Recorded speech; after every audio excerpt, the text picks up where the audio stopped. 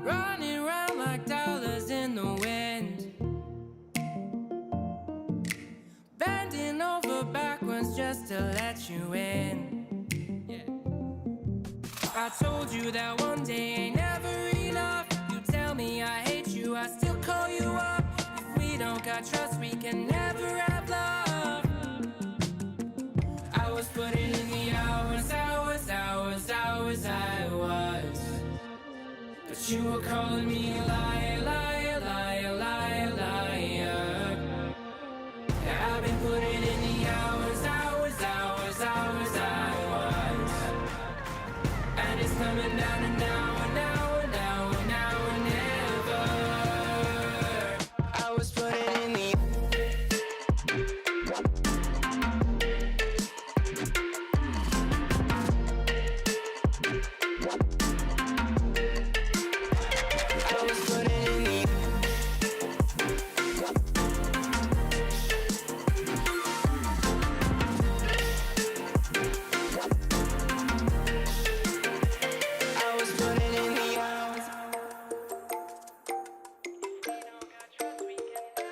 I'm sick of fighting the things that you said. I don't wanna burn all our bridges ahead. I'm tired of going to bed when you left me on red just to turn up the noise in my head.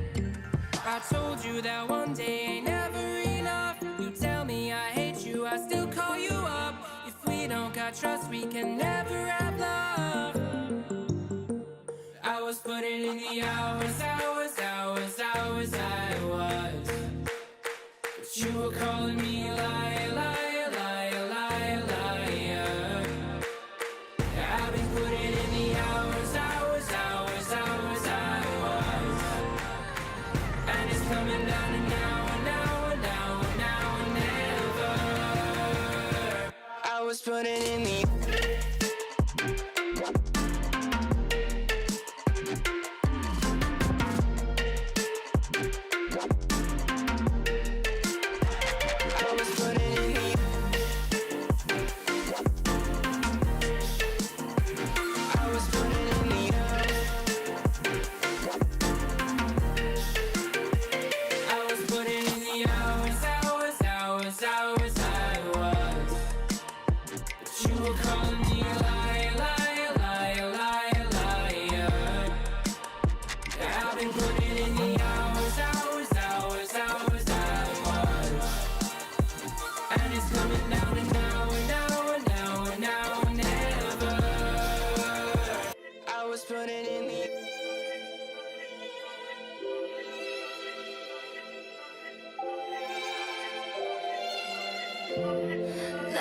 looking back when we were younger, heartbeats were rushing, but always pumping.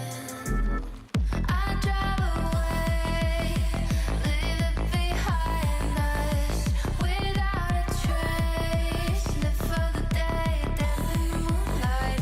No one could say we didn't do it right. So far away.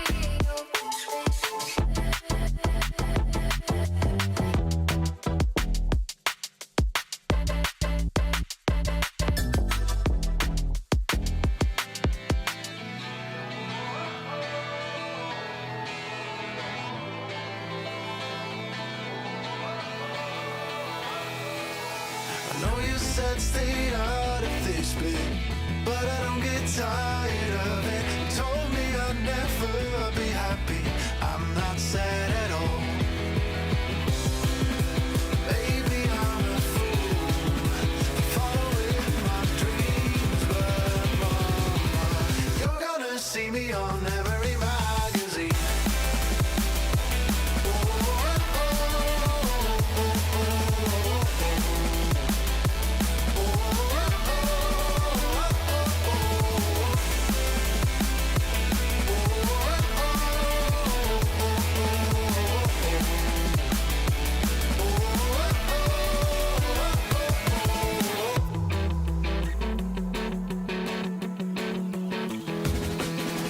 Never meant to disappoint ya. Smart enough to be a lawyer.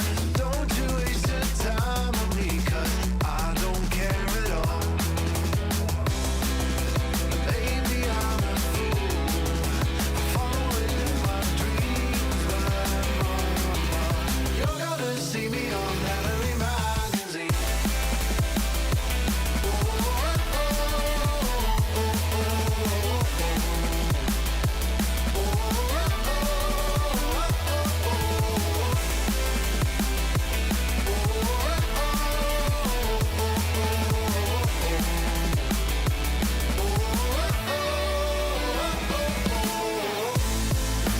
You never know your full potential if you never dare go for gold. The green lights come later. You just need some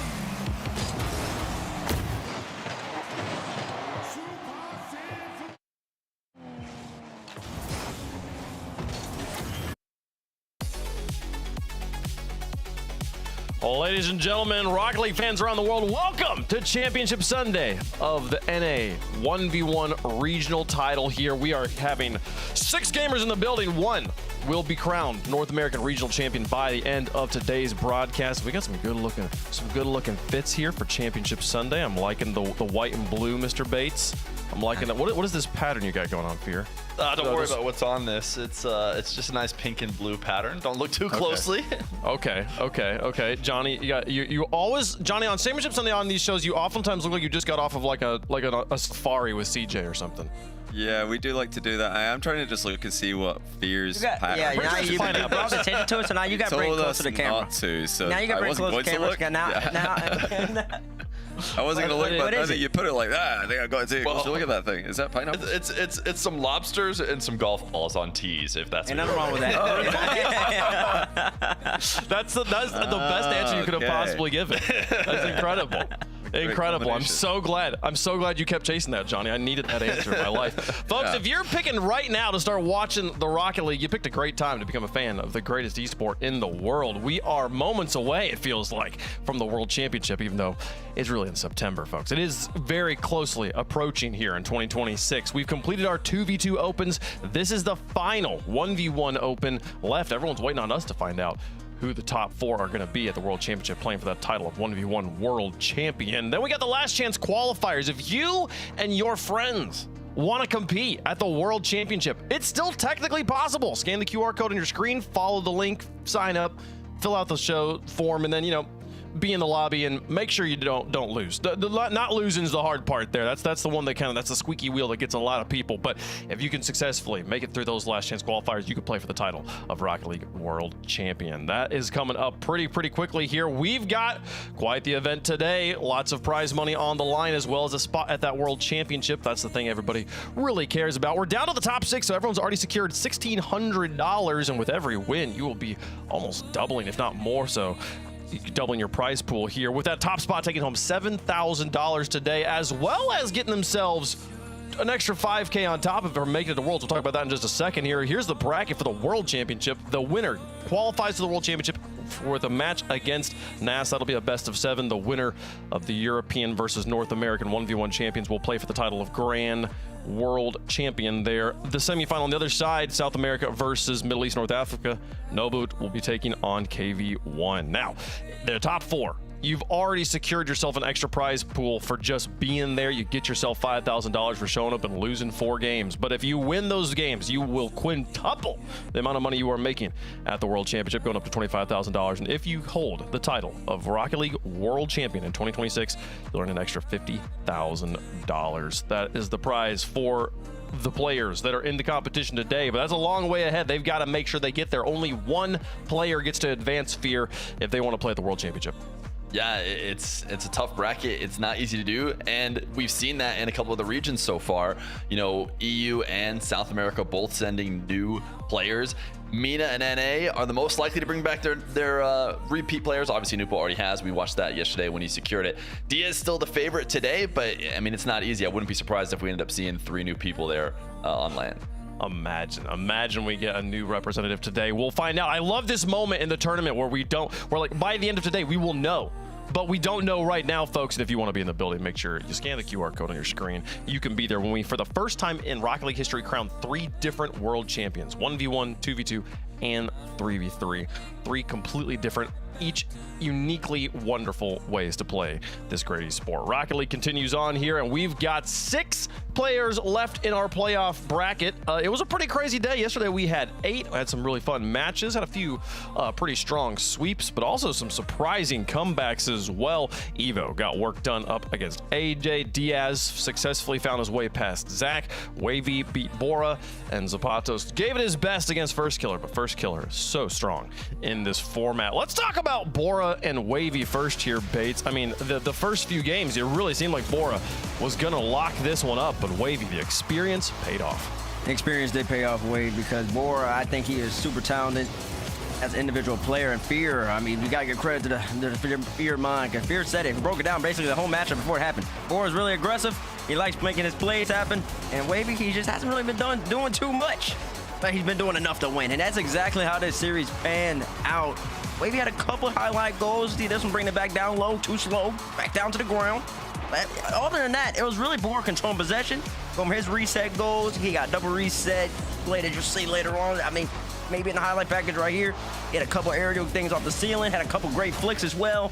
But ultimately, it came down to experience, poise, and we'll get into how the 8-8, 48 seconds goal in game number 5 happened. Wavy did win both overtime games as well in this series, games 5 and game 6. He came out on top. Yeah, having that emotional clutchness, being able to hold on, and we talked to him in the interview, just having fun, realizing, hey, when you're struggling, find a way to enjoy yourself. You will play better Rocket League. I think that's something that translates to everything. But Johnny, we do got to talk about the game that the Bates was alluding to there. I think it was game 5. He's leading by 4 goals. Bora's got a 4-goal lead, lost it in overtime. How does that happen? Well, yeah, it can happen in 1v1. You can never count it out. So that was a goal right before this to make it 8-5. Bora actually recovers really well on this kickoff to delay Wavy just a little bit, but Wavy plays it just too well in this situation. Just eventually wears him down and waits for the boost advantage to take his toll. So 35 seconds left, 2-goal game. Still very much Bora controlled. If he can get control of the ball here, he should be able to win the game. And he actually does get control of the ball. He reads Wavy's kickoff, and this was the moment. He should have had this 100 boost and possession, but he just gives it away, just slaps it off the backboard. A little bit more poise there. I think he can take control of the situation, but as is, it's 23 seconds left. Again, same job. You just have to get control of the ball, at least get an even position. And Bora drive kickoff, deflecting to the back corner with momentum.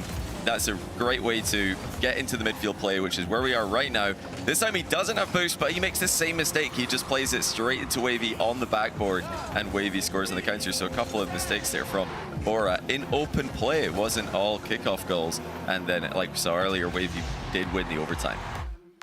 He gets a pass. I mean, both those plays in the corner, it feels like maybe if the shots are on target instead of off the back wall here, Fear, like how much does that change the situation when Wavy's having to make a save rather than being able to read a clear?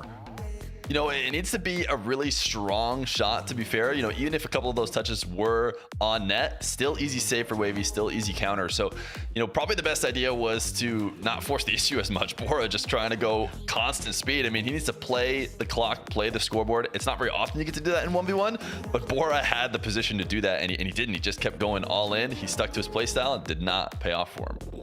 Kept himself locked in there. Well, that was a good performance from Bora. The fact that he made it to a top 8, incredible achievement. We'll get to see him try to rally again next year. Let's talk about the other matches. Zapatos putting it up against First Killer, doing his best to, but my goodness, First Killer here. Bates just incredibly good at the video game. He is incredibly good at the video game. I'll keep talking about it. I think he was absolutely sensational in the 2v2.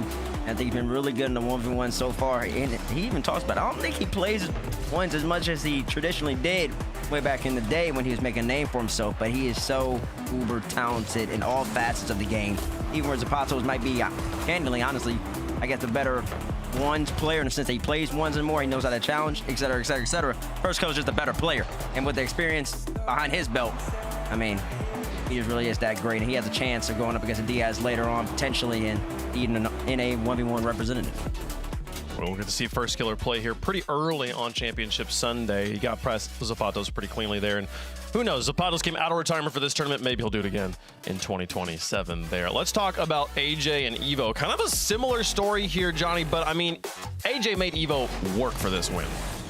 Yeah, they were close games. I think AJ can still be very proud of the level he's at, given the fact that he doesn't play RLCS week in, week out like the rest of the players in this competition do.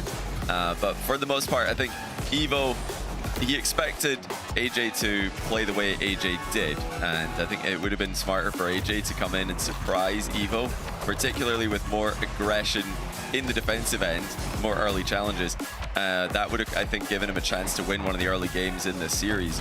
And then later on, he can go back to his shadowing style, his reactive defensive style that he's very good at. But it's kind of it works at all ranks. You want to, I think at least, you want to be aggressive early in the match. Try to get your opponent thinking that you're going to challenge and pressure every ball if your plan is to shadow later on. Yeah, the conditioning in 1v1, such an important part of the game. Give them an idea of how you're going to play, and with the knowledge that you're planning on changing it up later. I think we've kind of seen that story a little bit there from Bora as well, like having one game mode, and then when the game mode asks him for, or the game state asks him for a different result, a different situation, not evolving, not changing, sticking to the same plan, giving Wavy a window back in here.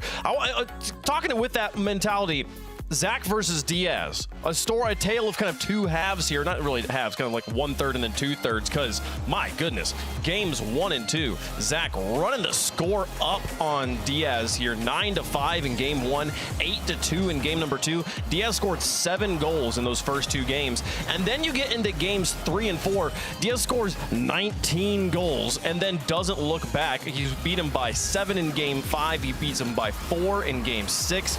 I mean, Diaz, he was the number 1 in both your rankings sphere and Johnny Boy's rankings, and he's living up to that title. Yeah, no question. I mean, for a second there, we started to believe Zach was a big question mark coming into this, and with 2 straight wins against Diaz, it was looking like maybe the question marks were getting answered and that we needed to move him higher up in the rankings. But Diaz recognized Zach was not going to go down easy. Zach was doing a lot of great midfield early challenge plays, staying on the ball. Diaz had to be, clean with his touches. He couldn't just walk this one in. He recognized that, and he totally corrected for it for the rest of the series. And you can see these guys, they were quick chatting the whole time through the match. They were having fun with it.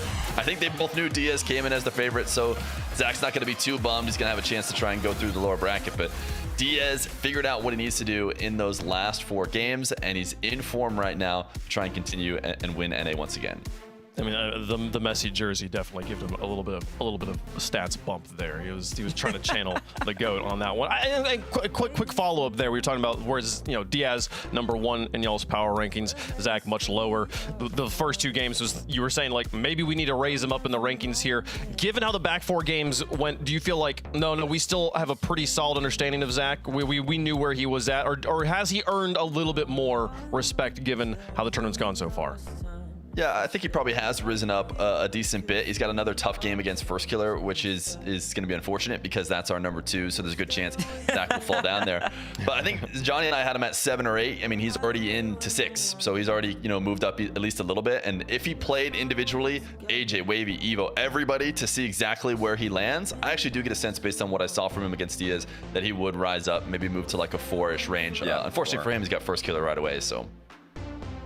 Yeah, for sure. No, First Killer, unfortunately, it is now single elimination. He'll have to get through First Killer if he wants to have a match with anybody else today. We'll find out, though, those matches coming up here in just a moment. Yesterday has some spectacular gameplay, a lot of resetting of flips. We're going to see this all over the progressive top plays here. These are your top plays from Playoff Saturday. Let's get into it, starting off with number 5, Evo. Up against AJ, takes it to the sky. This kind of looks like a freestyle play when you watch from Evo's perspective. The pirouettes, the reset off the crossbar down. AJ, how do you read this? But look at this. Like you're telling me that this is happening in top 8 play in North America. An incredible performance there from Evo as he gets that one in. And Spatos couldn't get a game yesterday, but he got a bunch of good plays along the way against First Killer. And this was the best of the lot. Look at the distance he gets off the back corner wall here with this touch. He's miles away from the goal, keeping the challenge distance as big as possible, and then the reset to the top corner. And then at number 3, we've got a player who's normally getting highlight reel plays off the backboard in the air. This time, he's going to show a little bit of ground game as he pre-flips through and flicks this. Not only is it a strong flick, it's perfectly placed, crossbar down. Zach is around to make a save. Diaz pre-flip pop gets the goal. The player that time pulled the most emotions out of the most people, including myself, has now cast the number 2 play. And for these reasons, why? Brings the ball up top, gets 1 reset, gets another reset, and looks for the 3rd, but he doesn't need it. He scoops it off the end of the fending.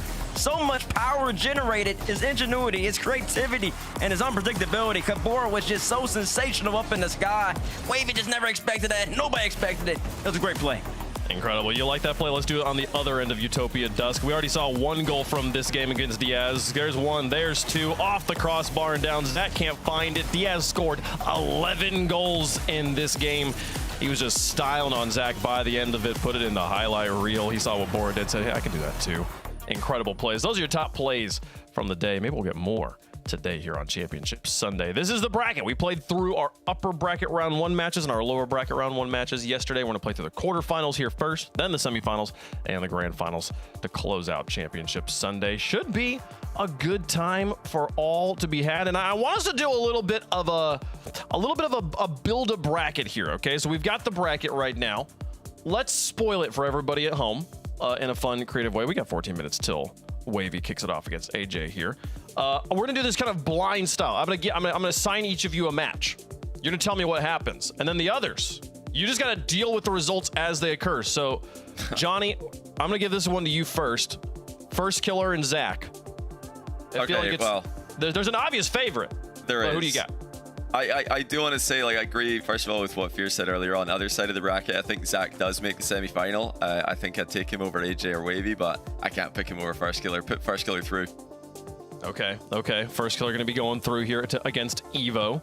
This is not results chat. This is just our build a bracket right now. Bates. Yo. Quarterfinal number 2. AJ versus Wavy. Oh, gosh. you Oh, got? gosh. Why'd you give me this one? You should have given it to Fear. Okay, I'll take it. Listen, give me AJ. Give me the old Give me style, AJ. fast-paced 1v1s.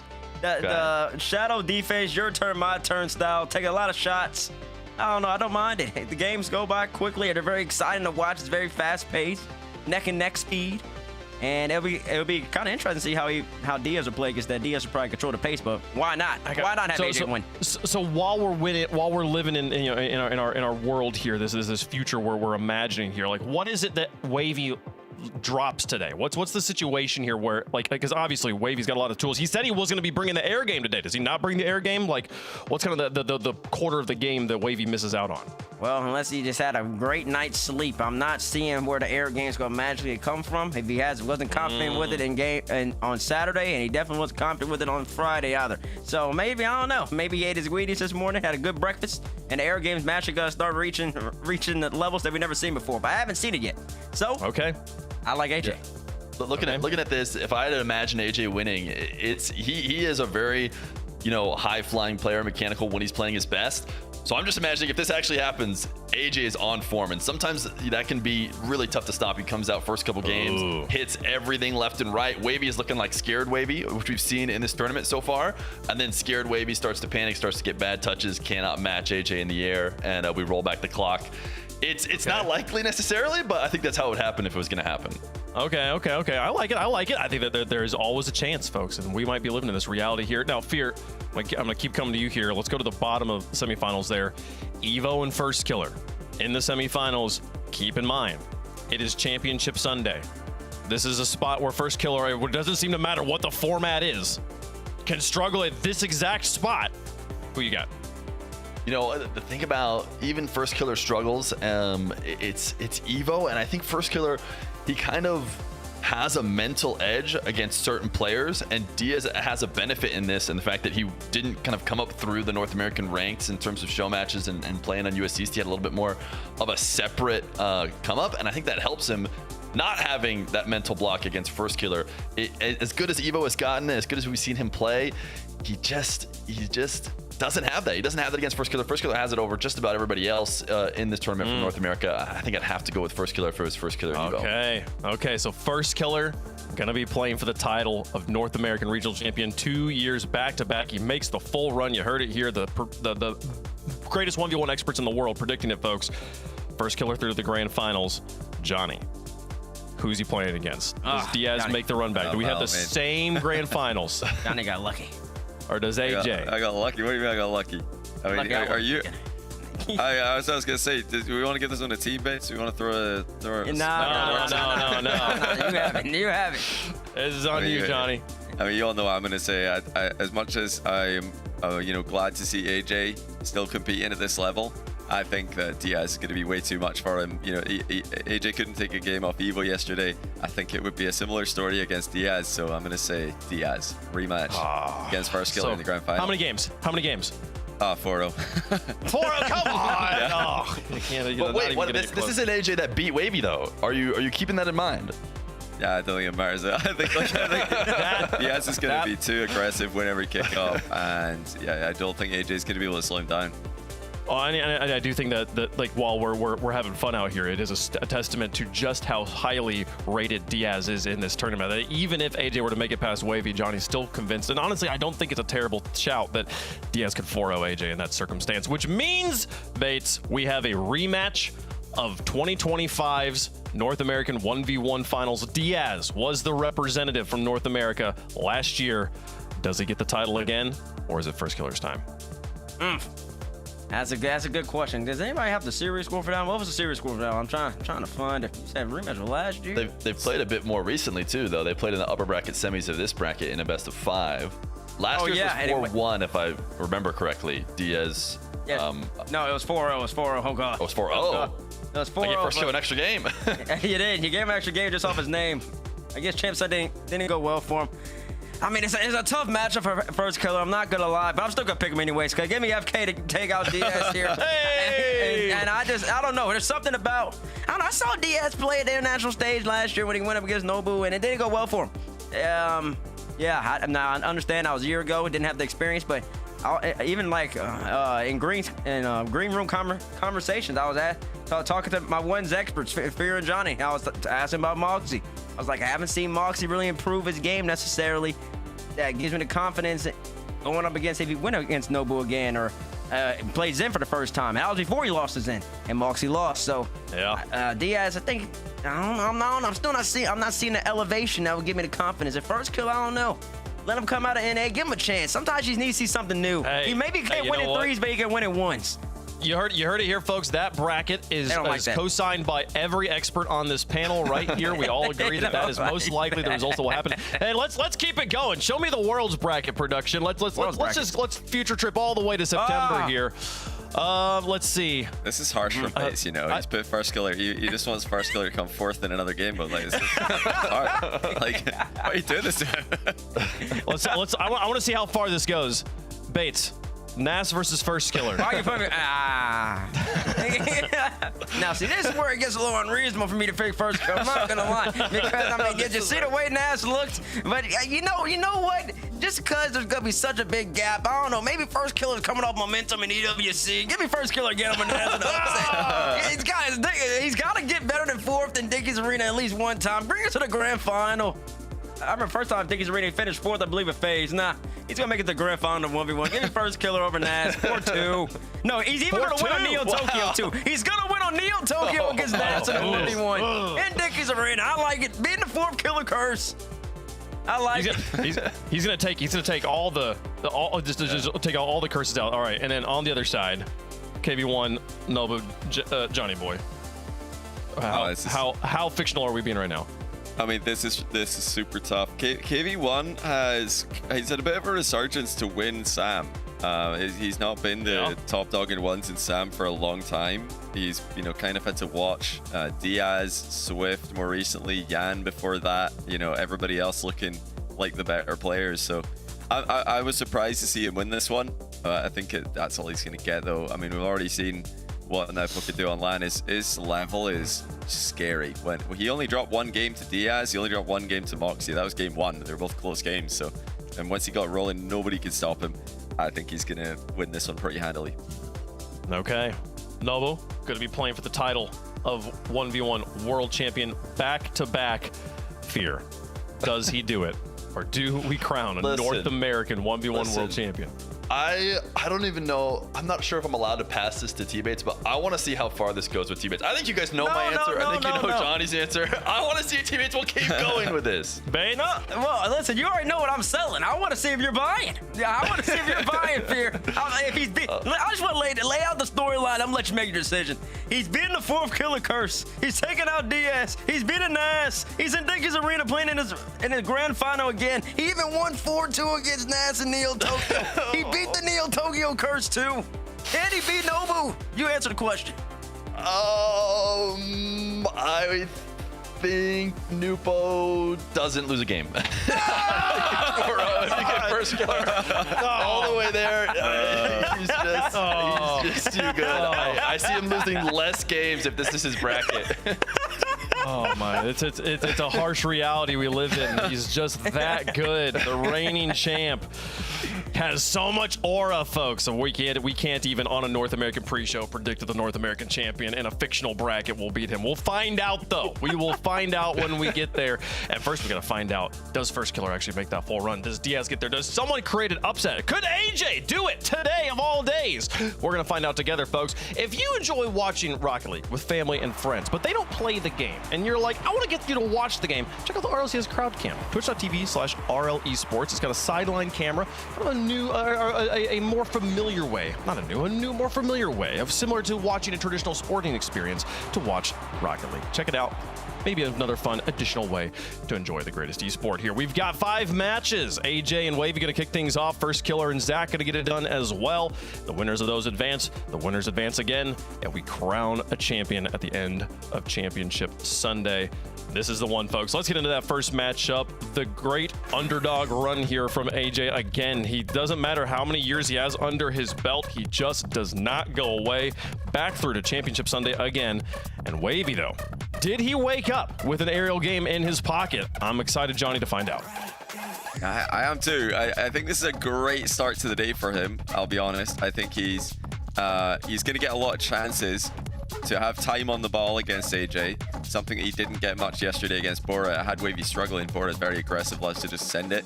AJ's not like that. He comes from the older generation of 1v1 meta, where you give your opponent space, you fake challenges, you shadow, you let them flick, you let them come at you, and then you hope that they leave after they're done attacking so that you can grab your back corner boost and do the same to them. That was a great point, Johnny. I like those points. I like those points so much that it really made that much sense to me.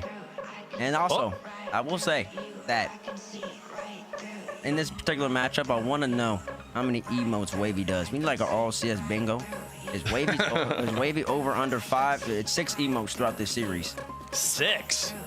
You got Does. You're gonna make me watch the player cam more than the game, just to make sure I don't miss that's a it. good reason. And then also, how many times does AJ?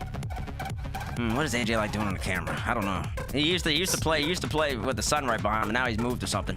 So He used to sit like at an angle. Do you guys remember where he used to sit like slightly angled? He'd be like looking left a little bit at his monitor. I think now he's squared up so you can see the whole thing straight in front of him. I'm just confused. He's got a massive bona fide racing rig there behind him. Yeah. Like, playing Rocket League. Like, get the steering wheel out, you know? Like, I'm sure it'll steering wheel. We gotta make our predictions, chat. Make your prediction as well. I mean, the style matchup, gentlemen. We were talking yesterday. AJ's sort of still playing the same game we've always seen him play here. Meanwhile, we watched Wavy find midfield or mid-match adjustments to take out Bora to get to this spot. It feels like one player's trying to adapt, one player's kind of sticking to their guns. Johnny, who you got? I'm going Wavy. I think this is a good matchup for him. He's going to get time to build into the match and to take control of the match. And I do think he is the better player right now in 1v1, so he should be able to take this first one of the day. All right, Fear.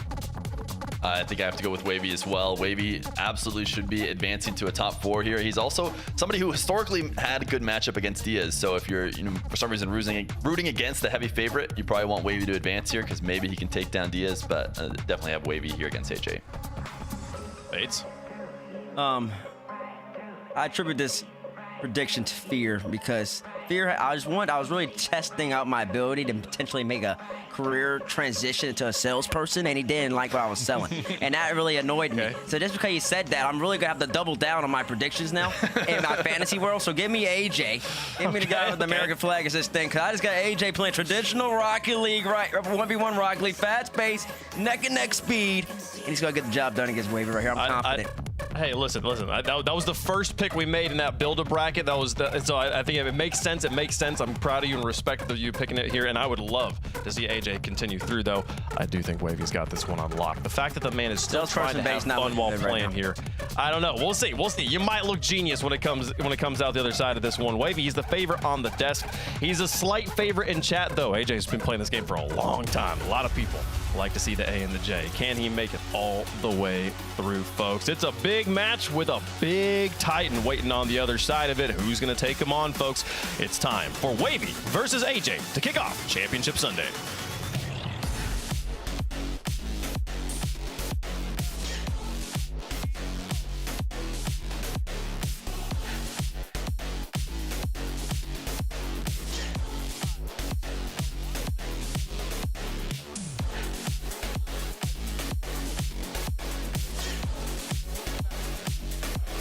All right, game 1 brought to you by Progressive.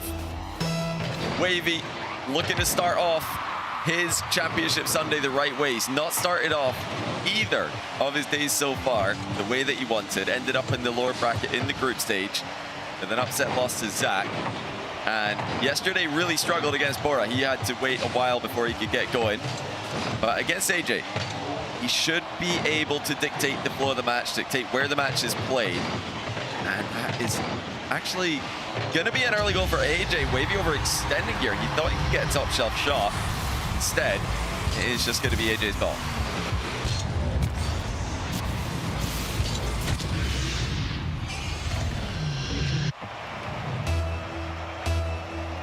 Back to kickoff again we go. Wavy and AJ going to be looking to get the mind games on each other from the center circle here.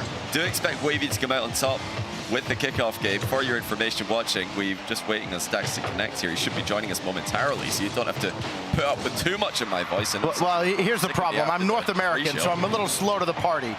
As AJ's first shot, or next shot, sent away by Wavy. And yeah, for Wavy, you know, you've kind of got, we've talked a lot, Johnny, about the old guard versus the new, and there are very few matchups we could have coming into today that exemplify that more than this right here with AJ trying to prove he's still got it. Oh, nice trial challenge, but it's going to be AJ sneaking it by. Actually, I do like this idea by Wavy, just going straight for the drive challenge in the back corner, thinking that AJ would either hit the post or hit his car with his shot. But Wavy did not expect AJ's accuracy to be that impressive from the tight angle. A good start for the veteran. I can't ask for much better out of AJ here in the first minute plus. He has owned the opening game. You know, let Wavy almost try and give this one back to him, but Wavy controls well. AJ giving him space, picks his moment. Wavy will beat him on the right side. And that's kind of what we expect AJ to be doing. He just paths away here with the small pads. Actually gave himself a good angle to defend with if Wavy went for an air dribble bump.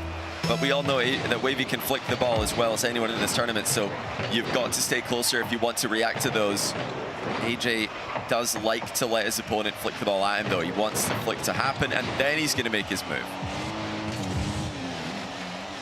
Wavy will circle around, but AJ beat him to the punch. If he can recover, he's got a freebie, and he's got a 3-1 lead. Great speed by AJ on the turn here. Making sure to stay tight to the ball as he turns on that sidewall. Wavy did not have vision of AJ in that play. He was just going as quickly as he could to the ball. He underestimated the speed that was coming back at him. Oh wait, the delayed kickoff by Wavy's initially worked out. He got the ball past AJ, but then he's accidentally bumped AJ back into the ball. AJ takes it the whole way, and he just Oh, he missed no! it. I thought he was going to slide top corner, but he's missed, and he's going to concede at the other end. Oh no, a 2-goal swing in the worst way. Listen, you don't have to be perfect, but you can't afford to give that up. Yeah, he done so well. He done the hard part. He got the ball past Wavy's high challenge. And still, AJ in the lead by 1, has possession. Nice 50-50. But the shot is really lackluster. That is nowhere near good enough from AJ. Just handing it on a silver platter to his opponent. Yeah, AJ, you wonder, maybe frustration already. You wouldn't expect it at this level, but just an inexplicable mistake. Yeah, he's just tried to get the ball into a position where Wavy can't control it, but yeah, I mean, it looked like he was doing the opposite. He gave it straight to him. He was just going for a shot and then the boost steal. Now here he comes again. He does get the bump onto Wavy. Wavy getting sent high into the ceiling, but AJ's forgotten the ball. Wavy will take it. AJ scrambling back. He just gets goal side of this one, barely. But that was awkward. Wavy almost taking his first lead of the game. That's a great recovery from AJ, but he's still going to concede here. As Wavy, through the air, flip reset, just has AJ at his mercy. Yeah, it's a tilting game for AJ. He has had so many chances, failed to put some of them away. He's made some big mistakes to let Wavy back into it, but he's got to lock in here for the final 2 minutes. Is he going for an aggressive skim on this? No, he just defensively hits it to the back corner. Gets back into possession of the ball, though, with a nice reset to control it. Wavy doing well, making sure that he lands on the back wall there as he saves the ball towards the corner. That keeps possession in his own hands. Reset, mind game, AJ reads it. Well, that's great patience, though, from Wavy. Just bring it all the way back. Reset. AJ not going to give him the time he wants. What does Wavy have up his sleeve this time to stop him? Go right at AJ, who holds his ground and ties the game again. Great control by AJ in the back corner. Saw the challenge coming. Flip reset 50 into a wave dash to control the ball and finish. And that is a huge goal just in time for AJ to make a late push for the game win. A game win that I think he's going to need if he's going to have a chance in this series. Wavy grew as the series went on yesterday. Oh, what a shot by AJ. Thought he was going to play for the back corner of Usiel. He scoops it top shelf. This is absolutely amazing. Double reset under the bar. Almost catches Wavy by surprise. Yeah, he definitely did. He caught me by surprise. I did not think he was going to go for such an aggressive move. After all of the misses he's had, the 2-goal misses he's had this game, he might be on the end of one here. He's not going to get back to this. AJ landed awkwardly on the inside of the post, could not recover. Only 11 seconds later, point, counterpoint. And now, after all this, really devolves into a minute-long game. How many more between AJ and Wavy? The AJ to the skies. Wavy marking him the whole way, and he met him right in front. Well read defensively. Now it's on AJ to try and shut down the young gun. Wavy denied. Oh, AJ missed the back corner boost. He was first on the scene for it, but he's missed it. That gives Wavy a fantastic position. AJ is just trying to survive here. Is the ball going center? It is. The bounce as well for Wavy. The 50 was enough. One of the most helpless feelings. You make your challenge, but Wavy stayed behind it just enough. Didn't let it out of his sight. After all the scoring we had, we went over half a minute before breaking a 5-all tie. Wavy looking to add some insurance. That's going to go wayward. And AJ, full tank, and the ball, and he avoids Wavy, and he'll slot it in. It's the acceleration in the play from AJ. He was looking for a demo on Wavy, but Wavy dodged it, and in doing so left his net wide open. He was actually, they were both looking for a demo on each other in the back corner there. Completely even in game one. It's been full of drama. Now the delayed kickoff from AJ gives him control. Wavy, the crucial touch, turns things around though. Pre-flip from AJ to get back. AJ will have the last look before we go to an overtime. AJ has his flip. Oh, he'll hold it on the ground. AJ at 0. I did not believe it. Wavy with this big ceiling challenge.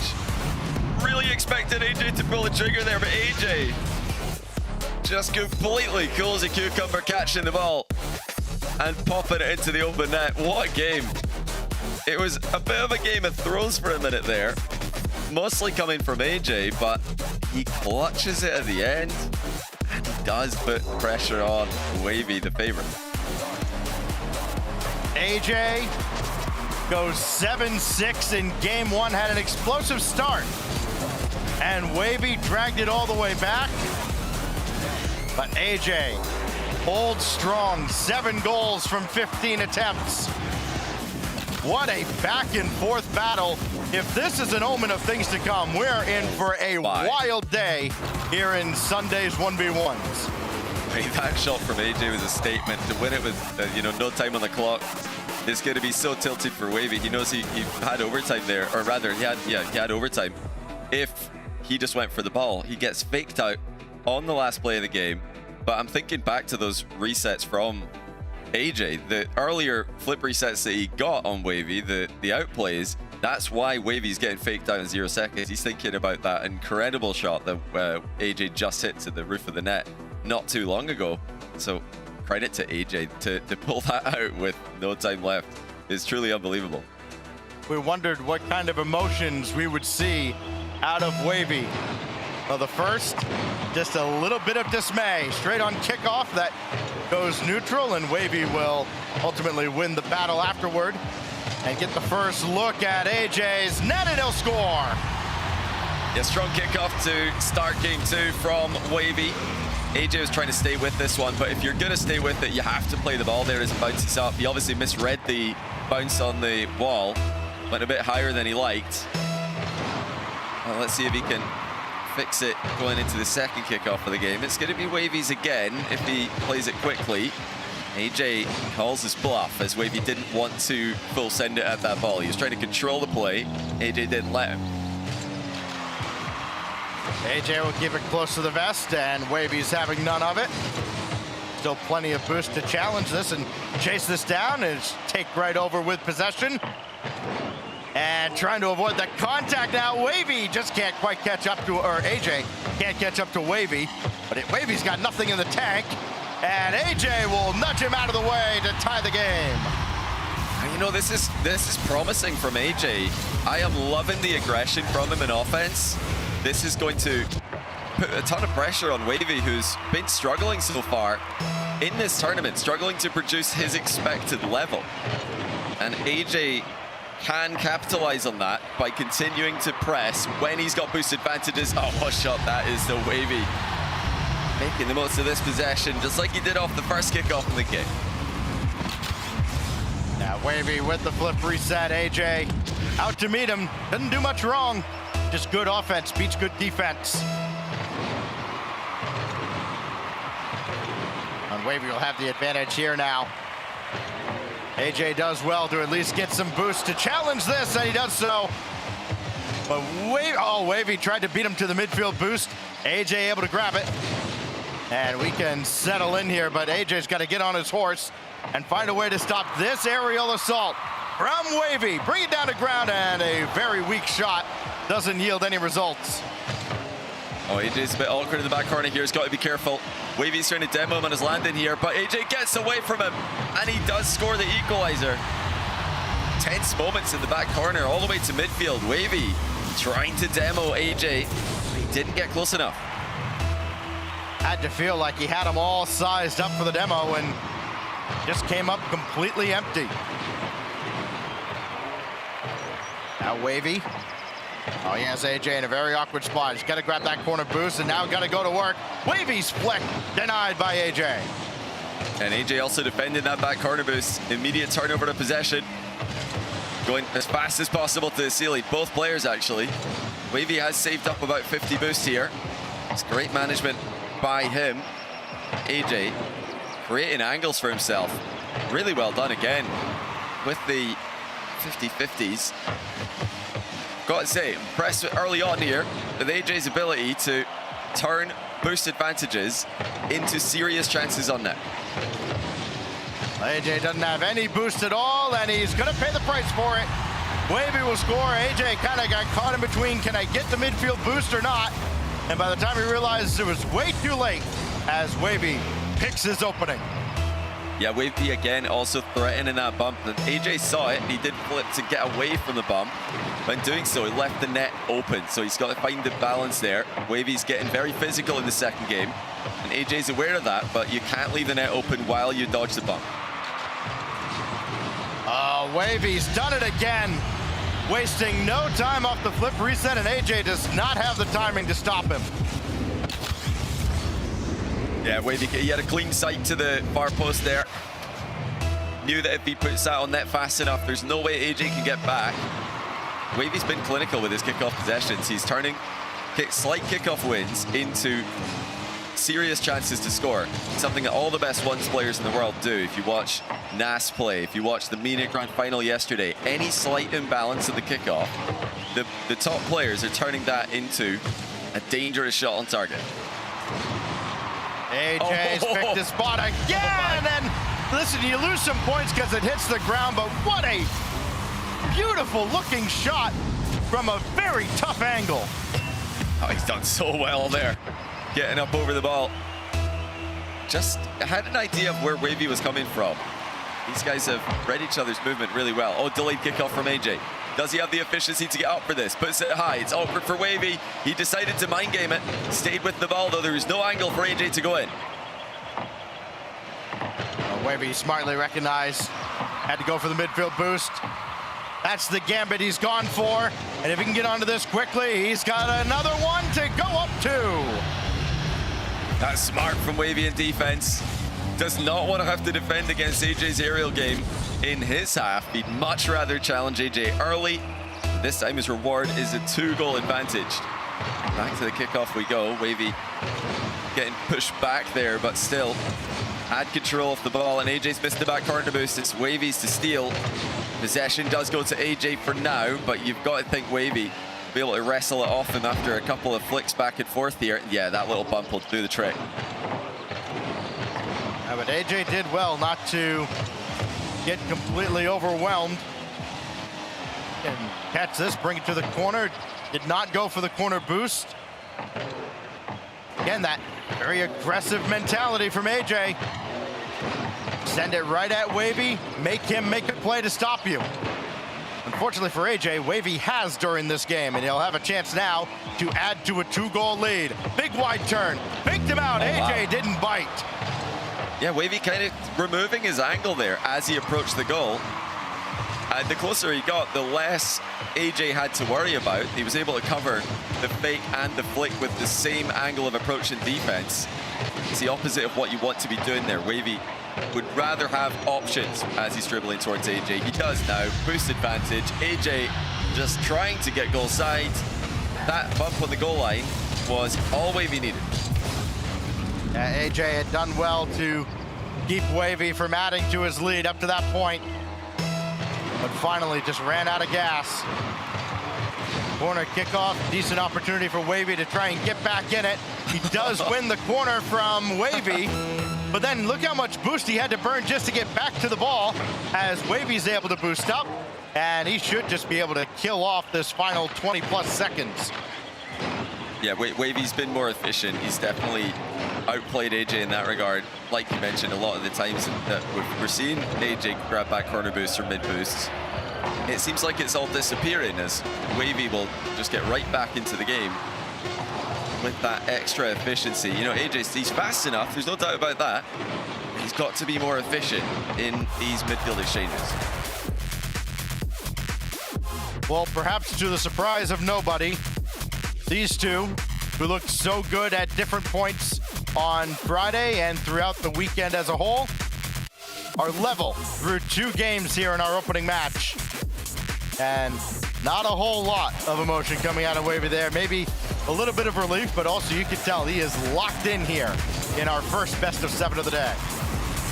Yeah, that'll feel pretty good for Wavy. I think his assessment on himself there will be, okay, that was good enough for now. But for him, the issue has been consistency. He's not been able to play his game. He's not been able to play his style as often as he wants to, and as often as he's going to need to beat players like Diaz, to beat players like First Killer, Evo. He's doing enough right now to beat AJ, and it's no disrespect to AJ, but the other guys in the tournament are going to control the ball more against Wavy. You're not going to get as many opportunities to challenge early and dictate where the game is being played when you go against particularly Diaz, but the rest of the field as well.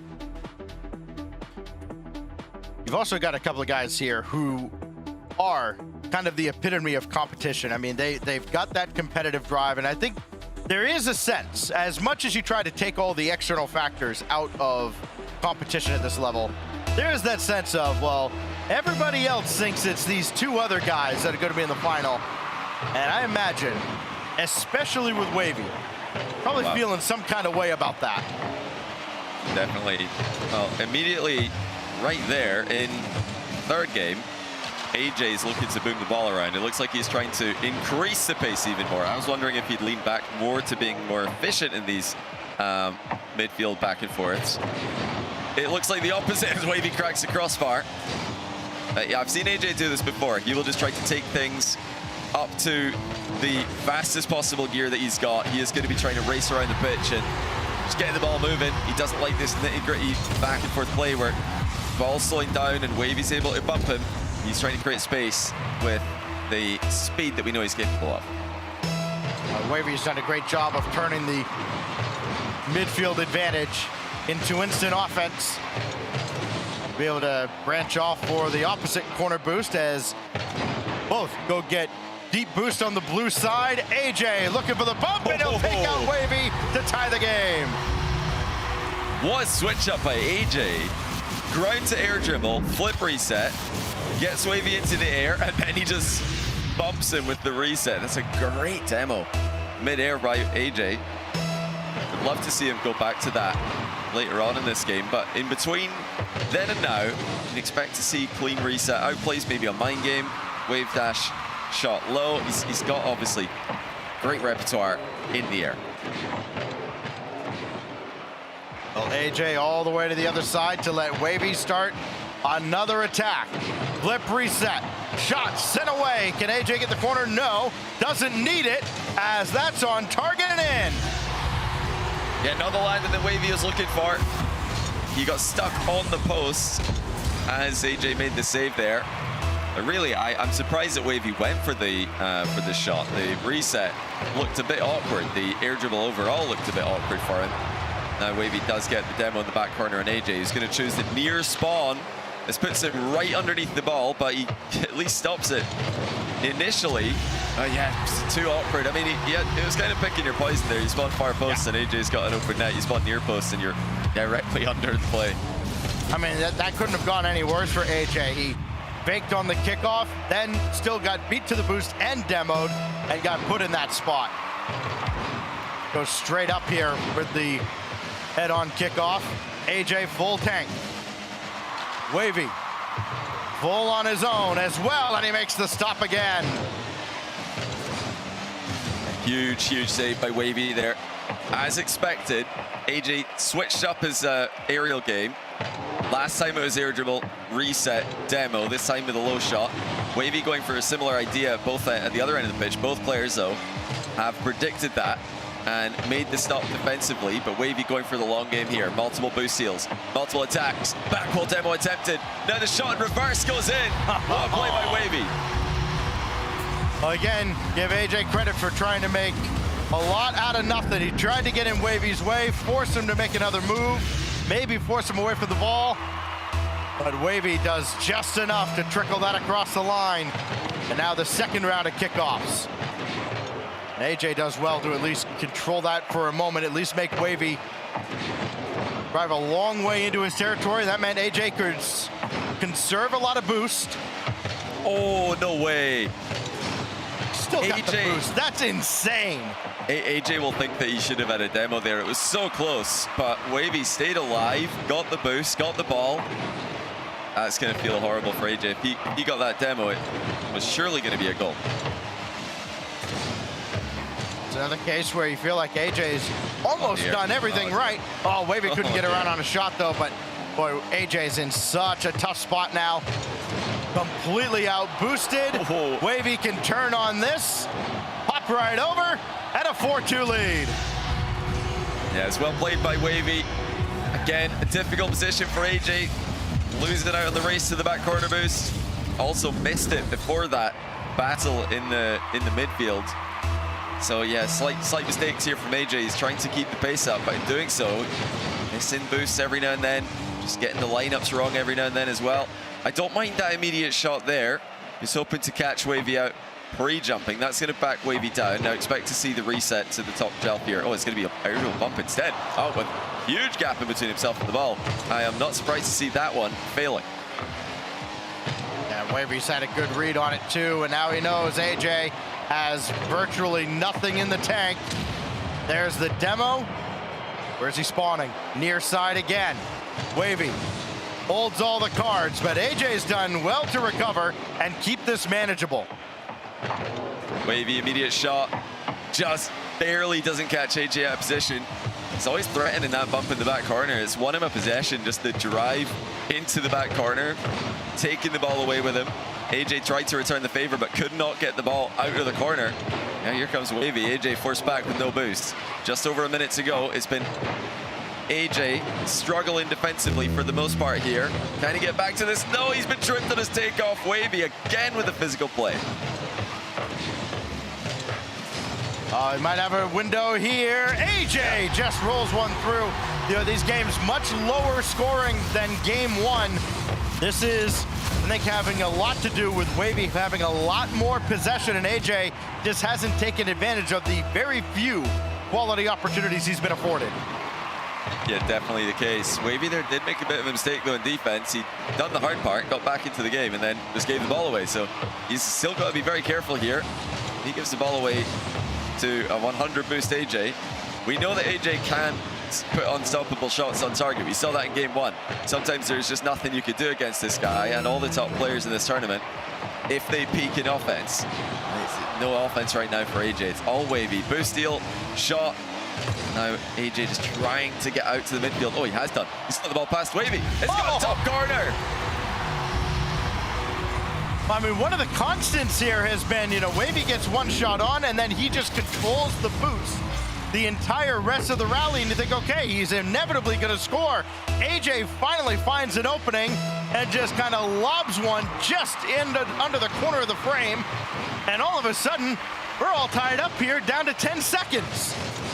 Oh, huge chance here for AJ. Where's he going to take this? Goes in field. Oh, I really feel like the side ball would have been a better option, though. Oh, Wavy's boomed the post. His recovery's terrible. AJ's got another open now, 0 seconds, and he scores. Unbelievable.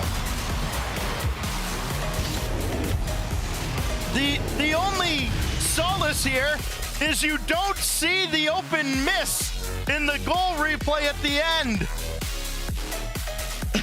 AJ steals one.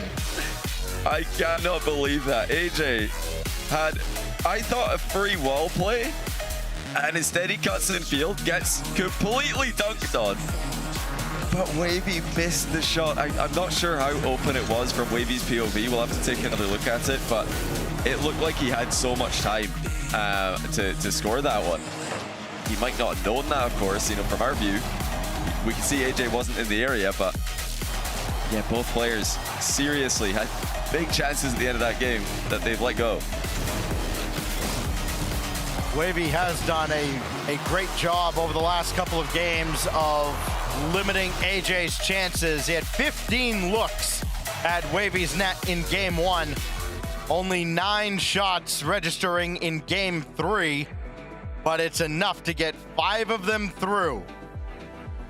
As Wavy and AJ, of course, fully aware that they are in for a battle here to kick off Sunday, and both no doubt aware of what's waiting for them in the semifinals in the form of Diaz.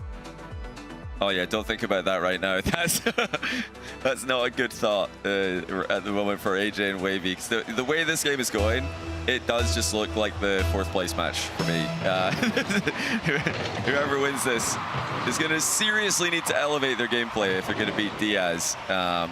Even in 7 out of 10 or an 8 out of 10 day for Diaz, it's going to be more than enough here, because there's just so many mistakes from Wavy and AJ in these games. But they've both warmed up into series throughout the tournament. Let's see if they've saved the best to last. AJ off to an early start in game 4. And how long can this Cinderella story go? He is up 2-1 in the series. Looking to add to that advantage. Oh my goodness! And Wavy still saves it. Again, you can see AJ cutting in field. He wants to try to turn boost advantages into ground game, which is not what he generally does. Usually when he's got a boost advantage, he'll take the ball to the wall, get up in the air, and that does, of course, give your opponent time to grab boost as well. So AJ's mixing things up a little bit here. Not getting goals off the back of it, though. And he continues to struggle to deal with the physicality of Wavy. Just feels like every time AJ wants to grab the midfield boost, Wavy is right there like the boogeyman to greet him. This time he's got it completely uncontested. Through the air now, doesn't have a reset, doesn't need it. Oh, what a shot! Yeah, this is why AJ usually goes. Yeah, he got the reset early there. That's why he goes to the wall play so often, because he's got all the options. He can shoot that high if he wants to. If you play more standoff defense against him, he's going to save the dodge, shoot the ball bottom corner. And we've even seen the flip reset bump from him earlier as well. So I want to see him sticking to that, just going back to those shots which get him goals more often than not. AJ jumped early, couldn't recover as Wavy picks him apart. Yeah, great shot. AJ trying to put him off by jumping in defense. Yeah, you're not going to get many saves shadowing against flicks of that quality. Expect to see AJ challenging, or at least putting in a more convincing fake challenge if he faces the same position again.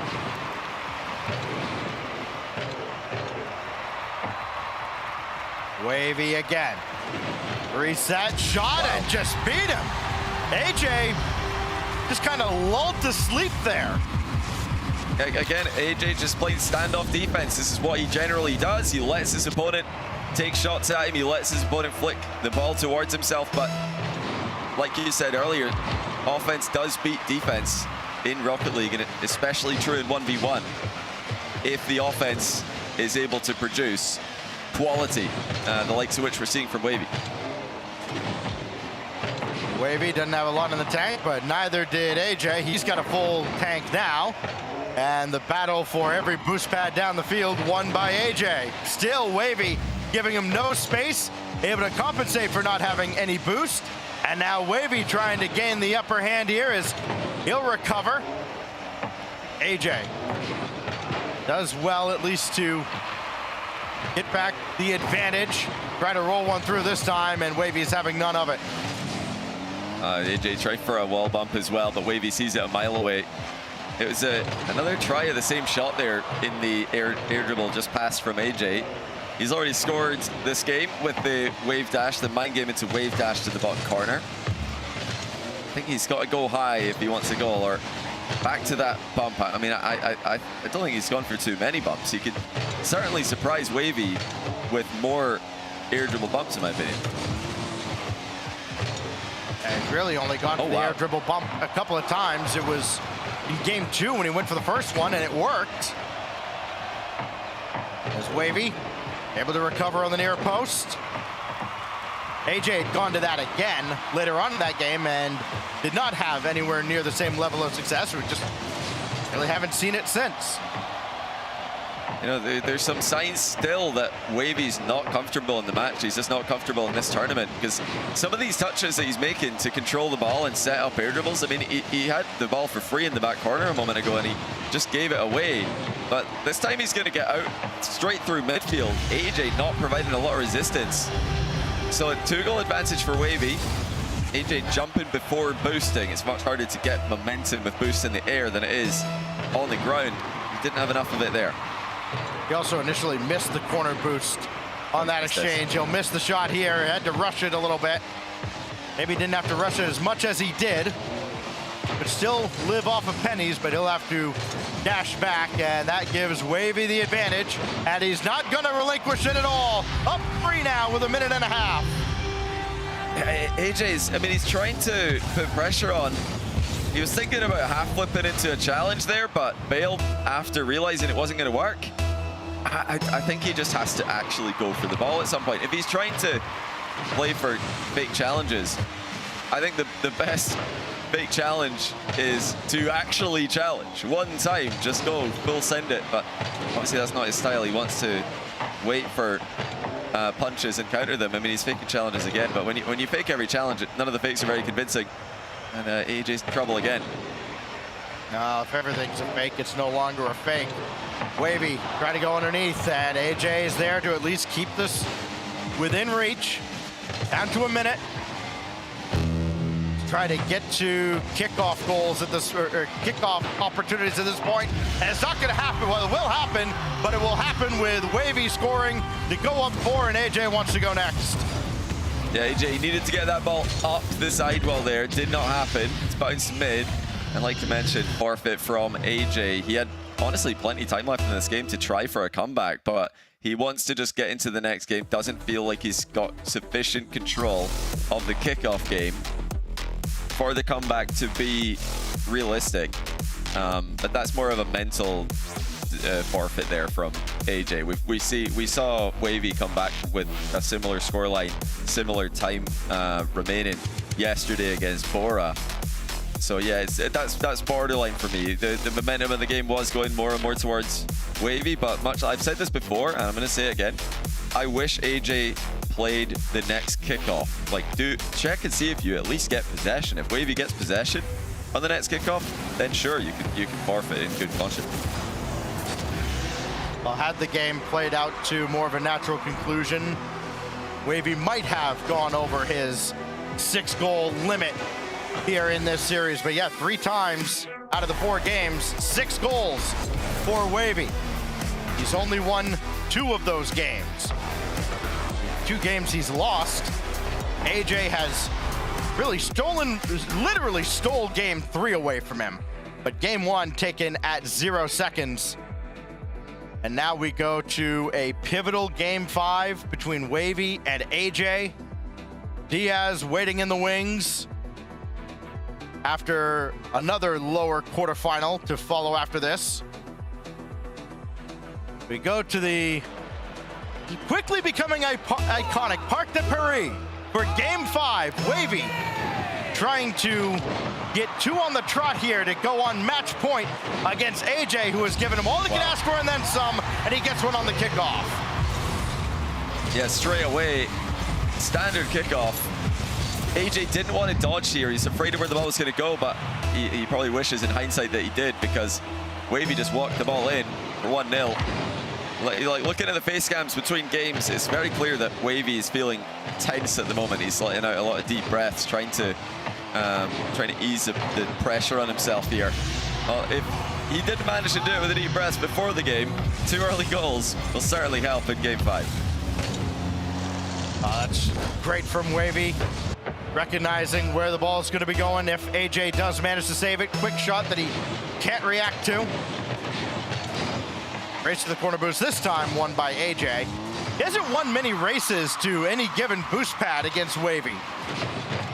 He'll go in here, and Wavy just lets him go right on by. Great play. AJ threatening the full field air dribble. Had that reset, so Wavy couldn't dive in. He manages to control it and flick it with the last ounce of boost that he had.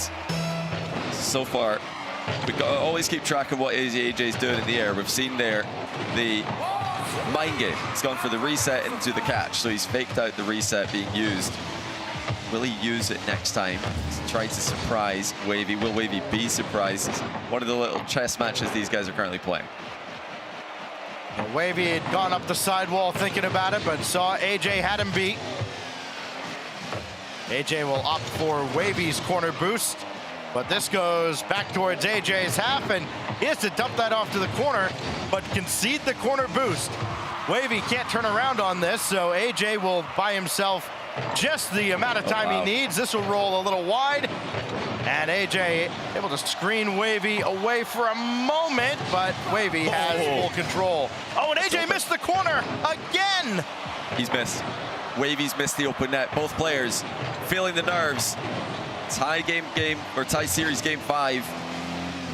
AJ missing the boost, leaving his net open, and then Wavy missed the open net the other end. AJ, though, with this early challenge off the wall, has tied it, and Wavy cannot believe it. You can see the frustration. He is just not getting the necessary touches here. He's not been able to play his A game.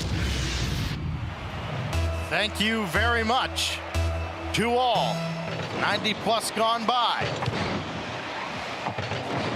Just about straight on again, and this time Wavy will slam it inside the post. Yes, similar to what we saw earlier, just a normal standard kickoff win, actually to the exact same side, and Wavy's able to get it around AJ. AJ cannot keep going back to this same kickoff, otherwise he's going to be losing possessions at worst, or at best, and goals at worst. 2 kickoff goals in this game are the difference between AJ leading by 1 and trailing by 1. Maybe of some relief to AJ. The next couple of kickoffs will be diagonal kickoffs as Wavy to the skies again. Will he use it? No, he'll just let this come down and add to his lead. Great placement by Wavy. Early reset, threatening the shot the whole way.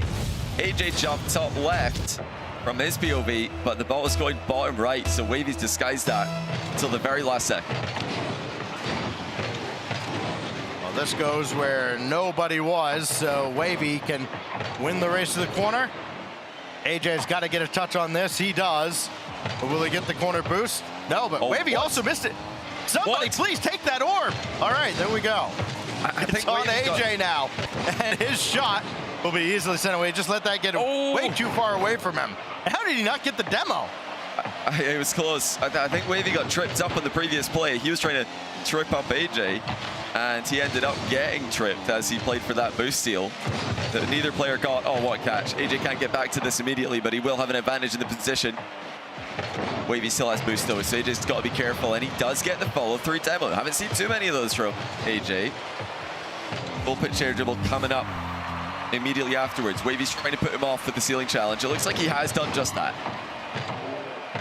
Tried to nudge Wavy away, but he's done well to stay with the play. Oh, AJ does well to wait for that ball as well. Can he turn on this? No, Wavy just got a piece. Now AJ can turn and fire. Basic shot, basic save. Oh, AJ's missed this one. I think he realized a little too late that Wavy had abandoned the net. Yeah, I mean, AJ, he doesn't ever want to be giving the ball away in those kind of positions. It does lead to more time being wasted, time that he needs to make the comeback. And it also gives Wavy more chances to dictate the flow of the game. And he's tried to put AJ under more pressure. Wavy's slowing it right down here, trying to catch out AJ with a burst of speed, trips him up on the landing again, but he's not followed up correctly. Wavy falling over in the aftermath, got his wave dash wrong, and AJ bumps him to make it a one-goal game. Oh, this is great. Again, taking advantage of Wavy not getting what he needed out of that corner, and AJ just in the way to get himself back within one. Another corner kickoff. And AJ should have possession here. That's good awareness. He knew Wavy sticking around. It's in. Surely. Oh, my goodness. And look at Wavy. He can't believe it. He can't believe it. He can't keep getting away with this. Yes, he can. I think Wavy's annoyed at himself more than anything else, because that was so, I mean, it was so wide open midfield for AJ to dunk him. I think Wavy's annoyed that he's presented the dunk as clearly as he did.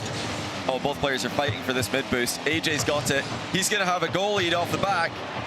Even slowing it down just a touch to try and tilt Wavy even more. And Wavy looks unbelievably frustrated, losing another lead. Falling behind in the final minute again to an AJ who just won't go away. You would think with these few kickoffs here being more straight on, Wavy would have the advantage. He's been the better of the two on these kickoffs so far. But now all of a sudden AJ able to grab possession and slow Wavy down considerably. Oh, gotta be careful here. AJ censoring it to Wavy. Wavy with a finish. That's clinical. That's creative, and that's exactly what Wavy needed. Yeah, AJ would love to have that touch back, because I'm sure he knew it as soon as he hit it, that he was setting up Wavy. He had to jump into action, and Wavy did a phenomenal job hanging with the play. Tried to delay there. AJ's all over it. Does this on? It was on, but Wavy's got the save. Wavy saw the demo coming from AJ as well. AJ's got to be so careful here. He does come away with the ball. Might have a chance to go off the wall here. He's missed the mid boost. Wavy. Oh, it's happened again. Able to take another shot because of that. AJ's got boost to get back to this. It is off target, but Wavy's got him in a terrible position here. Low boost, zero boost even, and the bump comes through. It's Wavy by one. Another missed boost haunting AJ in the long run. Gets bumped into the goal by Wavy. The ball follows. AJ gets a dose of his own medicine. But a corner kickoff to try and tie it up, and he'll fake. Decent touch to get behind Wavy. This does get to the wall, but Wavy will bring it down, and we have Wavy on match point after AJ tried to steal another. My goodness, this series has been so back and forth. Just when you think that someone's going to settle into a lead, the lead just evaporates, and then you think, okay, surely that now means that the player who's newly leading is going to take control. But it seems like these guys are allergic to controlling the series. As soon as somebody gets an advantage, they just start to crumble. They start to miss boosts. They start to misplay their touches. Wavy with a 2-goal advantage conceded and then just walked into the dunk. He couldn't believe it. He's thinking, what am I doing? Like that. Then AJ popped it across the front of his own net. Probably didn't think Wavy was going to score it the way that he did it. It's a great goal. But these guys are playing so loosely with the possession. And it's just been unusual to see. It's AJ, is he in a trance now? Is he meditating? Yeah, find a way to center himself to get 2 in a row here against Wavy, or his tournament run is over as we go to Neo Tokyo for Game 6. Champions Field on the horizon. Wavy trying to lock it down here. Will 6 goals be enough again in Game 6? Let's find out. Yeah, I like the little meditation there from AJ. Well, let's see, will Wavy score the absolute point-blank range? Tap in, yes he does. Gotta give him credit though. If you're only listening, it's a tap in by distance, but great patience from Wavy to take his time with that one. He did not want to make the same mistake he made in game, I think it was game 4. Or was it, no, it was game 3 where he boomed the post, wasn't it? From a similar sort of spot. Yes. Yeah, and it's a very awkward looking angle too, but able to convert in the early seconds. And you know, you can say, yeah, it's early yet, but those shots matter in the course of the game, whether it's the first 10 or the last 10, as Wavy just rides AJ to the wall, but AJ able to recover, try to take possession, lets Wavy go on by. Can he get around on a shot? Gonna take his time. AJ on the line, and Wavy keeps him out. Wait, what's and he's gonna score. What? Oh, what a sequence. Incredible from Wavy defensively, but AJ is just, he forgot to hold power slide on his wave dash. He's just spun out of a wave dash. And he's conceded as a result. I think he would have easily been back to contest that, probably to take the ball for free and into his back corner. But still, I've got to say, great patience from Wavy at both ends of the pitch. First in offense to secure the opening goal, then in defense to barely get the ball off the goal line before it crosses.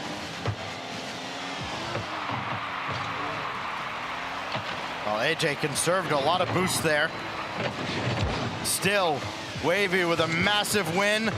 That boost didn't spawn for him, and AJ just barely gets enough to keep this ball out. He can turn and fire, but Wavy's got an easy save. Yeah, Wavy got the measure of him here. This looks like the most locked in Wavy we've seen so far. He's hyper-focused after struggling to get flow state, to activate the flow state any of the games so far that we've seen. This has been the best one of the lot. AJ being forced to level up his game as well, but again, he's caught out Wavy. One thing he has done really well, even though he struggled with his mechanics in the series, his physical game's been on point. Wavy fires and doesn't convert, but AJ also didn't get control off of that. Wavy again, try to spin AJ out. He'll just nudge him around a couple times, but AJ comes away with the ball, and he'll just score an open net. Oh, I think Wavy got baited by the corner boost. That last bump onto AJ, he could have probably turned and beaten AJ, or at least matched him to the ball, but the boost started to glow, and that's the, you know, thanks to that new update, we got pros all around the world thinking, oh, the boost's coming back. Maybe I can hang around for that, but like AJ, moth to a flame. Exactly. I mean, I've found myself doing that a lot more. Oh, AJ's got this one passed. Just beating Wavy to this one. Looked like it was going to be a 50-50, but AJ, the faster of the two players, look at the margin he's snuck that one by. I don't know if Wavy has had tunnel vision necessarily on the boost as much as he has just trying to be overly physical with AJ, and AJ just kind of shrugging him away. And now the musty to send that one out by Wavy.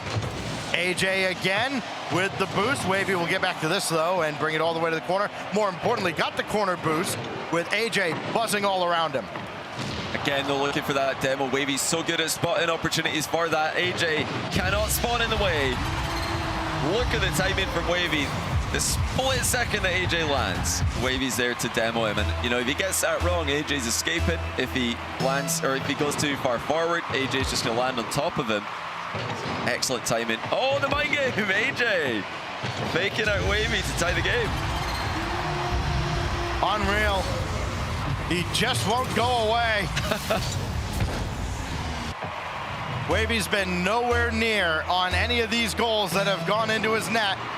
As AJ scored from long range, he'll slow it up here off the kickoff. Has all the angles, and Wavy still makes the save with nothing in the tank.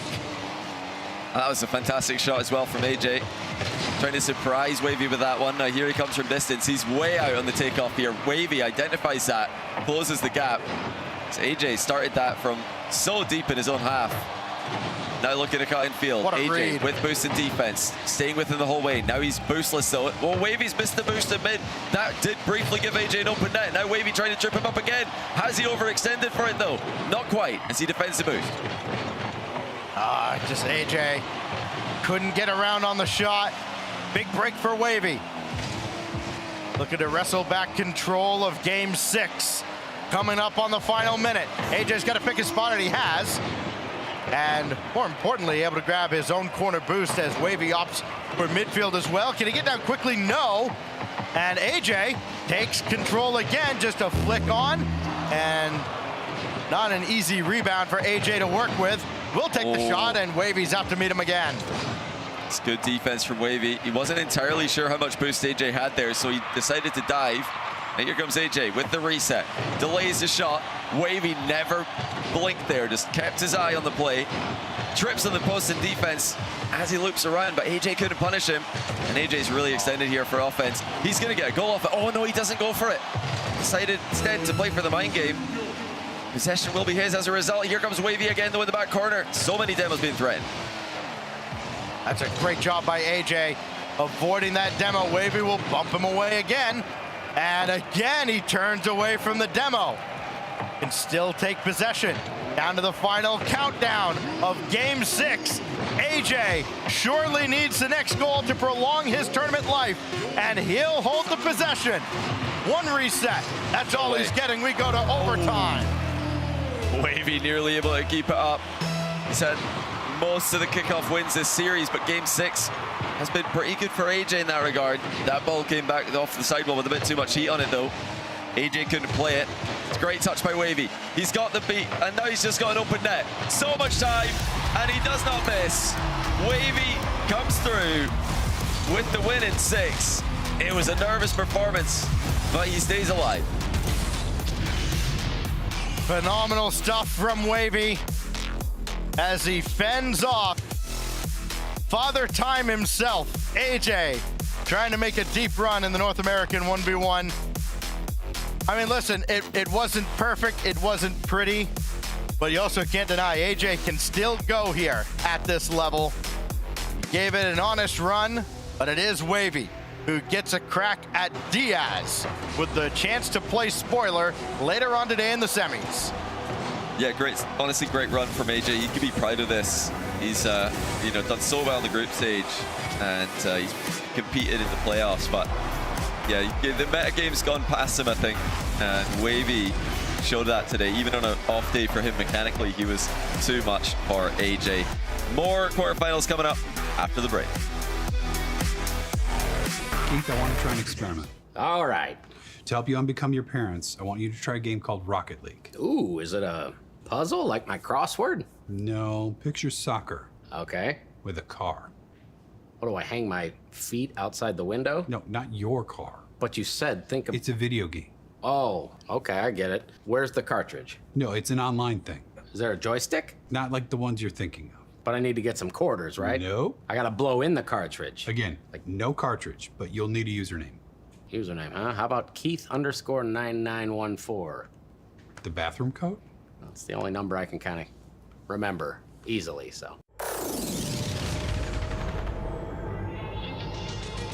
Don't hold back, cause you woke up in the morning with the initiative to move, so I make it harder. Don't hold back.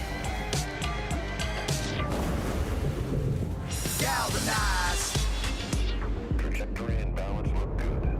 You're confirmed to go for orbit. Every day, Michelin innovates to move the world forward on the road and far beyond. Michelin, motion for life.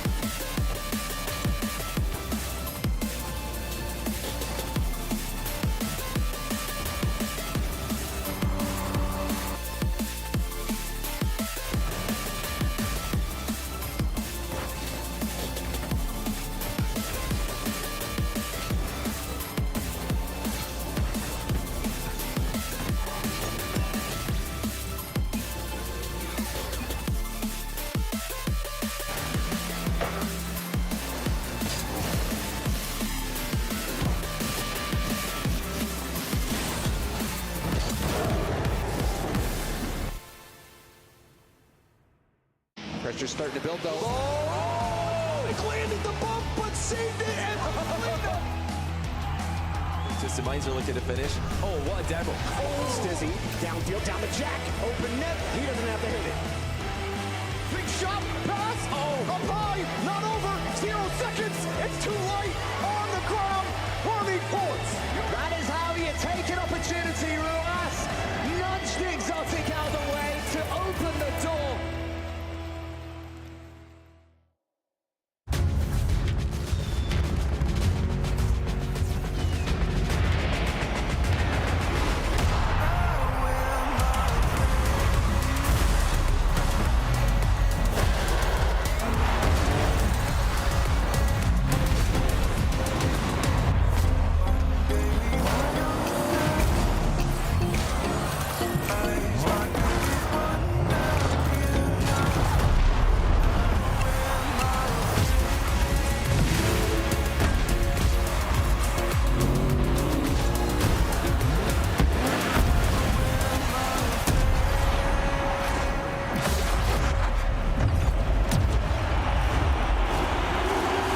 Part of the magic of Rocket League is the stories you can tell about it. The 0-second buzzer beaters, the epic saves, the underdog victories. It's all there. As we return to this legendary arena, we'll witness Rocket League's story unfold together. Who will hang their team's banners in the rafters of Champions Field? It's time to find out.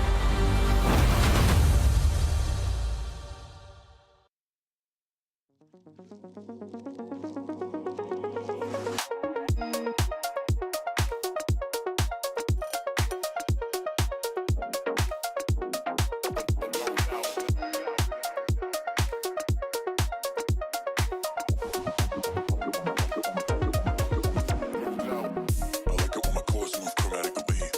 Nobody does it quite like me. I like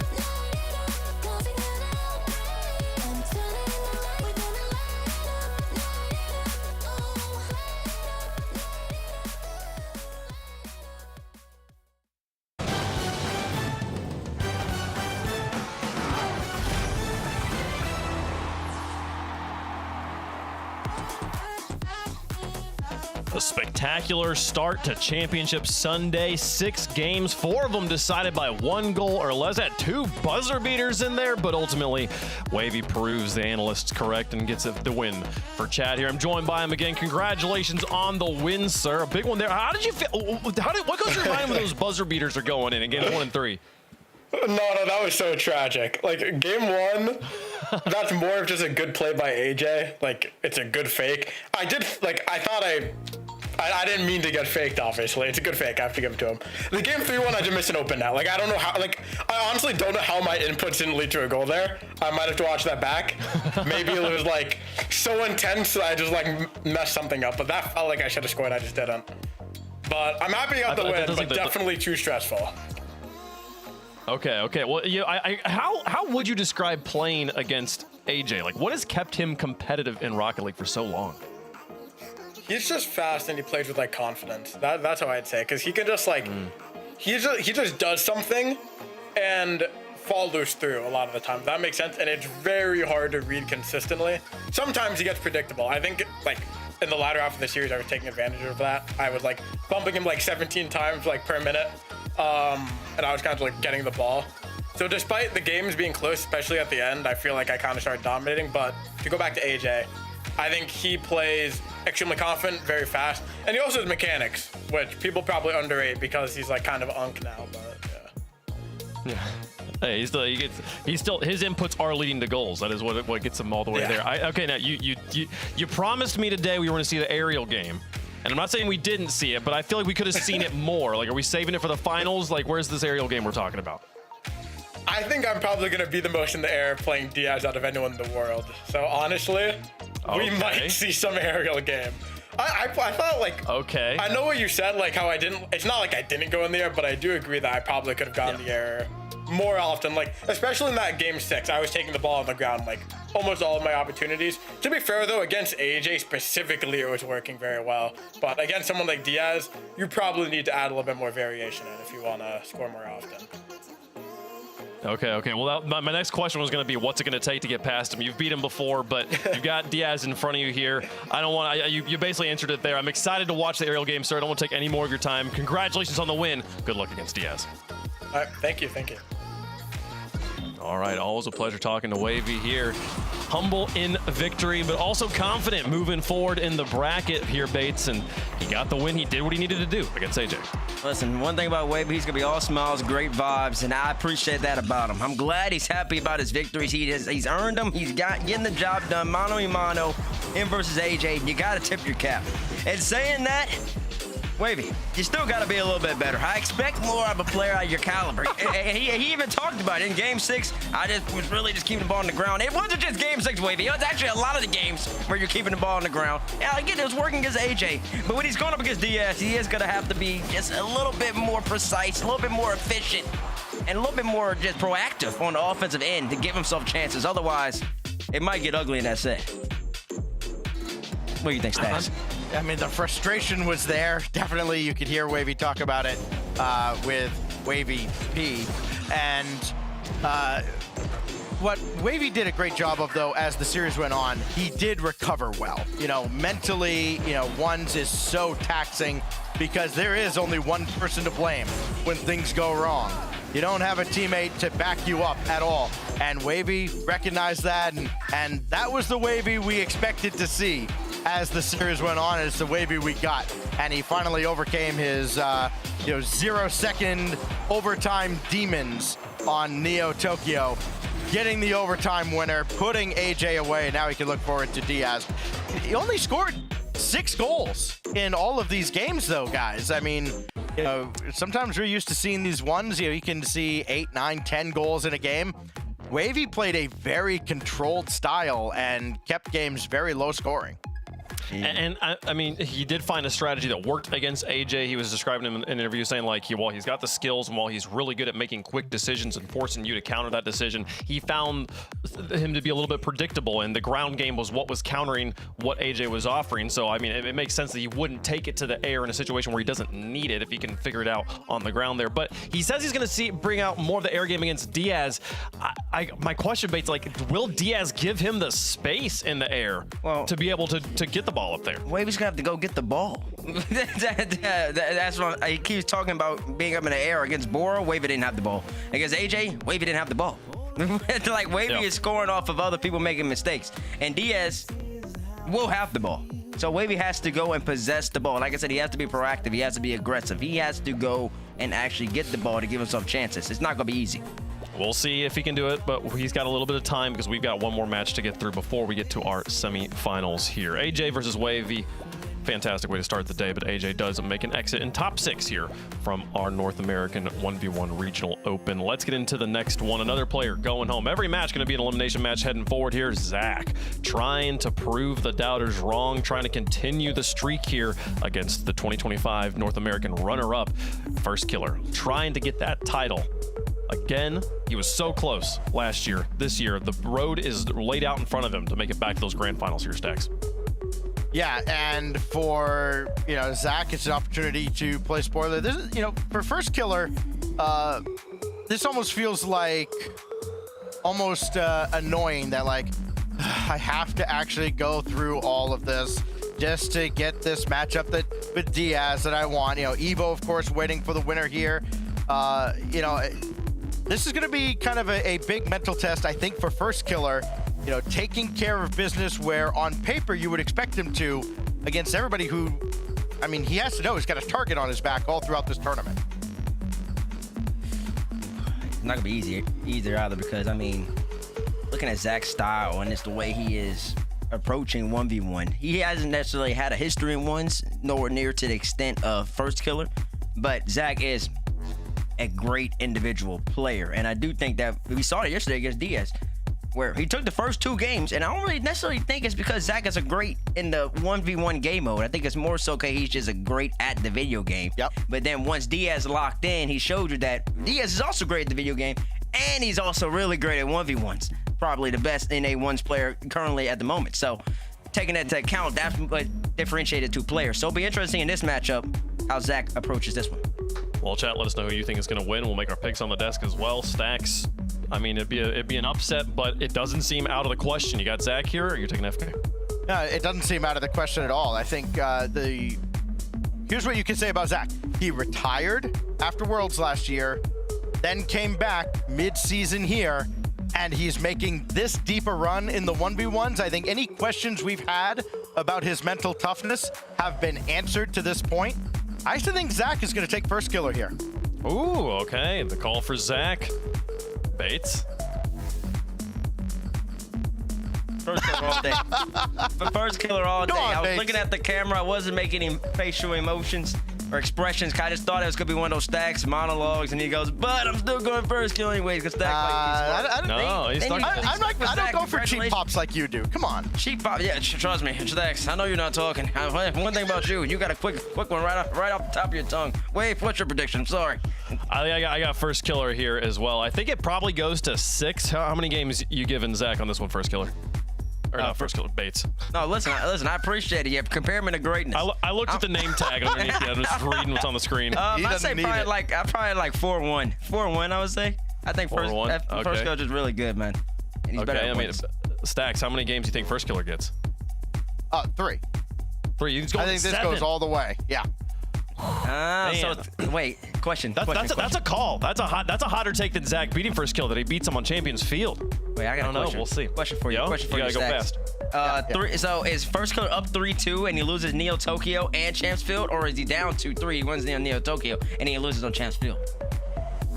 You have to watch it and find out. Enjoy the show. Doesn't answer the question, folks. Doesn't answer the question. First Killer is obviously the favorite in pretty much anything regarding North American Rocket League, but Zach, the new blood on the block, trying to change the story, change history, and get a rematch against his teammate Diaz. Long road ahead of him. Let's get into it. First Killer started his 1v1 journey many years ago as a teenager, but he stands here in this game as the veteran guard. He's got Zach, a symbol of the new era, trying to climb up the ladder behind him. Will he be able to do it here in this game 1? Brought to you by Progressive, Johnny.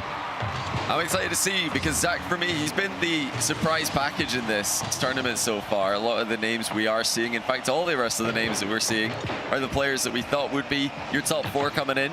Maybe absent Chronic, But Zach is adding some entertainment to and some questions to that list. Great defense early and a nice flick going the other way as well. Great early signs for Zach, my. and we expected a good performance from him. He is playing at top speed. He's going to have to play at top speed to try and stop First Killer. That's a great save. Honestly, First Killer got that all the way into the corner, but just a little bit of a bounce off the wall allows Zach to pinpoint a power shot, and we are booming the ball to start. What a shot that was as well. I love that Zach's played for the shot there and not gone for the corner boost, because a lot of players will just play for the 100 boost there, turn around, set up, attack in the midfield. But it's the 1v1 play to just take the free shot, just slam it, top bins, back yourself to have the power and the accuracy, which obviously Zach does have. He's had so much success in 3s and 2s that he's currently the only player with a chance to win all 3 game modes in RLCS. But wow. The thing that First Killer continues to do well over the years is hit the ball really, really hard. What a shot that is. Yeah, it's just, you don't see this very often. First Killer is about as far away from the net as possible. And he just says, yep, I think I can boom it there. I think I can get it there before a defender. Zach wasn't even close shadowing. Zach was back there, but it doesn't matter. First Killer, way too strong. Big kickoff win's gonna get another. And it's just the shooting again. First Killer does not go for the mid boost here. He sees what looks like a defended net to us. He just sees an open net, and he's just slammed in 2 goals. I mean, credit to Zach, he had a great shot as well. It's been all about the shooting early on. It might continue that way. Zach trying to score straight away off the kickoff. That is something he's going to need to continue to do in this matchup. Now that he's, surprise, First Killer, challenging from behind. Zach really in the, he's in the dog pile now of extremely experienced ones players. Yeah, no question. Nice shot here. Zach has looked clean on the kickoff. He's able to force this straight down the center. First Killer maybe hoping to get a second touch there as he went to the backboard. When he doesn't get it, it's going to be free for Zach on the follow-up. So a little bit of a mechanic mistake. It's tough to get every play right, especially when you're getting starved out low on boost in 1v1. He's going to get another great win, though. This ball straight to net. This time, Zach does recover, forces it out. We'll see how many pads he's able to pick up. You see First Killer not worrying about the 100 at all. He's worrying about keeping Zach pinned back. He thinks that's more important than boosting his own tank. He's trying to prove why right now. Is Zach a little first touch reset actually going to get First Killer to back off? That reset is so important because without it, First Killer doesn't respect that. It has bought Zach time to pick up boost, but he doesn't have any. He had to go get it from the other corner. I swear he went to the midfield, but he decided to cut back early or just missed it. He missed, yeah. He just missed it. So it didn't matter at the end of the day because First Killer wasn't able to punish him, but that is a small mistake we saw a lot of earlier between AJ and Wavy. AJ especially trying to cut the corners on all of his big boost grabs. Ended up missing a bunch of them. It's been all about the hard hits in this matchup early on. Zach taking First Killer on at his own game. It's not something many players would try to do. It's like, all right, let's see who can win Boomer mode with no mutator settings turned on. Ooh, nice spot. So we're just going to get power shots on net exclusively here for game number 1. Maybe we'll get it switched up, but First Killer, you see lots of different players try and take this bounce and maybe go up in the air, slow the game down. First Killer instead rises up for the earliest possible shot he can take advantage of Zach picking up that boost, and then places it perfectly as well to get himself the lead. He's handed the ball over to Zach, though, who is trying to take it around the corner. First Killer is on the wall to meet him. Has Lomita at the midfield. Tap away from First Killer. Gonna have to rotate back. He's gonna try and dive in right away before Zach can set up any sort of hook shot. Probably the right idea, and it might have earned him possession. Yeah, great challenge there for First Killer. Zach didn't expect that. He thought that First Killer was gonna go back for boost and give him the ball for free. It's never that easy against FK. And here comes Zach again, shooting early, straight into the pre-jump this time. But, the boost advantage was his brief reward. Didn't get a lot of time to enjoy it because First Killer surprised him with the demo, and he's going to continue battering long shots in. Just keeping Zach honest here. No chance for Zach to move upfield with First Killer spamming hard clears. Yeah, and First Killer, this is how he's liked to play historically. He loves taking shots on nets and not having to do too much, else if players leave it available. Right now he has a slight lead. We'll see if Zach forces him to make adjustments in the future. Zach has been very good in the air, has a reset. He's been in top 10 plays many times, and he fakes the wave dash shot. It'll bounce in your post. What shot, Zach threatening with the reset. That kick on the reset, it got the ball sufficiently in front of him that First Killer was worried about the dodge. So nice last touch there from Zach. Creating that space between himself and the ball that First Killer had to worry about. Now Zach's going to win the kickoff, trying to keep the ball under control. He does pop it just about awkwardly enough that First Killer couldn't stay with it.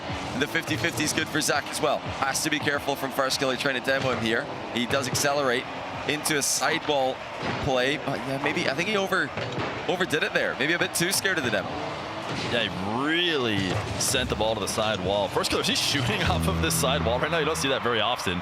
He is finding any way to shoot the ball from distance, even if he has to create extra distance by going to the wall first. But he's out of boost now. Zach's going to have a ton of space to work with, and is actually not going to go to the air, at least not immediately. He's not going to play it off the bounce. Instead, he's going to take it right at First Killer. Got the 50. First Killer somehow kept it out for a moment, but Zach will get the finish. Yeah, initially, like you said, dribbling at FK, and then nearly 50-50, gets straight in off the ceiling. First Killer did well initially there, but didn't get the right touch to buy time. 42 seconds left. Zach ahead by 1. So far, his kickoffs are holding up. He's been able to read most of what First Killer is doing. First Killer has been sticking to that game. Oh, wait, what? What is going on? I mean, First Killer, he's been slamming the ball around a lot, but usually in the other direction. Yeah, First Killer, he was hoping, maybe he was thinking he's going to pinch it in that moment and help shoot it away. I mean, there's no other way to describe why he'd go for that. Obviously, he needs to do something. The ball's falling in front of his net, but he did not read that correctly, and that was such a crucial moment, too. It was a possession he needed to contain. Zach's going to get a kickoff, and just like this, it's 6-3, and in fact, First Killer might be tilted. He's had enough. He does not want to see any more kickoffs, and he's forfeiting game number 1. I can't believe it. I mean, I said it in the last series. This is a super unnecessary forfeit because he's got 27 seconds left in 1v1. With all of the different tricks you can pull in kickoffs, you could absolutely get a goal back in less than 5 seconds. And then you've got perfectly winnable game. But First Killer doesn't even want to try, and that is it's one of two things. It's either supreme confidence in this matchup, and now he's going to start playing right-handed. He should have been messing around in the first game, playing with a only long shots style. But like you said, I think it's probably not anything to do with that. I think he's probably just annoyed. He thinks, get me out of this game. This game's cursed. I don't want to go next because this game obviously is going to get me. Yeah, and Zach, I mean, when he scored that kickoff goal off the side wall, that took probably 2 to 3 seconds off the clock, maybe 4. A very, very fast goal. If First Killer gets even one of those, when you're looking at, you're doing the math on the clock, sometimes you're dividing it perfectly evenly. Like you have 20 seconds, so you need 10 for this and 10 for that. What you have to remember is, if you have even 4 seconds at the end, you can get the ball in the air. And then you can just hold possession in the air and make something happen. So that very final goal, you don't need to have tons and tons of time, just enough time to be able to chip it up in the air and then play from there. So just a very playable scoreline that First Killer decided to give away. And you have to look at that own goal that led to this whole thing happening and think there's got to be at least a little bit of tilt to it. Maybe First Killer kind of player who needs to forget about that as soon as possible. He doesn't want to sit in that game loss anymore. He wants to get into the next one. It's a mentality shared by a lot of different players. In North America, I see forfeits a little bit earlier, and we're going to see an early one here in game 1. We just long for the day where someone will at least play the kickoff and then forfeit once they see if the kickoff goes their way. Because of course, if Zach wins another kickoff, if he just wins one of them and then can dribble the ball back, you're well within. At that point, you can forfeit and say, oh well, from this position, very, very unwinnable. But we're right back into game 2 though. No kickoff goal here, but Zach slots point right, regardless. And First Killer's got a real test in his hands. Yeah, it may not be a direct kickoff goal, but as a kickoff possession win, almost feels like a quarter of a kickoff goal or maybe a half when you get that first possession and you never relinquish it and you're able to score. This time didn't even take Zach that terribly long. This is only 20 seconds off the clock. He's able to get a great aerial play. That is going to be his strong suit. You're going to see him going to the air as much as possible whenever First Killer gives space. But we talked to First Killer, I should say, about his matchup against Zapato. Zach got the reset on the wrong side of the ball. That was a really impressive shot. I was watching from First Killer POV though, and from his POV, it was clear where the shot would be. I don't see that very often. First Killer's just missed a long-range shot. It was completely open, and he did not need to rush it either. Oh, he's gone for the pitch though. That one's much better. What a finish by First Killer. pinch from the midfield. That angle is not easy to get right. Beautiful shot from First Killer. I don't know if somebody told him that you get extra points if you shoot from behind your midfield line, or if he came into this deciding I want to just boom the ball, but he seems adamant on trying to shoot from long range. Yeah. And even if that means he has to go for a pinch, it is going to get him a goal. See if over the long series that switches up at all. Right now he's low on boost, so he's going to have to tap this away. Back into net. Zach seems to like his aerial game. He's not going to have time to go to the other side of the arena and set it up, though, so he'll take it in field and gets it over the top of First Killer. That is so creative from Zach.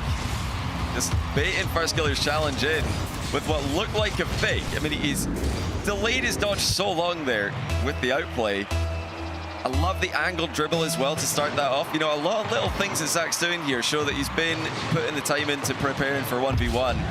He's conceded a kickoff goal, the old classic kickoff goal here. Zach side onto the ball, First Killer goal side. They both flip in the same direction, so the ball does go the way of the goal side player. This one should be more neutral. See if we get any front flip kickoffs, or if that's just from Mina yesterday. It's the only place I had seen it before. Neither of these guys are going to go to it. Zach trying to get a little pinpoint flick top right. Does get First Killer in the air, but didn't cost a ton of boost for First Killer to make that save. Only a couple. And he's able to save the rest of it to continue to play defense. This one high in the air. First Killer did jump up early to get to it, but Zach just took the first time shot. It's off the post and it's in. And Zach is playing so well. First Killer expecting him to make a controlling touch here, but Zach knew First Killer was up, hits it hard past him, and he's gone about as far right on the goal there as he can, while keeping the ball in a scoreable position on the rebound. That was, of course, to stay away from First Killer, who's challenging from the left. Zach's kickoff game is looking great here. That was one of the questions. Will he be able to match First Killer, or go, at least maybe even go better than him in the kickoff? The answer is yes, he can. He is really doing a good job here. 7 shots to 2 inside the first 2 minutes. He's taking this ball all the way to his own back wall. He's probably seen that a few times if he's played DS. He did not take the full field air dribble, but he did get himself in possession to attack again against First Killer. And when he goes up to the air and gets his reset, he has been so tough to stop. Well, you know, First Killer is going to need to start playing like he is playing against Diaz here, because these aerials from Zach are so threatening. He can put the ball in any corner he wants, whether it's top shelf with the flip or just bottom corner with the mind game. First Killer prefers to challenge early against Diaz. He knows that if you let Diaz air dribble, you might as well, you know, just go next. you're not going to win against that guy if you let him in the air. But he is giving Zach some space for now, like Zach is here for First Killer. Been returning the favor there. First Killer's missed his intended touch. Heavy shot from Zach. Going to test FK one more time. It's a decent pass in the test, but the chip back really doesn't do too much. Yeah, it's First Killer going back to seeing if he can get powerful touches to get Zach on the back foot. First Killer, a little camera movement there as that ball went to the back wall to see exactly where it was going and see what he could get away with.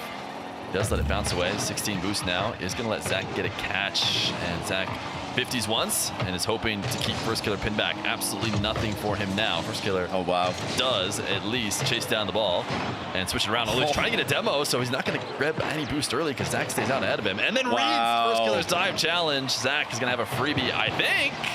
Yes. Oh, wait, it wasn't as free as I thought, but he does get it. Yeah, he did well with that one.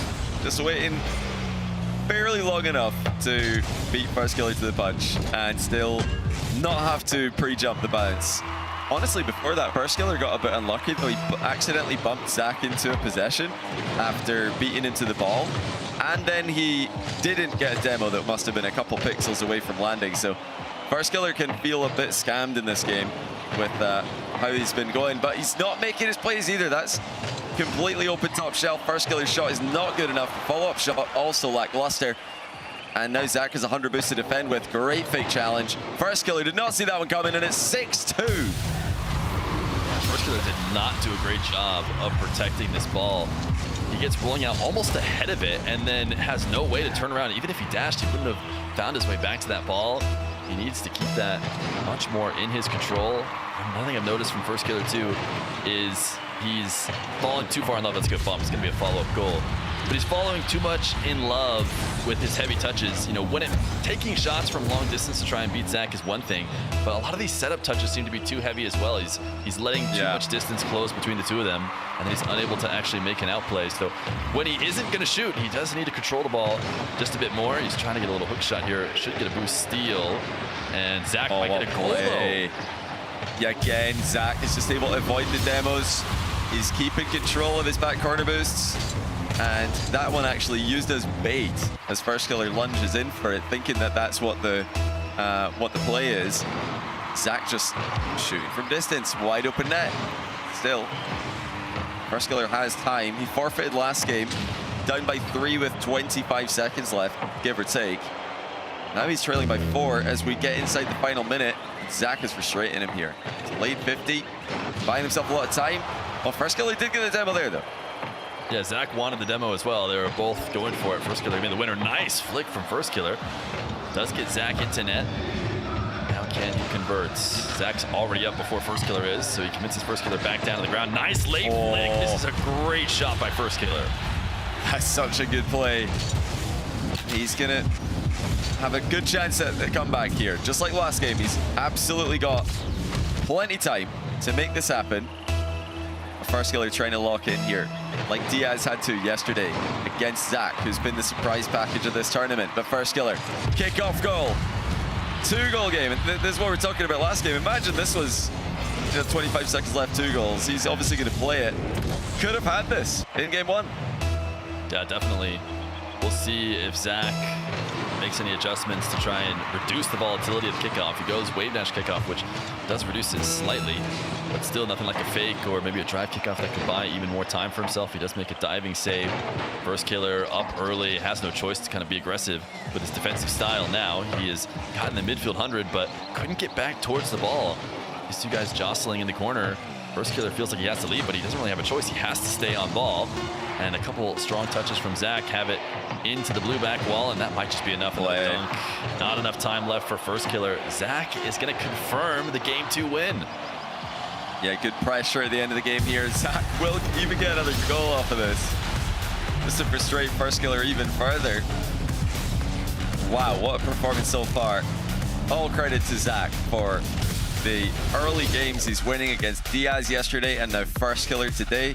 He is definitely a contender in this tournament, and we keep talking about it. He's the only player currently with, and will ever this season, have a chance of winning all 3 RLCS World Championships. It's a long shot, obviously. 3v3 is difficult enough by itself, never mind when you add 2s and 1s into the mix.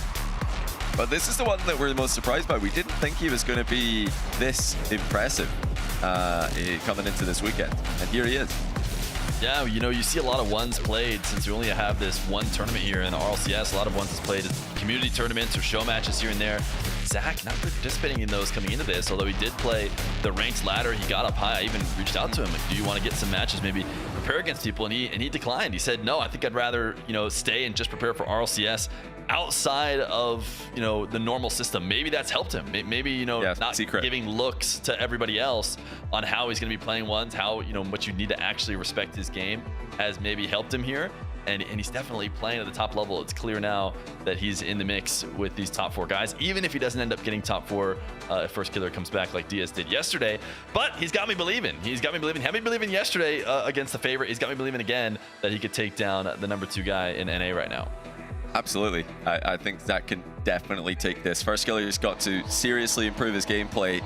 Too many hard hits. He's not been controlling the ball enough when he's had it, and he's not been able to, you know, he's not been able to outplay Zach with the 1v1 knowledge. And I think that is partly due to Zach's excellent game knowledge in the mode. That's good speed though. First Killer double tap. He's automatic with these distances. Just letting Zach have the ball there in the first goal. Dust him on the second ball. Yeah, Zach picking up the boost late. First Killer had that red. He likes to have races to the ball. He trusted himself to win those more often than not. Another kickoff win. Zach does a good job double jumping, but he's going to get his boost stolen. as he booms this ball away. It'll buy him a bit of time. Looks like he's electing to stay on the ball. He's not using it to go pick up boost. First Killer gets to shoot from distance, but sends it too high this time. Zach now with an opportunity to pick up 100. First Killer, though, immediately cuts this towards net. Tries to take advantage of Zach's awkward positioning, but Zach makes the play. And Zach's so known for his goalkeeping in 3v3, using that to the best of his ability here in ones. He can definitely make impressive saves. He's been outplayed twice now the same way, though. Great pass from Zach to First Killer for the second goal. First Killer's just letting him have that, just like you let him have the first goal as well. Just let him hit it into the sidewall because nothing is being threatened there by Zach. Yeah, and what's interesting is that watching from Zach's POV, it did seem like First Killer left. His First Killer getting another, making 3-0 here and gain number 3, but it looked like maybe there was an angle that Zach could go for a bit and kind of baited him in, and then by the time he got to the ball, he was not in position to make a good touch, just passes it to First Killer. Now 3 straight, a minute in. First Killer trying to remind everybody just what he can do in ones. It's going to be a bit of a better kickoff for Zach. First Killer around to stop. In fact, he's going to get full possession here. The dribble from the back corner into the air, reset around ceiling height, uses it early, goes for the double. Zach actually saves that.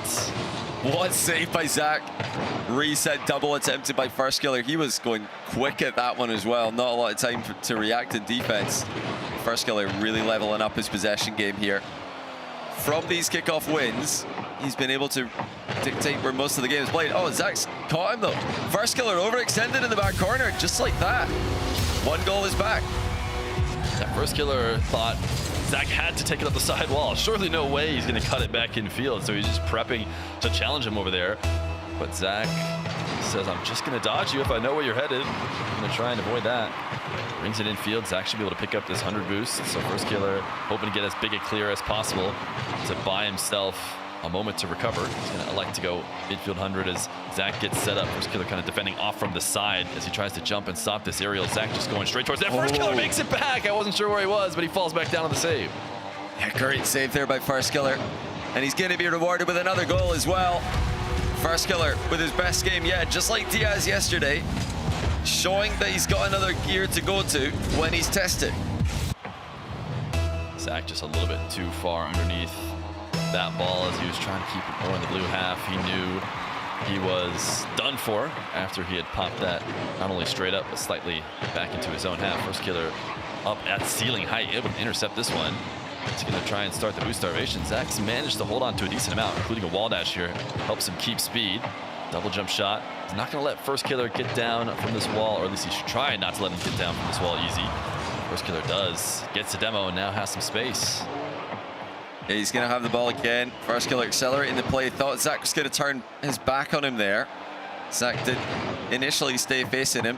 Great first touch by First Killer. So efficient in the takeoff. Wave dash pop to make it 5-1. Zach did not have an answer. You can be a world-class goalkeeper, but you're going to need inhumane reactions if the ball comes flying at you that quickly. Yeah, such great couple touches. One, it can be awkward to pop that ball in the first place, and then a really soft touch to catch it. Finish it off. 5-1. A flurry here from First Killer in the first half of this game of 3. As he's now on the back wall, able to jump away. It's going to cost him his boost to get there, but Zach cannot control it. First Killer's going to chase it down and extend the lead. Yeah, this has been what the First Killer we expected to see.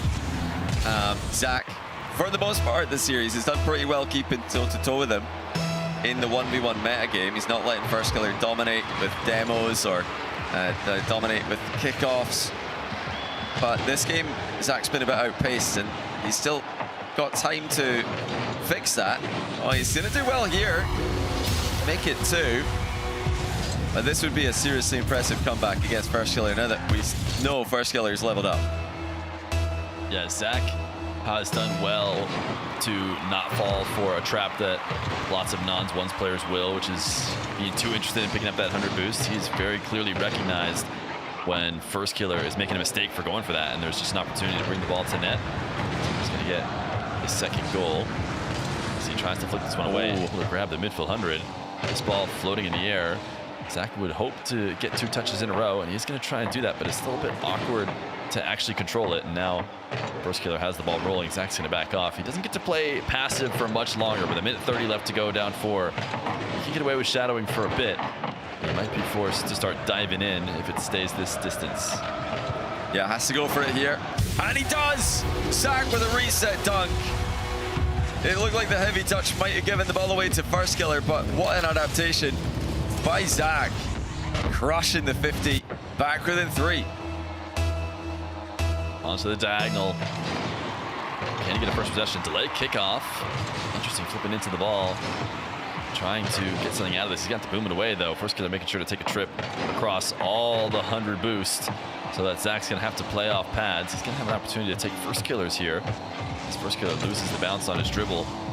Zach going to challenge down 3 to approach the final minutes. He's in control right now, or at least he might be in control here soon. First Killer wants to prevent that. He actually has no boost. It's not going to spawn for him, so he has to back off. He will dive, gets a demo at least, so now he's got time.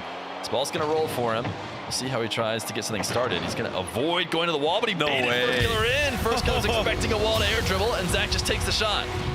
Oh, what a play. Zach getting rewarded with the demo before that, but completely fools First Killer there.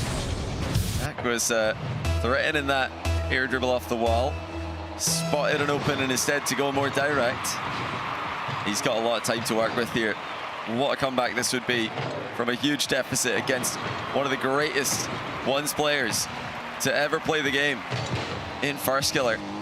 First Killer's got control here. It's going to be a tough one for Zach to dispossess. See, he's trying to bait him in. He's taken as long as possible, waited as many bounces. First Killer doesn't want the ball to fully stop. It becomes much harder to deal with if it does stop bouncing. First Killer using every possible bounce he could to waste time. Zach, decent enough 50. We talked about how you don't even need this goal that soon. You just need to save yourself a couple seconds to get the ball in the air on the final kickoff. As long as Zach stays in control, but First Killer, that's a great 50. It's the other way. First Killer should be getting on the board.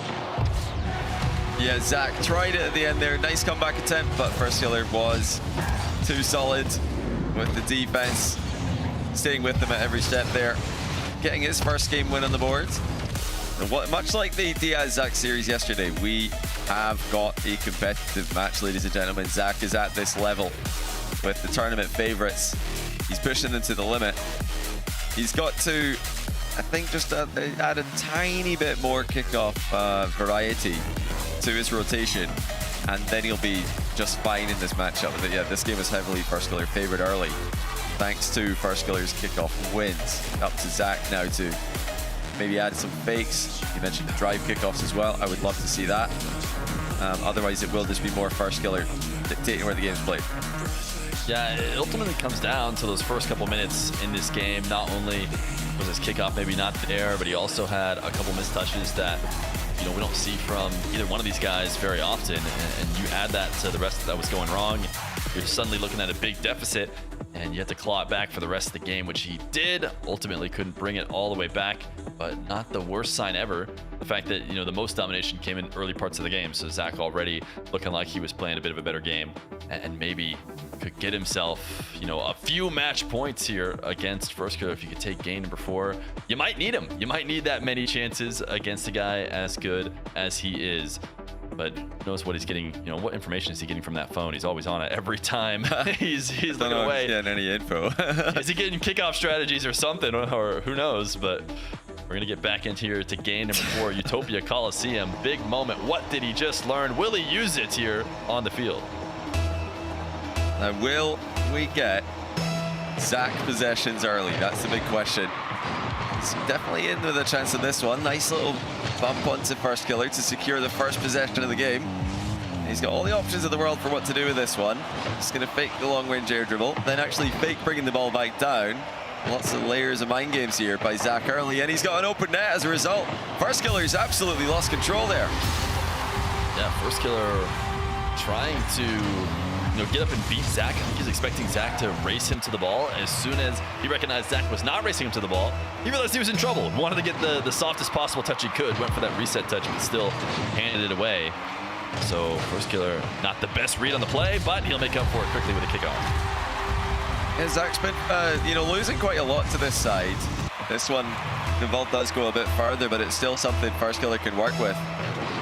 Zach's, again, the player who has to switch something up. First Killer continues to beat him on the majority of the kickoffs. Gets a kickoff goal now, kickoff possession, which is as good as a goal if the continuation plays out like this one.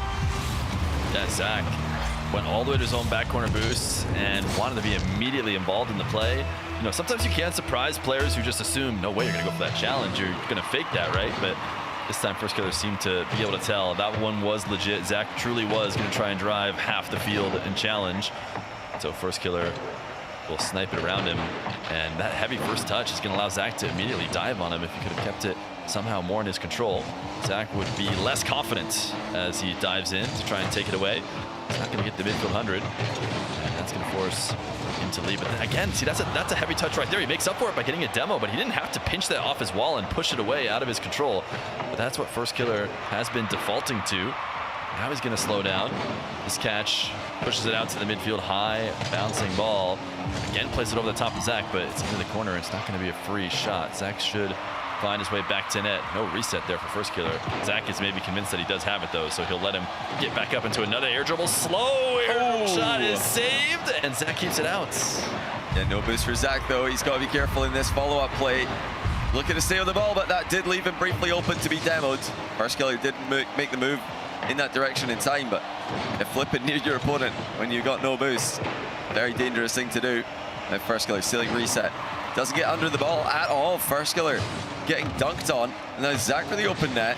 Ties the game. And in his quest to go to that double match point, well, actually it would be triple match point, he's made a step in the right direction here compared to last game. For sure, and First Killer, he needs to get these controlling touches, you know, to be a little bit better. I don't know if you've ever tried to keep the ball around in boomer mode, but it's almost impossible to dribble. That's kind of what First Killer's reminding me of right now. Like, he just cannot seem to get the same touches when he needs to. And Zach now going to steal away this air dribble, and Zach's going to be in the lead. And Zach has done such a good job in midfield play. We're wondering if he's going to change up the kickoff game drastically. He hasn't. He's still losing that aspect of the game, but he is challenging First Killer much earlier than last game. That surprised First Killer on several occasions. Zach's losing so many kickoffs, so I'd make it at least 5 out of the 6 kickoffs he's lost so far. He does lose a lot to this wall, interestingly enough, this same side. He's just a little bit weak on it, seems. He's going to win this one. It's overdue, and definitely going to help him a lot in re-establishing the lead. But it's something that he has to think about. I mean, this is how 1v1 works. It's not down to singular goals like you see often in maybe threes. If you're losing the majority of those kickoffs to that wall, you can't just let one win be good enough to say, oh, I'll just keep going for it. You know, if you're losing 80% of them, that's a problem. Something needs to be adjusted. But right now, Zach is still in it despite First Killer getting 2 quick kickoff goals to make up part of his 3 goals. That's a great wave dash shot. First Killer saves it partially, but the follow-up is in. Great play again by Zach. As soon as he shoots this one, already getting back to give himself a run-up for the follow-up shot. His anticipation is top tier. He's still newer to the ones mode than all the other guys left in this tournament. But you wouldn't know it looking at how smart he's playing a lot of the midfield plays. You can definitely tell from his kickoff, though, again, it's that same side. Exactly. He just doesn't protect this side of the ball. And if he's not noticing this, it's going to continue to be a problem. It's 3 out of 4 First Killer goals are just exactly that. There we go. You saw. Just don't go to the kickoff at all. If that's what you have to do, that's what you have to do. But this doesn't work either. So First Killer, really aggressive dive in this corner, picks up the 100, sees Zach is exposed, and just steals it away. Yeah, good call on the bluff there by First Killer. He knew that Zach did not want to hard clear that. He didn't want to air dribble from that position. It was so awkward of a position to go from. And yeah, he's just got another free goal for himself. It's been devastating performance so far, from kickoffs into the immediate moments after kickoffs from First Killer. Zach can just hang on a little bit longer though. This is where we enter into his territory. Can he get out of the spin cycle here? Looks like he might. No, he's still going to be under so much pressure. First Killer had a great moment during this where some players would have tried to score. They would have tried to end it there. You have to be really careful, because if you go a little bit too all in, you allow the zero boost defender to escape. You know, the save, if it does happen, ends possession. First Killer recognized I have a massive advantage. There's no reason to shoot any earlier than when I know for sure it will go in. Decides to keep backing off. Eventually gets that opportunity where, no question, he's about to score. He's actually trying to pre the top of Zach and manages to do so. Zach is underneath trying to cut him up, but it doesn't matter.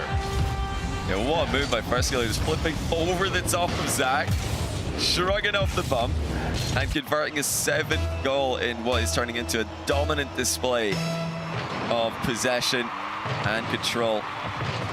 Zach just cannot get the kickoff to go his way. Even this one is First Killer favored, with First Killer taking that mid boost.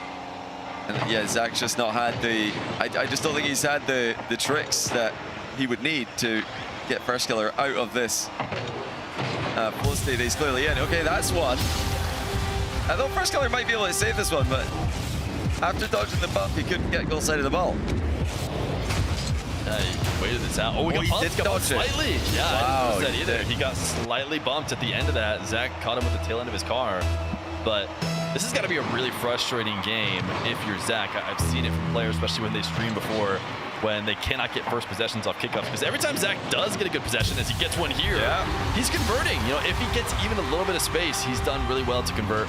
So you'll see players get so frustrated, get mad at the kickoffs as if there's some sort of 50-50 coin flip that they couldn't control and they're getting unlucky. I mean, Zach, there's ways you can control this, and hopefully he recognizes that going forward, or you know, maybe he'll just keep throwing himself at the ball and maybe get fortunate a couple times late. But this one's even going to be First Killer, even when it goes back into the blue half.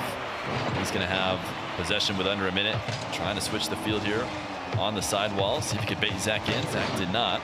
Now 50 wanted an undercut or a demo. He's going to try and get it again. Zach forced up to make the save. First Killer stand on, little backflip in order to not hit the ball hard and to stay on the correct side of the play. See if that ends up paying off. Zach a bit awkward, flicking off as he collected the ball. First Killer out ahead. This should be another one. Yeah, First Killer's just too strong, it seems. Zach's tried to bump him as they're side by side, just like he did earlier. First Killer just doesn't let it phase him, continues going forwards. And he has taken 14 shots in this game to Zach's 7 shots. Zach's been the more clinical of the two players, but pure volume from First Killer, possession and chances to score, winning the game. Gotta say though, I am impressed by Zach's resilience. He's gonna lose this one as well, but he has made First Killer work for it. Yeah, no question. First Killer better hope he maintains this kickoff domination because, I mean, as we said, high efficiency from Zach when he does get offense. First Killer just preventing that offense is his way, that he has gotten this equalizing game-winning game number 4. Zach, we'll see, you know, if again he's looking to the phone for answers because what he needs to do is switch something up on the kickoffs. You know, 15 shots to 7. This game ended 8-6. First Killer more than double outshot him. He had full control. If Zach can get anywhere close to the same amount of possession, it seems like he's going to have the advantage. Yeah, it does. It seems like his midfield game is more than good enough. I think First Killer's not been at his best in the midfield today. Been a bit loose with his possession. Like you mentioned earlier, a lot of heavy touches, but Zach needs to change up what he's doing. We're going to keep saying it because it really is the most important thing for his game right now. The reason you don't really see this many kickoff goals and this much domination from the kickoff alone in modern day 1v1 matches is because there are so many different strategies that players can use to switch things up and to surprise their opponent. The thing about Zach though is he is newer to the game mode. He's not had as much time to practice these strategies, but he'll need to be doing, I think, more delays. He faked out one last game. I'd like to see that again. Drive kickoff and offset spawns. We haven't seen a lot of that. But he's starting off with standard and he wins it, so that's nice to... Oh, well, he did briefly win it. It was nice to have a normal kickoff win for just a moment there. You do bring up a good point, how, you know, maybe there's a mechanical practice level that he needs to get on certain kickoffs that he doesn't feel good about, but these guys are really so good that you'd think they could almost figure it out on the fly. Maybe you start losing a game here, just use the rest of it to figure out the mechanics on certain kickoffs you haven't done before, but First Killer, great read of the challenge, popping this ball up with a backflip, and he'll go up early, game number 5. Yeah, I'm a bit worried about Zach, because if he can't get more success in aspects of the match that he's losing in, I do think First Killer is going to start to have more success outplaying Zach's challenges like he did there. Zach's was, more aggressive, coming forward in defense in games 3 and 4. 2 games he ended up losing. That's a great save at the back end here, but yeah, again, Zach's looking to dive in. This time he's accidentally side flipped, but First Killer was taking the ball past him either way by the looks of things. First Killer, yeah, he took that one more to the left. Zach was going to struggle to get goal side of it. Yeah, he was actually, he flipped left on accident, so maybe he recognized the adjustment he needed to make just a bit too soon, and it registered as a flip in that direction as opposed to just aerialing. Oh, we got First Killer to own goal. Zach forces the own goal. We got a fist fight after the kickoff goes into the sidewall. Both players say bang. Fisticuffs, have it again. I mean, Zach had to do something. He didn't want to give him free access to the ball. A First Killer getting bumped into an own goal is not what he expected. First Killer gonna pick up possession again. Little camera check. See, is Zach gonna chase me down, or is he gonna go back to his corner boost? He recognizes that Zach was gonna try and intercept, and he's gonna get a demo now as Zach picks up the 100. Not the easiest thing to get. Zach tried to spawn close. Not gonna matter. First Killer's on the other side of the play. Yeah, he just didn't see that one coming. It was the typical play in that position. I think First Killer, he's not really risking much by going for that, so it's a great idea. The upside is he can maybe even get a goal as well. And it's very much a First Killer favorite series from this point. Is it going to be another heartbreak for Zach, who's shown us such an impressive level this weekend, but lost 4 straight to Diaz after going up by 2. Now he's losing games to First Killer after going up by 2 in this series as well. Zach's got 12 boost right now. He's going to be in trouble. He needs to be careful with that dribble. Keep it in front of him. Keep the ability to roll it down and 50 at any moment. First Killer almost took advantage. Fortunately, the dunk wasn't directly into the net, but this shot is going to be on target. Do not give First Killer the opportunity to shoot from distance. Yeah, just a bit of a mistake there from Zach. Trying to hit the ball over First Killer, but First Killer had so much time with a high ball like that to get behind it, turn and shoot. And when Zach's jumping off the wall that high with no boost, he's out the game for a long time. Oh, chance at the near post here. Zach went for it. Will have a chance to control the ball in his back corner here. He's got to look out for the demo. He does by going high. First Killer seems like he's starting to get a much better read on Zach as this game's gone on. Whereas Zach is seemingly struggling more and more to stop First Killer from getting what he wants. First Killer not able to pick up the midfield 100.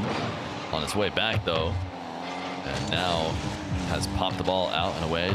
That gets the first touch, but First Killer is there to try and dunk it in. They are moving at top speeds. Everybody's booming the ball right now. Will somebody bring it down to the ground? First Killer's not going to want to because this is going his way. He's down to chase around the field for the ball multiple times because he's going to get himself a 5th goal. I mean, First Killer is just completely outpacing Zach. The ceiling challenge came in before Zach could react, and then he just dusts him in the midfield afterwards. It is incredible how much mechanical ability and speed First Killer has years on in his career. But he is making one of the most mechanical players in North America look second best by a fair margin here. And this hasn't been the same one-sided kickoff game that we saw in games 3 and 4. This one's been a bit more even, but it hasn't mattered one bit. Yeah, First Killer is forcing this game to be played in the way he excels. Now, this is where Zach excels, and we haven't seen this from him too often. And this is what Zach needs to try and do. He needs to try and somehow slow the game down and get to these positions where he can air dribble and get reset pops. This time it's off of a kickoff win, a rarity for him for the most part, but a great side flip gets crossbar down. And he's got 2 on the board. He's got tons of time to bring this back. Yeah, he's got plenty of time, like you say. That's not going to help him out too much, though. 0 boost. Can he get a goal here? He honestly just evening the position would be good in that exchange. 0 boost flick is not threatening for First Killer. Nice idea there by Zach. He didn't have enough momentum to bump First Killer out of the game. He's got enough boost here to do something with the full pitch air dribble. First Killer easily behind it, though. Zach reacts well. But all this back and forth in the midfield favors First Killer after the 4-goal lead. Oh, what a challenge, though. Zach catches First Killer by surprise. What looked like it was going to be a routine 50-50 to the sidewall has been completely dunked on.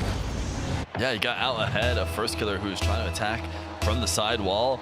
It feels like when Zach can get this ball in the air high, that is when he's been able to have the advantages. First Killer is chasing down right now and wants to play more of that boomer ball, fight for possession type gameplay that has been going his way.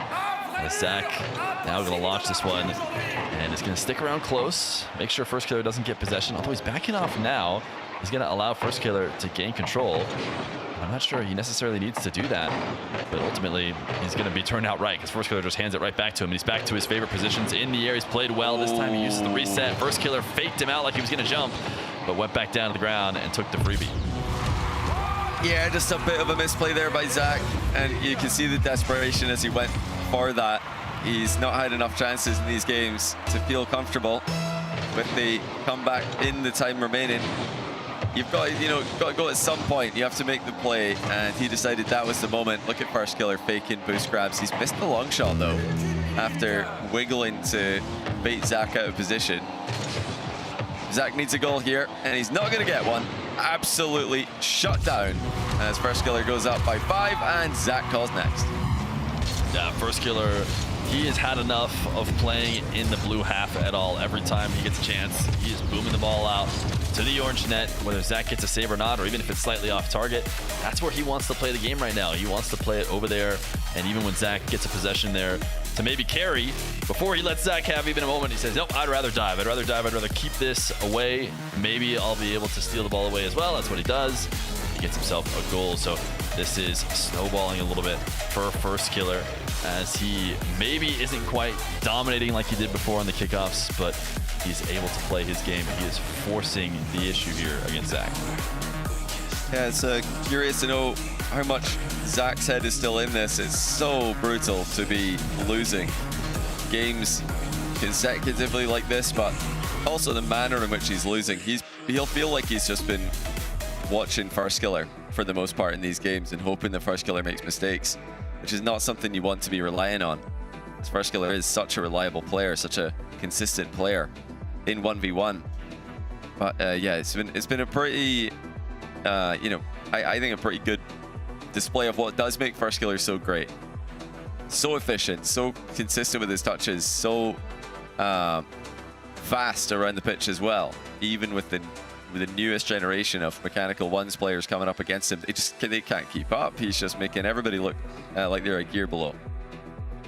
Yeah, and it's actually a bit of a unique style in ones, because we see a lot of players playing a much more aerial focused game, a lot more side wall air dribbles into resets, into those wave dash shots, and First Killer is just taking it straight down the center of the field, just boomer after boomer shot, chase you down, wear you down, and eventually get his goal. And we'll see if he can continue that on Neo Tokyo. Zach, though, gonna score. So he sees First Killer coming. No surprise there. But this time Zach does get around the ball. He's got to be on the lookout for these First Killer challenges. First Killer's going to be sending it. It's been working for the past few games, so I don't think there's any chance that we're going to see him slowing down. First Killer jumping over the top of Zach to win the boost race. That's brutal for Zach. And First Killer convert on it though. Playing for the low 50, actually letting Zach get the ball for free. He's chipped it over him. What a play. Yeah, interesting. First Killer, as he was rolling this dribble up, he was keeping the ball near the back end of his car. Oftentimes that can be the beginning of a pop bump, because you're preparing your car to get out ahead of it and bump them. But then he completely switches up and does the total opposite. He just lets it roll off to the back of Zach, and Zach, not fooled, takes it away, was totally calm in the moment. And second goal, what is a save? That actually a great save, because it keeps it away from First Killer. Almost every other save would have brought it into First Killer's control. Now it's Zach through the air. This dribble down the ground. Ooh, First Killer covers, even though Zach not able to make contact. He's got an open net though now. First Killer creeps into the corner, and Zach's gonna get another. Yeah, First Killer a bit lost underneath the ball here. Did not expect Zach to play that one upwards. Thought the fight was going to be for boost, but Zach just saw an opening to score. It is good though to see that First Killer's been watching apparently Jack and Rettle's keyboard and mouse 1v2s. He's hitting the same mechanics they do, just reversing away from the ball, letting the opponent hit the ball back into them. Yeah, I'd love to see it again, but it didn't work the first time, so I don't think we will. Yeah, there is a time and place where just rolling the ball awkwardly at the back of that defender can take advantage, but Zach showing that he's not the opponents that Jack and Reynolds are playing in their keyboard mouse series. First Killer delayed flick. This one will be saved, but now First Killer is back into a game that he likes to play, which is Zach playing at the defense and just speed being the difference. He's got this one on target and it will bounce in. Oh, it's so annoying for Zach, because if that had just been off target, which I'm sure he would have loved, he'd be on the ball. He'd have, you know, more time to waste. But instead, it's First Killer slotting it from just about the halfway line. Got to give credit where it's due, though. Zach has improved his kickoff results. And it's much harder to do that while you're playing than it is when we're watching. We can see both players' POVs. We can see the trends. Oh, First Killer muscling in a back-to-back 50-50. Once again, Zach's so close to defending this play. He did do well. Yeah, landed on the side wall, gave himself a chance, but First Killer made sure to stick around in case the first attempt did not go through. It's First Killer take this into his own back corner. Zach went to his back corner, able to close the distance. We saw that insane challenge all the way from his back corner to the midfield. He's not going to do that anymore. He's going to back off. First Killer bailing out of this aerial, looking to see if he can't extend a little bit more. He tried to position himself where the ball was headed, but he did not make contact. Zach's going to boom one the other way. He's going to get a goal. Well, First Killer wanted Zach to shoot. He didn't want him to shoot that well, though. What a finish from distance. Into the far side of the net. First Killer could not control it. Before that, First Killer was trying to be sneaky, looking for a flip reset fake into a demo on Zach. Zach didn't get hit by that one either. He's definitely a tricky customer in ones, is Zach. Providing resistance while down 3-2. He's lost 3 games in a row, but this really shows you the evolution Zach's made mentally to come back out of these circumstances. And this is where Zach has looked so great. He hasn't been able to create these scenarios too often, but you have to be able to improvise. And this time, right after Zach gets the reset, he sees First Killer coming to get him, so he just leaned back and throws the backflip to get it into the net. Absolutely stunning stuff from Zach. So creative as well. Half the game gone. Biggest worry for me is that First Killer's going to get some strong kickoff possessions to work with here. So this 3-goal lead could evaporate, and it's already happening. Zach maybe underestimated what First Killer could do with this one. Didn't realize it was going to be the immediate goal threat. Thought the fight was for the mid boost. Zach needs to stop the bleeding, though. Very neutral kickoff. Zach going to tap it away. First Killer is going to instantly boom the ball to try and take advantage of Zach, who is creeping in. Zach will make the save. This is the game First Killer likes to play, though. He feels good about forcing save after save against Zach and eventually getting his goal. He's going to go air dribble bump. We actually haven't seen that a ton this game, but Zach able to save it. He's going to shoot a long shot. First Killer will be around and actually manages to get some boost as well and pass it to himself. Zach just barely able to clear it away from him. Oh, Zach gets the boost in the back corner. First Killer was trying to trip him up there. Zach refuses to let that happen. That is a big moment in the match. First Killer could have been back within a goal, but instead it's still 2. Good defense by First Killer. Gives himself a counter attack, and what a shot that is. Rips it right as Zach makes a move. It was not the freest counter attack, but Zach on the other end read it out the last bit of his aero dribble. He had a decision to either start playing defense or see if he could get just a little bit more movement to try and score. That's what he went with. That worsens his recovery ever so slightly. And First Killer, you know, still wasn't free. Zach still get around to maybe make a save. First Killer does finish off the play, though. Now up into the air, Zach up to meet him. Trying to dunk it, get it out of his half. First Killer gets a demo. They both turned in on each other, but First Killer going faster gets the deletion. Yeah, Zach just didn't realize that was a threat in the moment.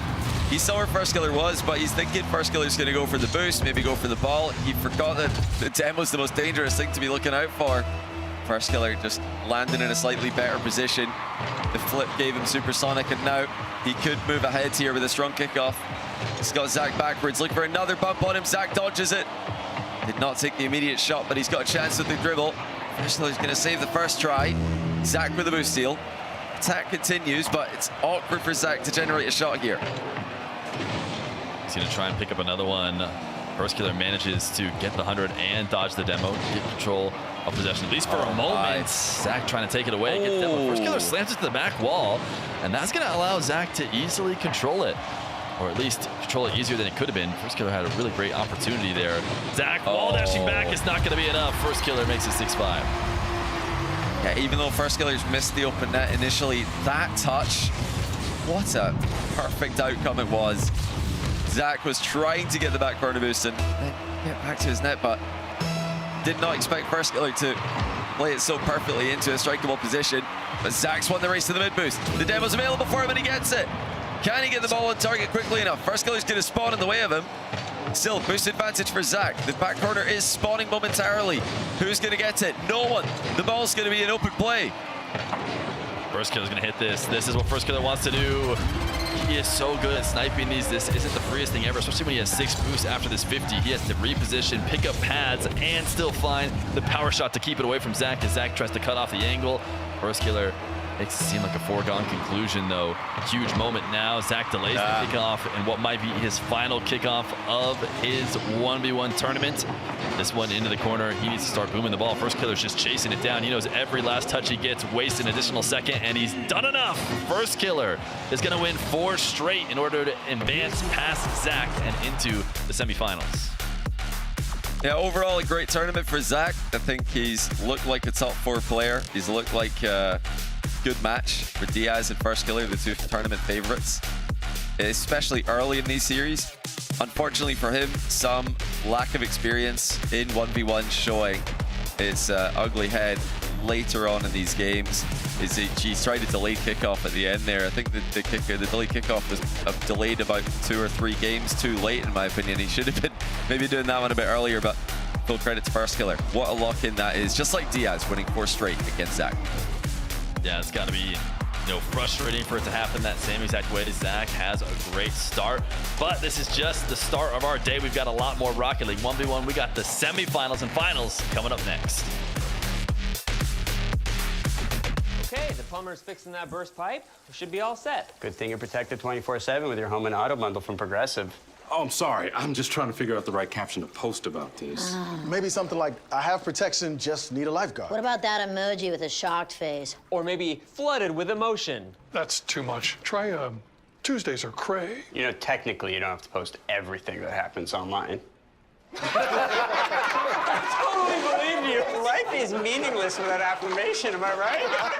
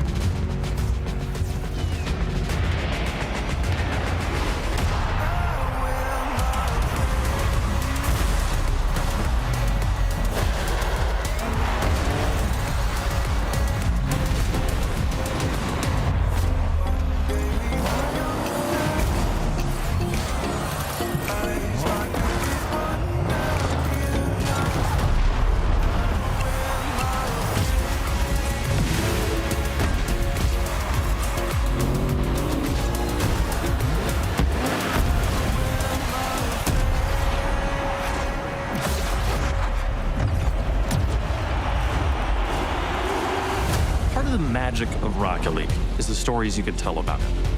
The 0-second buzzer beaters, the epic saves, the underdog victories. It's all there.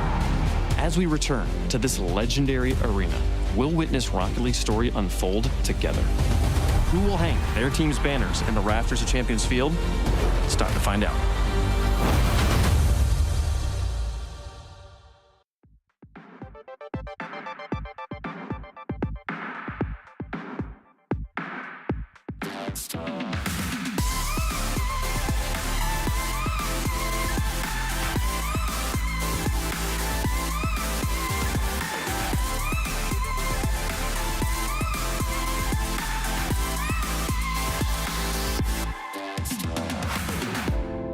You said you're cool and that it's alright, but you're hiding something that don't feel right. You know life is better when we just talk.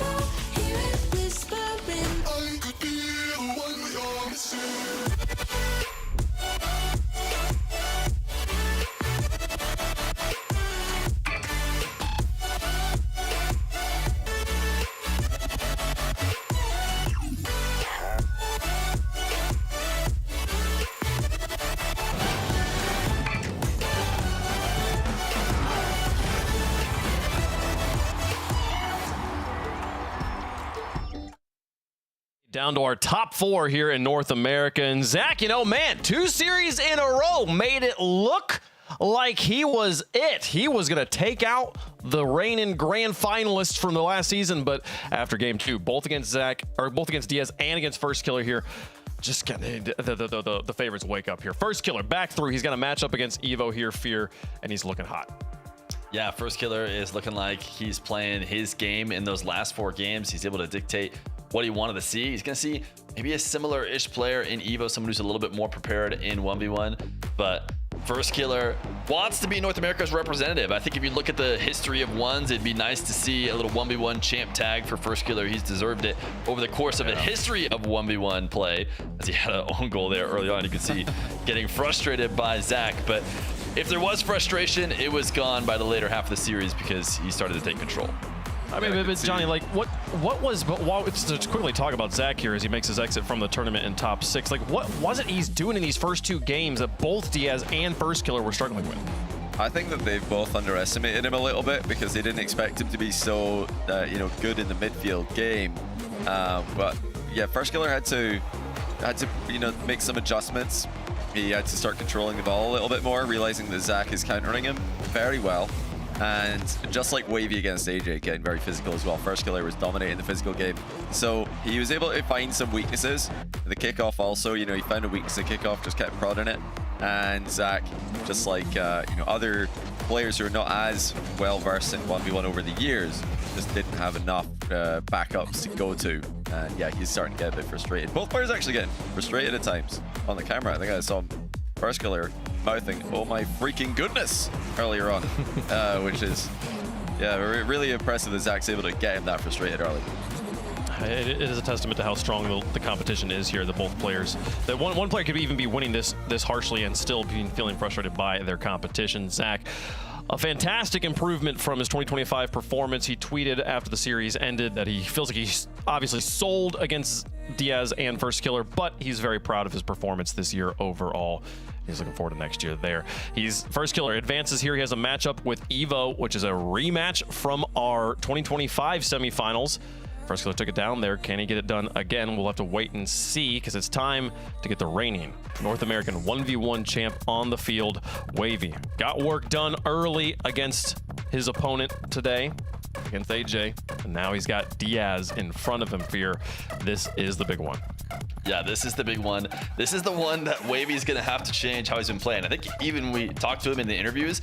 It's funny, he's been sharing the sentiments that we've been talking about, that he is not playing to the level that he needs to against Diaz. He says he'll bring the aerial game out now that Diaz is his opponent. It's time to actually prove that to be true. Is Diaz singing here? Is he? It looked like he was singing. Maybe he's just trying. No, what do you think? He's vibing. Can't tell. One inch eye, I think he's singing. But Wavy. Oh, new camera angle. This is a new camera angle.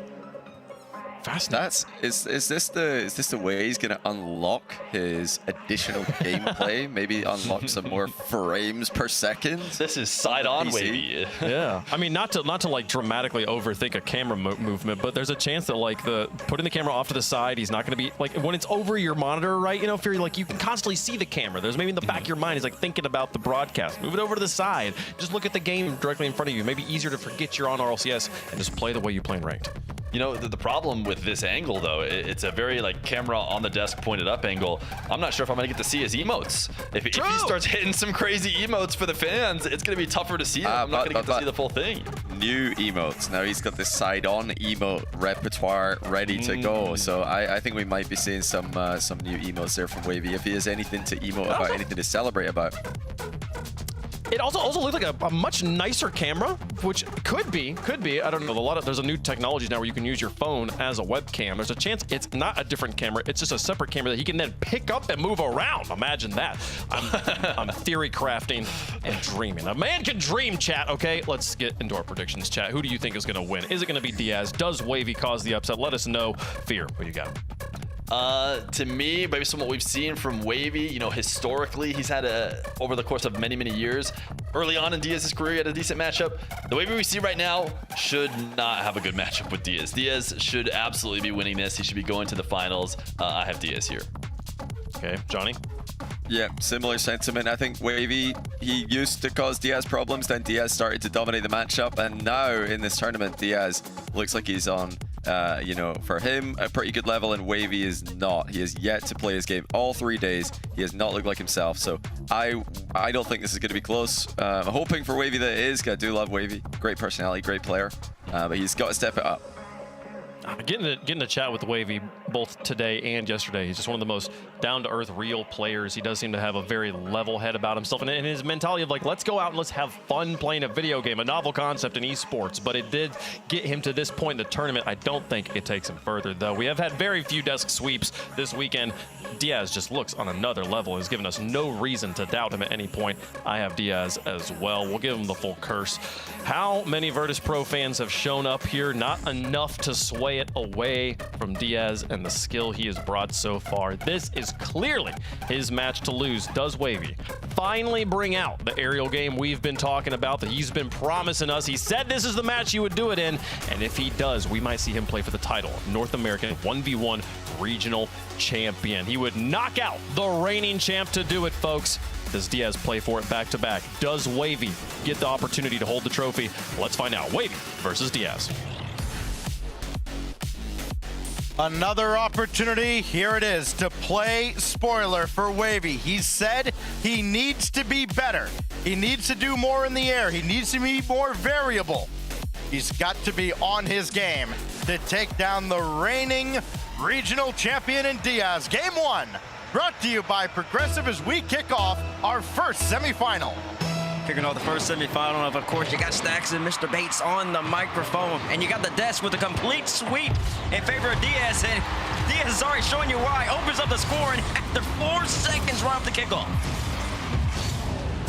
Diaz, first strike 4 seconds in, setting the tone. Wavy knows he is in for a battle, but he's going to concede another one, and it may be a very short-lived battle if Wavy is not able to control these kickoffs. These are the kickoffs where he was exceptional against AJ. That's AJ, with all due respect. This is Diaz, and it is going very different. Exactly. But Ava right there already. Wavy has responded. Gets the kickoff go right back to his favor. And the question for Wavy in this matchup in particular is, how aggressive are you going to be? How proactive are you going to be? You need to be able to create your own chances. We've seen Wavy against Boar. We've seen him Wavy against AJ.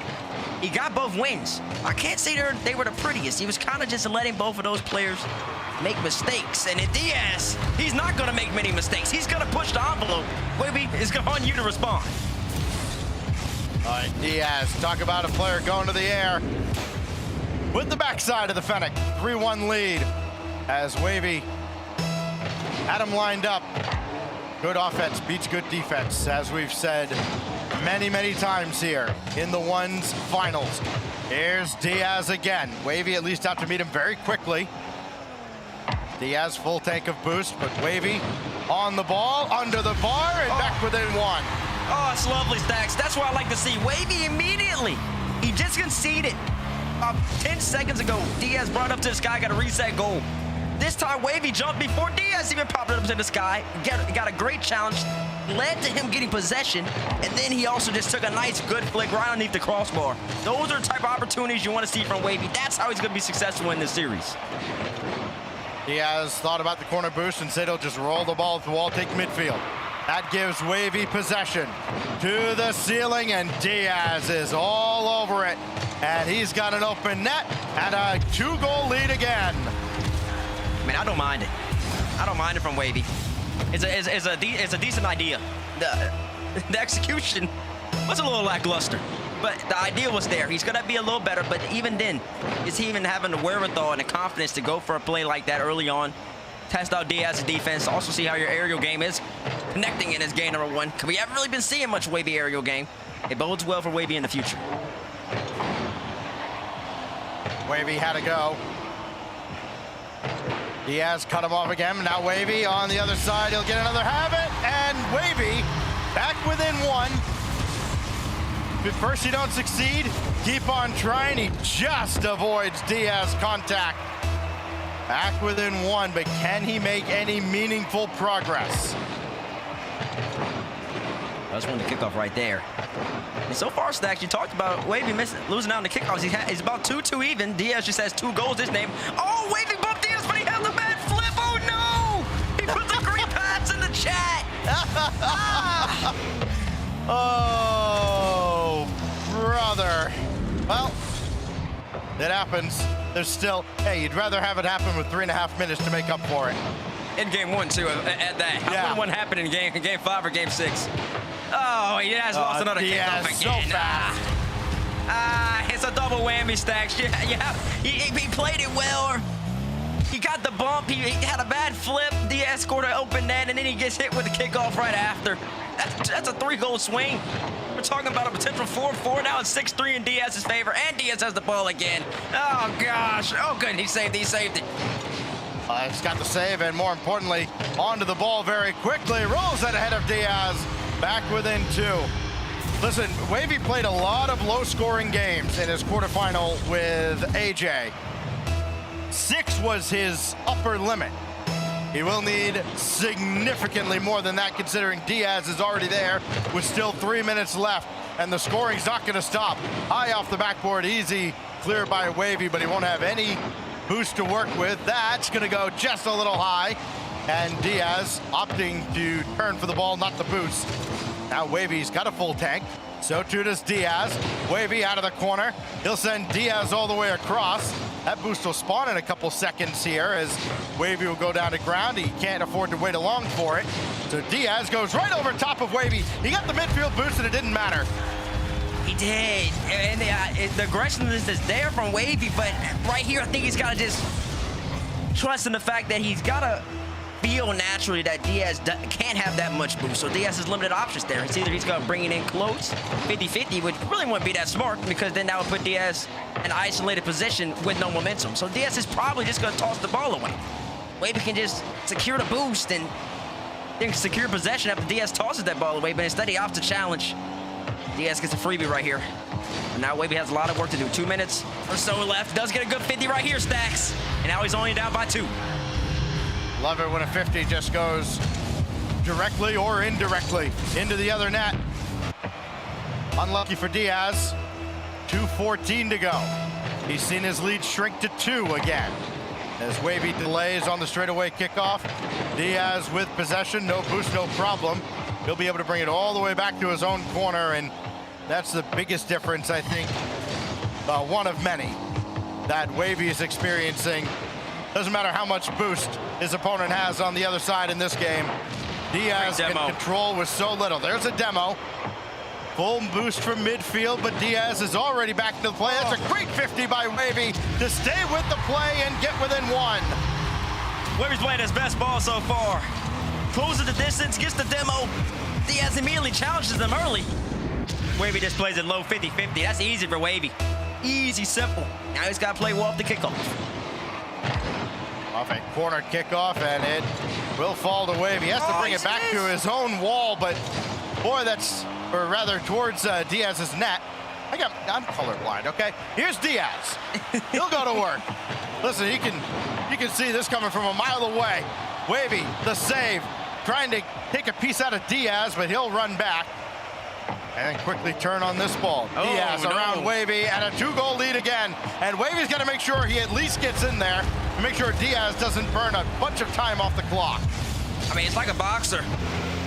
Just trying to keep somebody on the ropes. He's trying to keep himself within punching range. And that's what Wavy's attempting right there. But, I mean, sometimes you still got to give your opponent a little bit of grace. With Diaz isn't no, Diaz is the NA regional champion for a reason. Wavy challenged down way too far in the corner. Diaz can just bring that ball right into the middle like he did. And it's going to be easy to go every single time. And now, once again, all the work Wavy's done, it might be null and void. He's got to do even more work, and he does it right here. Great save from Wavy, but he has to do more. Now, the problem is he's got to grab midfield boost and then set up to do it again. All the way up to the ceiling. What a read. Can he get to this quickly? Oh, he sailed it high. And then Diaz sending it even further off. Credited with the save. Can Wavy turn on this one? No, he cannot. And Diaz was threatening to dribble back the other way. He still could. It's just inside the dotted line. Wavy grabs that corner boost, and he can turn on this with 30 seconds left. Not a lot of time to work with, but an eternity in ones. Wavy marching in, stays low again, and again staying low, but this time it goes out neutral towards the side for Diaz, who will win this in the air, and he'll walk this into an open net, and will go next with 9 seconds left. That's right, Wavy put in the chat, N-E-X-T. That spells next for those of y'all who do not know. And I mean, Wavy had to try the challenge right there. The clock was ticking. Diaz was just wasting time. He also didn't fall for the 50-50 that Wavy attempted to do right at the end of that last attack. So, great game from Diaz. Not a bad game from Wavy, though. I think, honestly, I know he lost, and people are always confused saying, well, he lost the game. How can he play his best? I think that was the best I've seen him play the whole weekend. He was aggressive. He created his own chances, and he was trying to just, in general, make it awkward for Diaz. He had a couple interesting challenges, though, within that aggressiveness, though, that gave Diaz a couple empty nets. A little bit of regression in those, a little bit more poise in some of those moments, and I don't know, Wavy might have came out on top. He gave up 6 goals to Diaz in the first couple of minutes, held him to 3 goals in the final 3.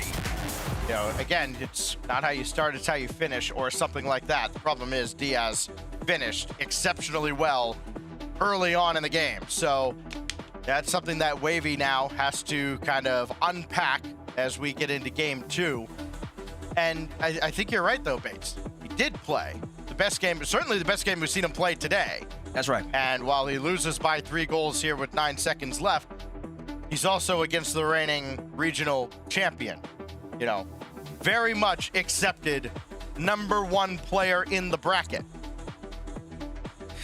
It's also a little question. It gives me a little cause to pause as well, because, I mean, I'm saying he played his best game, but also it could be because he feels as if, for the first time out of any of his opponents, and that includes Board, that includes AJ, he feels that he's not walking into the matchup as the better player, so he feels like he has to be more aggressive. And I don't know, that might pay dividends for him, because already he's scoring a reset goal that goes off the crossbar. How's this for going to the air? Wavy, flip reset. Just across Diaz. Need more of that for Wavy if he's going to pull off a stunning upset here in the semis. Quickly up for this. Kept it close, gaining the flip reset. And a little token pressure there in the corner, but he will retreat from Diaz. This is always dangerous. Going to the sky, and it's not going to work out. Neither player able to stop their opponent in the air. Yeah, once again, it's one of those Wavy challenges. He's expecting a lot from Diaz.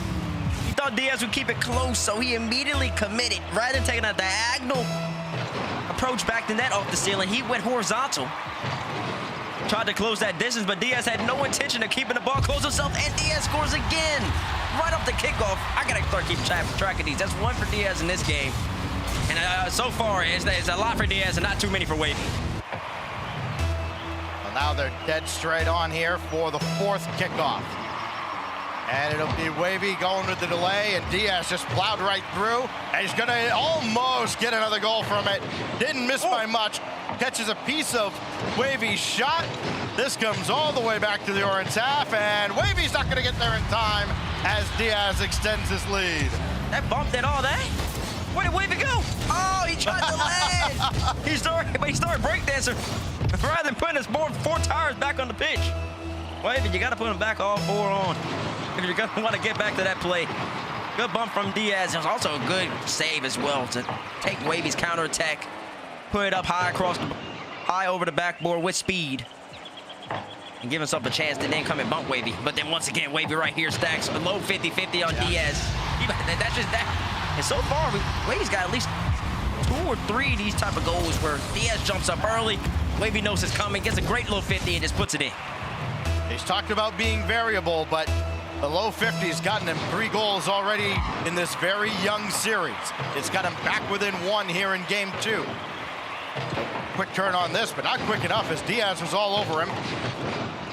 And now they're gonna race to the corner boost, and where Wavy won all of these races in the last round, he's not gonna win many against Diaz, who's got safety boost and a good block by Wavy. He's got plenty of juice in the tank to work with. They both do, as they manage their boost exceptionally well.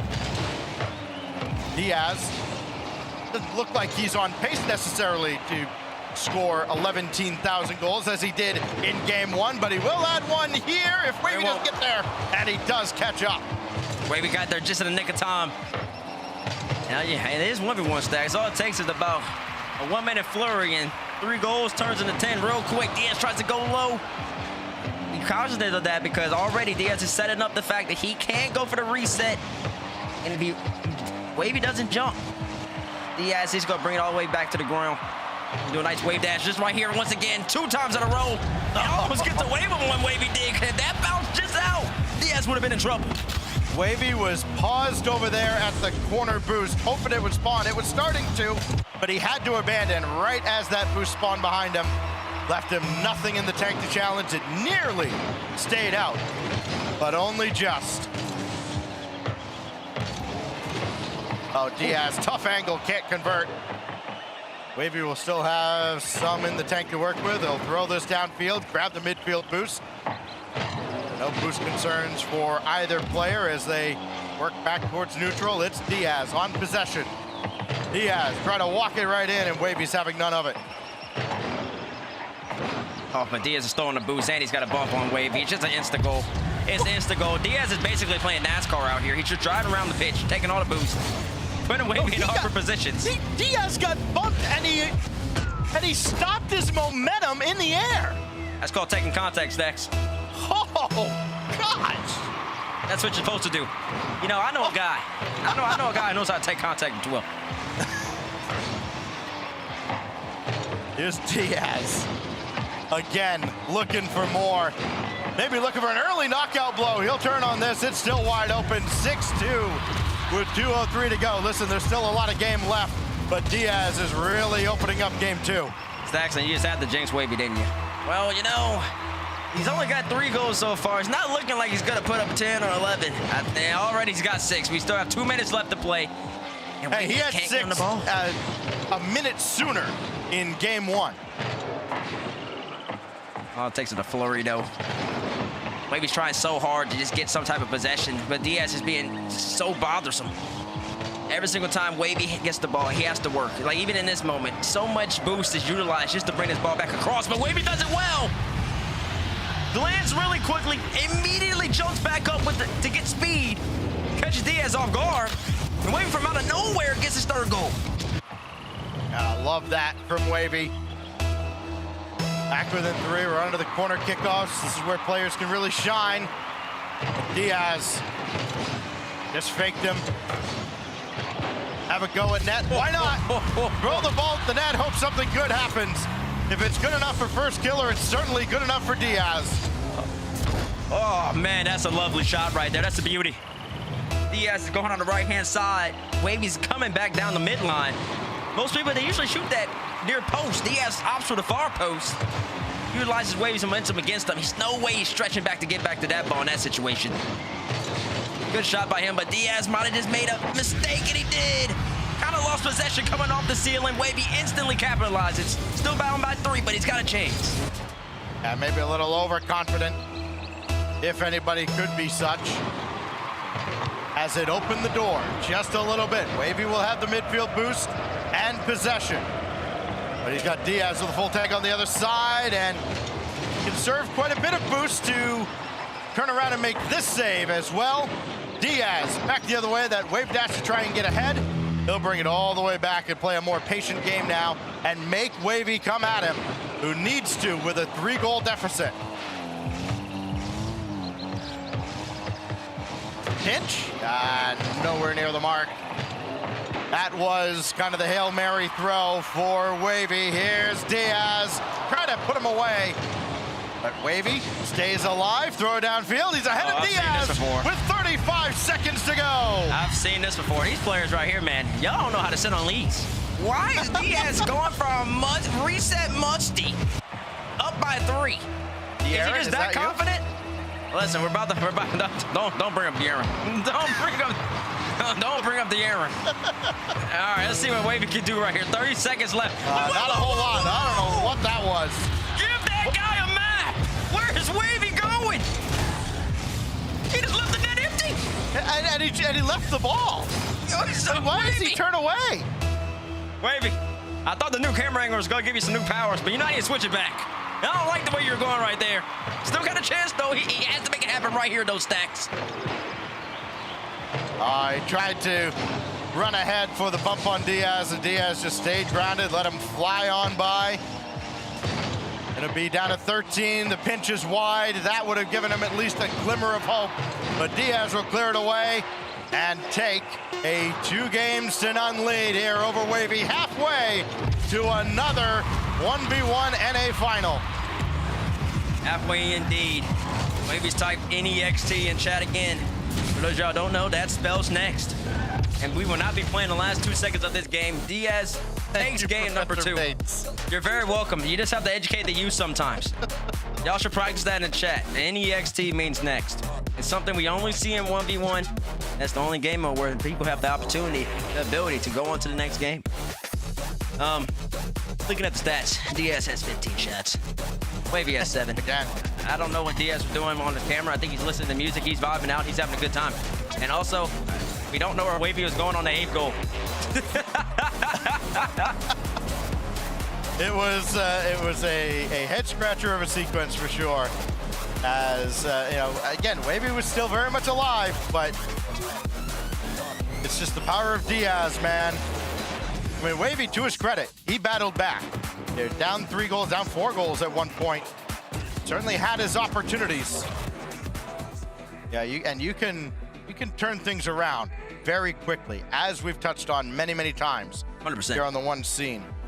But it can also start to pile up big time. You know, having those stretches where, you know, you're pushing a little harder to get back into a game and then you have it pulled away from you at the end.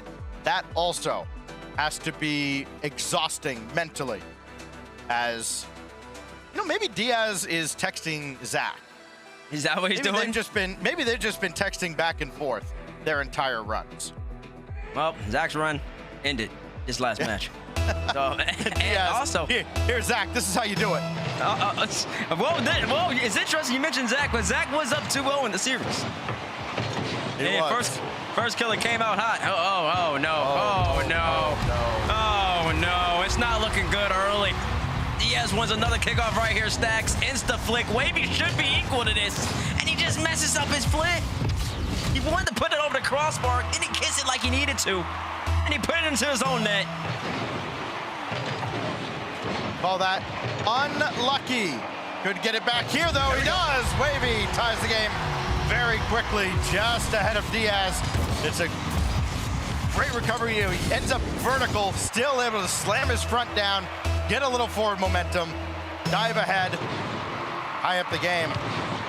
Have a difficult kickoff. But Diaz looking to do the same with a wave dash, and Wavy, more importantly than making the save, got it outside the post as well. Oh, and then Diaz just dunks him in reverse. He said, Wavy, you're just simply too readable. You got to switch something up. Diaz boosts away, hits the brakes. Expecting, gets on the inside of Wavy's hit, expecting Wavy to hit it out into the midfield. And he just backflips and puts it right in. And then Diaz wins another kickoff right here. Instant pressure coming. But the ball does bounce away, gives Wavy a little bit of a reprieve. But Diaz isn't done just yet. Oh, wait, he might just be, though. He messed up his recovery. Wavy gets a freebie. Look at that. How much boost did Diaz? So he's on 95 when he gets that touch. He burns 50 boost to go exactly nowhere, as he could not get any momentum forward at all, and Wavy counters. 1v1 is an interesting game mode. I'll tell you that much. Oh, Diaz, Wavy's got to switch the kickoff. I can't get on his perspective right now, but in looking at this, on the right side of the ball right there, but Diaz has been equal to that every single time. He always gets possession. Whether that's a delay from Wavy, getting more so goal side, something along those lines, just give Wavy a chance, because every single time, that little offset straight up kickoff, Diaz has won it basically 100% of the time, and that's put Wavy in a bad position. Wavy to the ground, and then Diaz just lets it go right on as he just drops this high bouncer. Poor Wavy, never had a chance. Oh my gosh. And he set it up so well. Last game, he actually didn't go for the fake. He went for the pop. Well, he went and utilized the ball to pop it off the wave dash. And that ended up working out for him. And this time he goes to fake. It's all about the setup. It doesn't matter, though. Okay, every single time Diaz does something really good, Wavy gets another freebie again. This is fantastic. You don't see it off the replay. Wavy going deep into his own goal, coming out the side wall of the inside of the goal to make the save and the quick counter. The long-range strike. Beautifully done. But again, all this effort that we see out of Wavy, it's just to get back within 2, just to get back within 1. See if he can get a lead in the middle to late stages on Diaz as he goes down by 2 again. Diaz just throw one away from midfield and it happens to bounce home. Yeah, and Wavy kind of gave it to him. Kind of similar along the lines of earlier in this game where Diaz tried to pop the ball off the wall and instantly recover. Wavy tried to do the same, but the ball just got too far away, gave Diaz just enough time to get back. Diaz didn't miss the boost right here. He's got to have a scramble. He does. He saves Wavy's shot, and now Wavy once again kind of gifting Diaz the ball. He does have the boost advantage, those stacks, but it might be dangerous. Oh, great touch by Wavy. Making the stop on a low boost Diaz, recognizing that he doesn't have anything in the tank to recover with, and that touch just ahead of Diaz gets him back within 1. Big kickoff right here. Once again, offset. Kickoff. Diaz has won him every single time. Wavy did try to change it up right there, try to just get a more of a wave dash kickoff. And it actually has favored Wavy a little bit, because now he's right by Diaz. Could have opened that if he gets the power, and he does. Wavy with the adjustments off the kickoff. Puts him in a position where he instantly uses the momentum of the wave dash, gets the mid boost, gets back into the play, dispossesses Diaz, and then instantly scores off it. Those are the type of adjustments you love to see. And he had to score quickly because Diaz didn't miss by much. Wavy's bought himself time to grab the corner boost and just got a piece of that offering from Diaz. Boost will spawn behind Wavy as he makes his foray downfield. He's got nothing in the tank, so he'll have to back off. Here goes Diaz, throw it right at the net. This time it doesn't work out as Wavy's got the save. And more importantly, as he bought himself time to grab the midfield boost, Diaz saw he was going for it. So Wavy will have to settle for his own. That gives Diaz time and space, and Wavy still manages to shut him down. What does he have up his sleeve? To the heavens, around Diaz, but off the crossbar. It's not done just yet, though. Stacks, Wavy has had a really good last 15 seconds, but it doesn't matter, though. Okay, he's died. Oh, man. He was playing so well, too. You kind of want to see the aerial goal go in. Off the reset, he hit the crossbar. And then this Diaz just gets a demo. And he just opens it up, changes, takes back the lead. Now the onus is back on Wavy to make something happen, yet again. That's one of the longer stretches we've seen with Diaz not getting on the scoreboard as Wavy just slips one under him, and we're level again. It's a lovely play from Wavy right here. Jumps up early while Diaz isn't facing him, so Diaz hears the audio, his audio cue. He knows Wavy's up. He's anticipating an instant shot. Wavy says, no, sir, I'm bringing it back down to the ground. And just kisses it right underneath his car. But once again, Diaz wins the kickoff. Did nobody watch the Mina 1v1 yesterday? Because I just watched TRK and Nubo go for the front flip kickoff every single time, and it was very effective. I would love to see Wavy or even Diaz and try to incorporate that. It just seemed efficient. Nobody was necessarily dominating. What's currently happening, Wavy is just losing on these kickoffs. Anything that's straight up, he's in trouble every single time. Well, Wavy only burned about 30 boosts on a drive towards the net that didn't amount to anything from Diaz, but then he wins this ball. Wavy must not have thought he had a flip or something. He didn't. Because he just sat under him and watched him go, huh, well, that's neat. He did it. That's perfect timing from Diaz. We're talking literally milliseconds on that flip left for Diaz right there. He held that to the very last second and got the job done. That's a beautiful play. Wavy shots to get a kickoff goal right here. Won't convert, but close it in. Only a minute 30 left in his game, Stacks, and now Diaz has full control, full possession. It's on Wavy. He's got to make something happen. 9 has been the magic number for Diaz so far in this series. 9-6, 9-5. Before Wavy has called to go next. Still a minute plus. Is on the verge of his 9th goal here, but Wavy, I couldn't catch that, so I'll have to wait patiently. Diaz, quarter of a tank, makes the save. And then Wavy just trying to stall out Diaz a little bit more, but it's not going to work out. Diaz got the clear, he got spun out. The Wavy, chance to take advantage of that. Diaz trying to live off pennies. Wavy forces it through with the flip resets. What a play from Wavy. Stalled out Diaz so Diaz couldn't get the boost. Diaz is working the small pads. Wavy, it was even a tough position initially to even start the air dribble. Still got the reset. Still goes right under Diaz. Only down by 1 now. Wavy with a never say die mentality. Oh, he had Diaz red, and then Diaz still able to go underneath and add his 9th goal. Wavy's got to have the courage of his convictions right here. You've read him. You pre-jumped him. You knew he was going high. Play the ball. He got scared midway through. It's just a moment of self-doubt. Gave Diaz the ability to go low. He went low. Is it enough? No. Diaz the save. Can he do it again? Good no, shot. He can't. Wavy back within 1 again. Good shot right there from Wavy. He's putting it on target right there, and that's the difference, because last game, Wavy put it too high, and then he couldn't follow. When you put it actually underneath the crossbar, the player has to respect it. Now, front phasing kickoff. Can I get this a front flip kickoff? Nope, no front flip kickoff. Wavy kind of delayed it a little bit in a way. I wanted to save some boost. That is playing with fire, and Diaz burned him. The kickoffs have not been in Wavy's favor. He even tried to go around him right here and then look for a bump. Diaz dodged it right over Wavy's head. Diagonal kickoff now. What does Wavy have up his sleeve here to try to make something happen? Diaz just goes for a standard wave dash kickoff, puts himself in position. And now it's all on Wavy. He's got to make it happen right here, right now. And you get a flip reset to set things up. He sure can. Oh, but he couldn't carry that through. Drop the combo. And Diaz up 3. Man. And it's the kickoffs.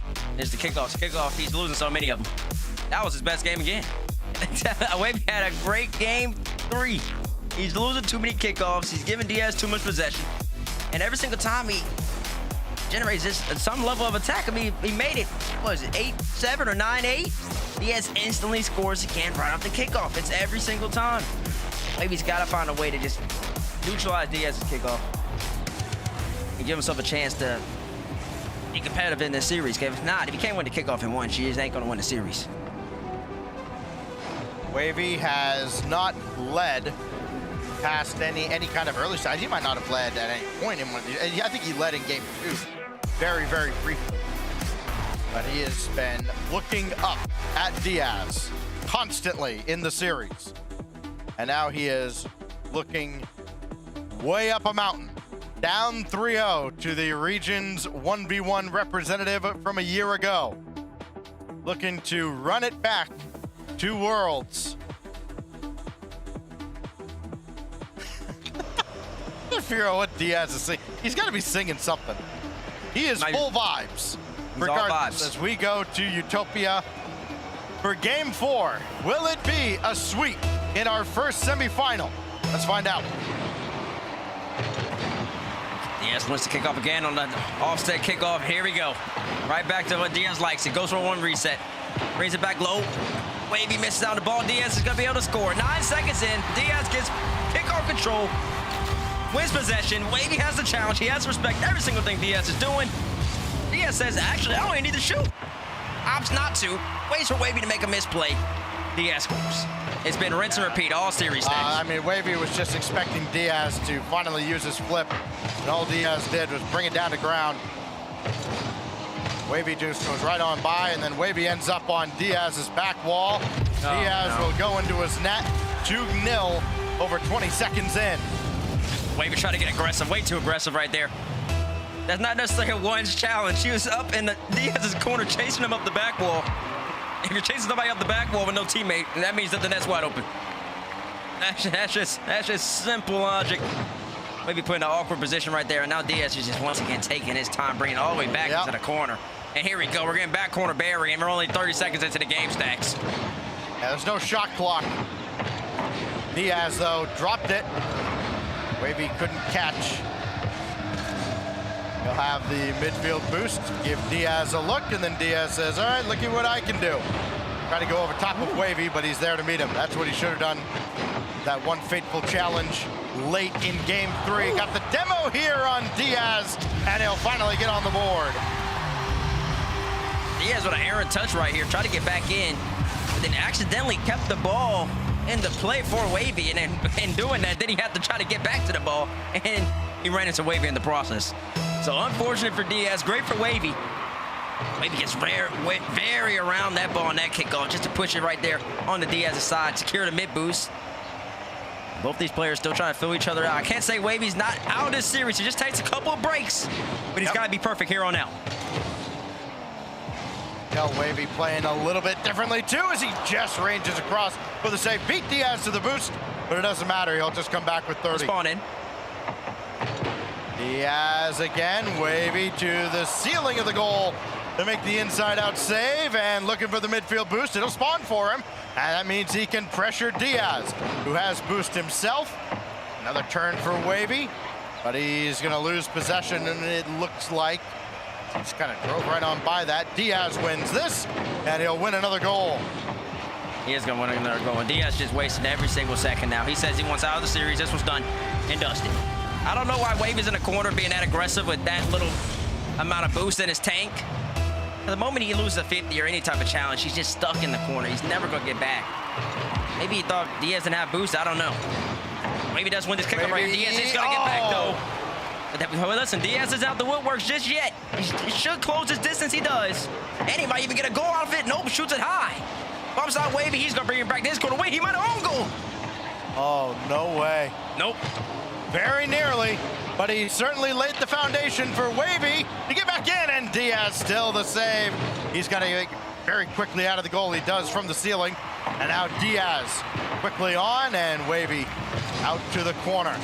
Very bizarre exchange for both players, and a longer rally than usual as Diaz patiently waiting.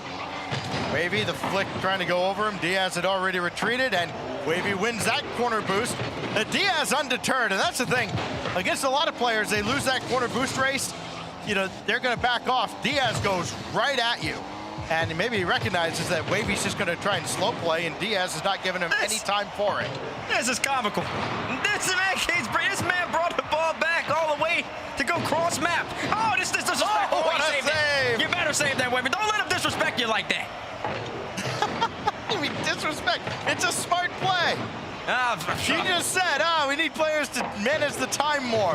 Then when they do, he's disrespecting him. No, it's not the fact that he brought him to the corner. It's the fact that then, not only did he bring it to the corner, he went for a cross-map airstrip. Good save what right a there save from again. Diaz. Wavy's doing so much, but it doesn't seem like it's going to be enough right here. No, No, he'll catch up to this. No, he's not catching up to it. Oh, wait, yeah, he did. He's not catching up to this. Yeah, he's catching up to that 100% of the time. Watch the game. I'm watching. Did he own goal? Oh, no, he didn't. Here goes Wavy again. I mean, somebody's going to score. This game ain't ending 3-1. Oh! Wavy! That's what you like to see from Wavy. Utilizing his momentum, goes off the ceiling. Musty! Double tap right into your net. Diaz puts out a nice one. And Wavy with some momentum, he did tell Wave. He's bringing out the aerial game. Maybe it's coming out of Utopia. He's going to need to see a little bit more, though. Stop the kickoff, and he does. Wavy slams the door.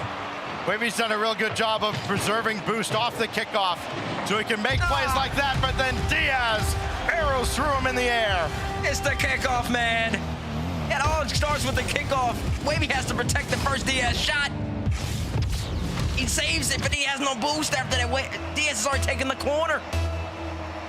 What does Wavy have here on this kickoff? Is he just going to roll out once again? He tries to do another Wavy delay. missed a boost pad. Could be a doozy this probably, and it will be. 2 straight kickoff goals in a row for Diaz, and that has been the story of the series. Wavy gets some type of momentum. He scores some type of goal, and Diaz instantly responds with the kickoff goal. And then Diaz very quickly over to the side where the ball went. He grabbed that midfield boost. Diaz, if he's going to mount a Wavy, if he's going to mount a comeback, needs to go all the way back to his own end and try to stop this from Diaz. He has done so. Maybe he's trying to fake that he doesn't have much boost in the tank. Try to bait Diaz in. Oh, and the musty goes right at him. The follow off the post, and nothing behind that last shot from Wavy. And that might have been the last gasp. Diaz for the knockout blow. 6-2, and Diaz to the finals. GG's from Wavy in the chat. GG's from Diaz. I think that means he's done with the series. Exclamation mark from Diaz. We haven't even really seen him be successful with his cross-map air dribbles. One that I think he's patented. As you see, he's just vibing to his music. He's having a good time. He was vibing the whole entire series. He was comfortable. It's a great series from Diaz. He moves on right back to a place that he's already known, a place he's won. The NA 1v1 Grand Finals. He was the winner of Evo versus First Killer. And Wavy, I mean, I can't say he had the greatest series, but he did have a really good series. It's just that it simply came down to the kickoffs. The kickoffs just really put him in a bad spot a lot of the time. And that plus Diaz's ability to just keep faking out into air stacks. I mean, it's just tough to overcome. There are two ways to look at 1v1s. There is the approach of, oh, it's just kickoffs. And then there's the approach of, yeah, it's kickoffs. It was the difference for Diaz. They were that much better. Who will face Diaz for the title of 1v1 NA champion? We'll find out right after this. Keith, I want to try an experiment. All right. To help you unbecome your parents, I want you to try a game called Rocket League. Ooh, is it a puzzle like my crossword? No, picture soccer. Okay. With a car. What do I hang my feet outside the window? No, not your car. But you said think of... It's a video game. Oh, okay, I get it. Where's the cartridge? No, it's an online thing. Is there a joystick? Not like the ones you're thinking of. But I need to get some quarters, right? No. I gotta blow in the cartridge. Again, like no cartridge, but you'll need a username. Username, huh? How about Keith_9914? The bathroom code? That's the only number I can kind of remember easily, so. Don't hold back, cause you woke up in the morning with initiative to move, so I make it harder. Don't hold back. Galvanize. Trajectory and balance look good. You're confirmed to go for orbit. Every day, Michelin innovates to move the world forward on the road and far beyond. Michelin, motion for life. Pressure's starting to build, though. Oh! It landed the bump, but saved it and Twisted Minds are looking to finish. Oh, what a demo. Oh, Stizzy, down field, down the jack. Open net, he doesn't have to hit it. Big shot, pass, oh, up high, not over, 0 seconds, it's too late, on the ground, Army points. That is how you take an opportunity, Ruas. Nudge the exotic out of the way to open the door.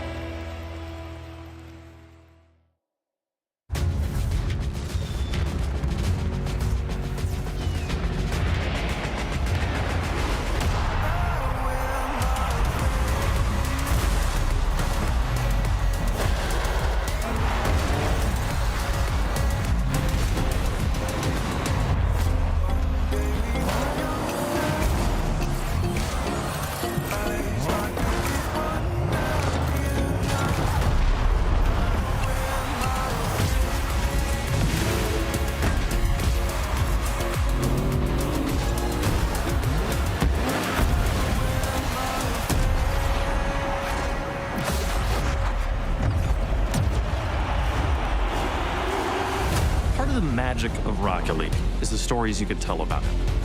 The 0-second buzzer beaters, the epic saves, the underdog victories. It's all there. As we return to this legendary arena, we'll witness Rocket League's story unfold together. Who will hang their team's banners in the rafters of Champions Field? It's time to find out.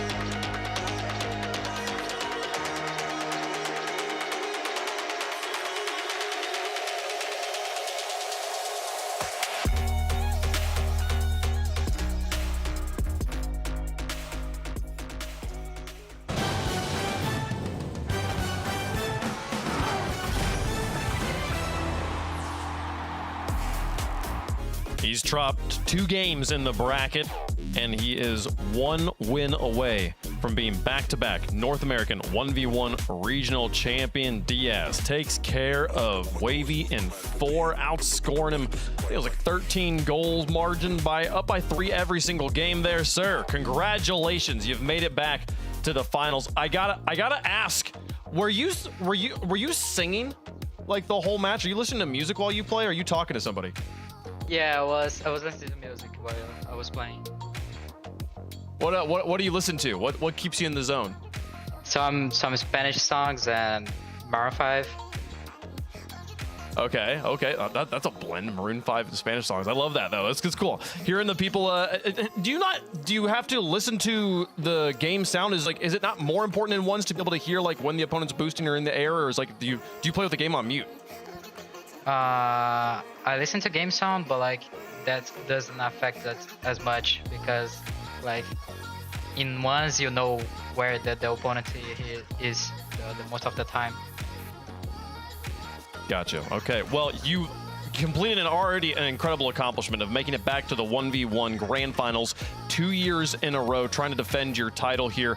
Has the competition this year felt different than last year at all? Has it been more difficult here in 2026 as the competition improved? I think it's still the same. Like in North America, no one grinds once as much as EU, so I think it's the same thing as last year. Well, you so far it looks like we're about to get a rematch if FK can get through EVO. That's the only match left before the grand finals. Who do you think's got it? You think FK is going to be there again? Yeah, FK gonna be there again. I think so. Alrighty. Well, I will not take up any more of your time. Congratulations on the win. Good luck in the grand finals, sir. Thank you, sir. All right, Diaz going to be playing for the title of champion again. Who will his opponent be? We'll find out here in a moment, gentlemen. But Johnny boy, he made that one look easy. Yeah, he really did. I mean, we kind of worried about Wavy's level throughout the weekend. He's just not been able to click. He's not been able to perform at the level we know he needs to if he's going to contend for this tournament. And yeah, I think for a moment in game 1 looked like he might be gaming, and then it all fell apart. Diaz is still just a different level.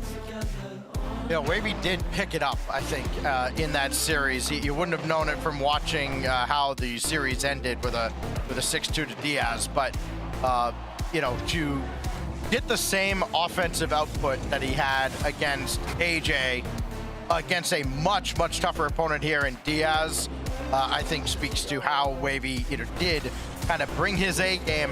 It's just not enough against somebody the caliber of Diaz, and listen, the guy knew he was a huge underdog going in. I don't think he put a lot of pressure on himself at all, and he played like it for the better part of 3 games. Wavy makes it to the top 4.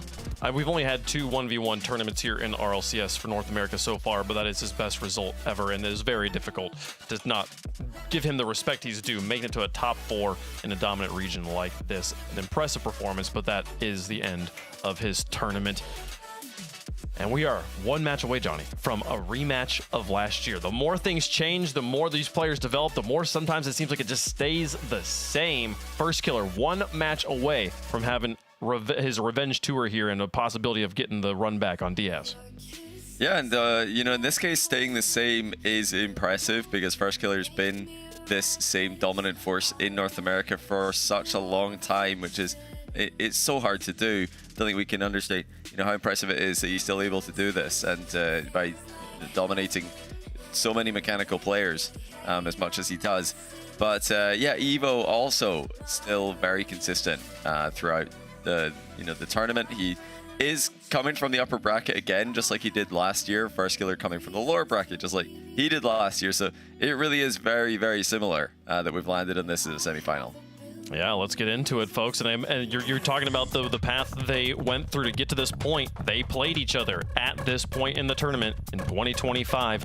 First Killer obviously coming out on top as he made it to the grand finals. Can Evo change history here, Stacks? It was a 4-1 last time in favor of First Killer. Evo's going to be trying to get those 4 games this time around in 2026. Yeah, well, you look at the path that Evo's had to get here, and this is, I think by far the biggest step up. At least last year, at some point during the tournament, he had to go through First Killer. He beat him in the group stage last year. to reach this point, and then First Killer got his revenge. Here it's been like, Mech, Kofor, and Bora in the Swiss. It's been Borky and Zap in the groups. It's been AJ, and he did sweep AJ, which, the way AJ was playing, I think is a great win for Evo. But this is the point where we're really going to see what Evo is made of here in the semifinals. I love this camera angle, looking at the left ear there of Evo, and his left eye has also made the frame, including his goatee as well, a little bit of the left side of his mouth. I mean, he's not got the whole face in there, but in fact, as he leans out, we've almost got none of his facial features. He might need to work on the positioning there of the camera, but in-game usually no issues with positioning for this guy. He does have very solid positioning. According to the stats trackers, we have these two have played at least one time before on the season here early in recent history. It was 5-1 though in favor of First Killer. So a lot of history looks like First Killer is the clear favorite. We've seen so far today the favorites have been winning. It'd be kind of a boring day, Stacks, if the favorites won the whole way down, right? So that must mean that Evo's got this, right? Since we love one-word answers around here, no. I learned my lesson going against First Killer. Granted, Zach looked great for a couple games against First Killer, but yeah, First Killer, heavy favorite here. I have to imagine we're going to get a rematch of last year's finals. Okay, Johnny? I think this is going to be a good series, but I have to respect First Killer's earlier performances in the tournament. Even though he's coming through the lower bracket, Evo's coming through the upper bracket. Simply the fact that First Killer took Evo to game 5, or no, sorry, not Evo, Diaz to game 5 in the groups, makes me think that he is on that similar level as Diaz. And if he's on Diaz level, he's got to be in the grand final against him. So I'm the same. I'm predicting a rematch from the last year's final. I think if there was going to be an upset today, it was going to be in the match previous to this when Zach was able to get those first 2 games up on First Killer. The fact that First Killer locked that series down to get to this point does not spell well for Evo. It's going to be an uphill battle. I do have First Killer here, but Evo has earned an opportunity again to get a rematch against the player that knocked him out of the tournament last year, and he'll be trying to make that grand finals this time around. We've got him fully supported on the desk. Chat has First Killer here as well, 81%, one of the highest percentages we've seen in the tournament. It's time to find out who's taking on Diaz in the grand finals here. The title of 1v1 North American Regional Champion hangs in the balance, and only 3 players remain in the competition. Only 2 will get the opportunity to play for it. Who will it be, Evo or First Killer? Let's find out. A complete sweep from the desk for one of the greatest 1v1 players in RLCS in North American history, aka First Killer. The desk is backing him. The question is, can the new guard, the young guard in Evo, the person he played in last year's semifinal, can he get the job done? Let's find out. Game 1 brought to you by Progressive. It's your boy Bates. It's your man Fear. And it's Evo and First Killer going neck and neck against one another. Yeah, we'll see if Evo can get over the big brother complex that First Killer has on all of North America. First Killer is even looking back at Evo and slowly walking this one in to just really rub in the fact that Evo's going to make the first mistake of the series. He actually had first possession there, but not able to hold on to it, ends up diving past First Killer. He's trying to play quickly. He'll need to play quickly, but he needs to stay within his limits if he wants to stand a chance. He will. And listen, I want to ask you a question. Because, we had me and Stacks in the cast last game, and, we're not as, I would say, as educated on the kickoff intricacies as you and Johnny are. Well, what are you expecting to see out of these 2 on the kickoff? Because I saw a lot of things last series, and I kept wanting some adjustments from Wavy, but it just never happened. Well, interestingly, we got an interview with Evo earlier in the tournament, and what he said about the kickoffs was he doesn't think about them. So, I mean, it doesn't mean that he isn't adjusting naturally. Like, the reality is he's such a good player that he probably is just noticing trends without maybe actively thinking about it. So, I'm not sure we're going to see tons of different mix-ups, though, from Evo's end. First Killer's had a really solid kickoff. He's going to get a demo and should be able to convert that. Evo, even picking his respawn doesn't save him. It's 2-0, so, I mean, we'll see. As we get going, we'll have to keep in mind that Evo says he doesn't think at all, see if he actually adjusts in any way. This is a diagonal kickoff. He did slightly delay it intentionally, but he loses it horribly. Yeah, and it almost went very bad for him, too. He looked like an old-school 2017 scrub killer kickoff right off the outside wall straight into your net. One of the greatest kickoffs this 1v1 scene has ever seen. And honestly, a thing that made kind of put ones on the map as First Killer kind of gets hit by Evo, and Evo just pops it into the net. Evo scores his first goal of the series. Yeah, First Killer, big greedy up high on the back wall of Evo trying to get an interception. You have to be sure that you're either getting the ball or the car when you go up that high, because if you get neither, you can bet that the opposition is going to be taking it all the way to your net. First Killer, seeing the early fake challenge, does try and flick over the top of it. Evo's going to back off, and First Killer, a soft flick. We've seen tons of power shots from him earlier that have a ton of strength. His flick game hasn't shown nearly as much power, but he's got Evo on the wrong side of the ball right now. He has to swing his way back around. He actually manages to do so. No boost for either, but Evo, an opportunity to make a quick play. I'm actually surprised that he rotated so far out. It seemed like he could have forced the issue more and maybe prevented First Killer from getting his wheels set in defense, but because he allowed that, now First Killer chasing him down and might be able to break up this play. Yeah, and this is one of the few matchups, at least in North America, you let me know, that I find it to be where First Killer might not be the fastest person on the pitch. Evo is constantly zooming, he's constantly playing Mach 90, moving with such pace, trying to make it awkward for his opponents. And we saw that yesterday against AJ. He just kept going and going and going, didn't really give AJ opportunities. The First Killer, I think this is the experience he's gained over his years in RLCS. He can see just playing like a little net, Evo. He's just gonna pop it right by you and score for Eevee. Yeah, you know, First Killer, he's got speed and efficiency. He makes it effective. Evo right now is matching the speed like he talked about, but he's getting exposed on these little pops. First Killer sees him coming. A little demo. This is a nice touch to himself. Wait, he missed this. He missed this. That was an open opportunity. He had a little wave dash turnaround. Just needed to get it on that right side of the net. He did not make contact. Evo's going to pop it over the top of him. Now Evo's going to get a goal the same way. 2-goal swing right there. First Killer on that little pop with the backside of Finnick. He set it up so well. It was so tough to even put the ball, honestly, in a quick scoring position, especially with the kick, with the spawn in, the demo spawn and update. He did everything he needed to do but put the ball away, and then he challenged Evo with no boost. And rather than it being 4-1, it's 3-2. Yeah, huge swing. Evo passed himself off the back wall. First Killer is there to try and stop him from getting possession. But First Killer is going to back off. An interesting decision from Evo to just shoot it out towards him, because if you're going to have a defender back off, you can slow that play down and maybe control the ball. He does tip this around. First Killer, problem is he doesn't have any boost to work with, so First Killer is going to be able to get the possession.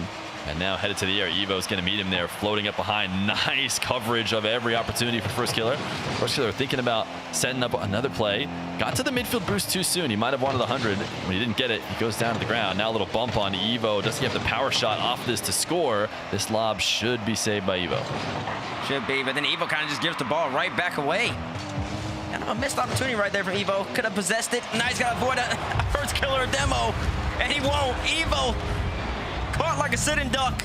And it all starts because Evo, on a very simple pop shot from First Killer, just got to float it at the net.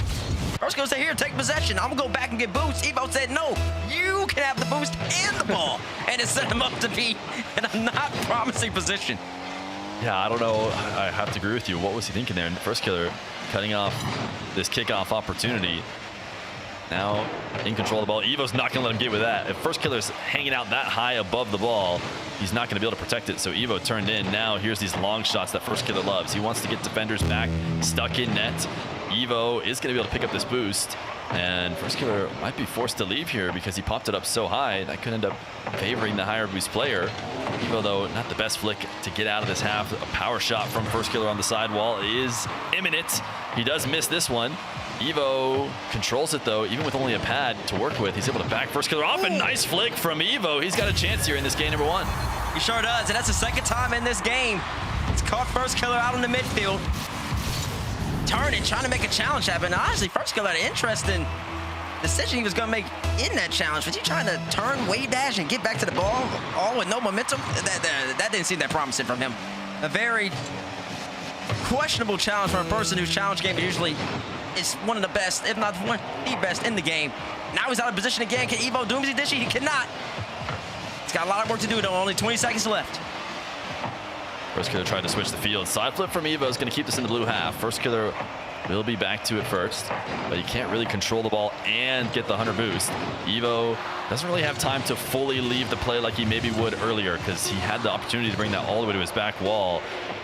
Now he's gonna have to do something in the air at 0 seconds. He might be able to get under this, but first killer taps it away. Wait a second, chance for Evo, flick over the top. This one's still floating in the air. First killer gets just enough of a 50 to get to the ground. Wait, first killer's keeping it up.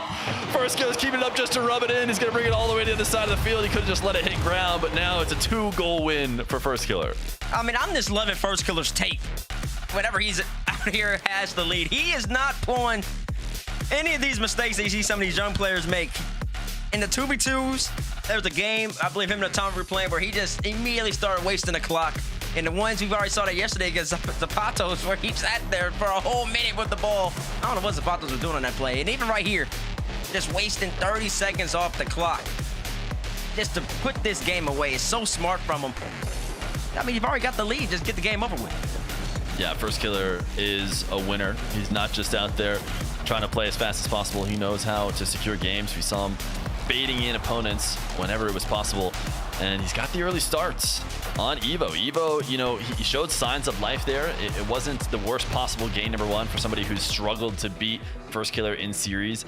He's able to at least keep it close, keep it lower scoring. Maybe that will end up favoring him as this series goes on, but ultimately first killer keeps it up, and that to me plays to your confidence, and it goes to show just how first killer is going to believe that he has the edge here. Until proven otherwise, he's historically had it, and he's so comfortable that he doesn't like feel like I need to hit this ball to hit the ground. You never know what's going to happen. Like, oh no, I'll catch it, I'll carry it, I'll do whatever I want.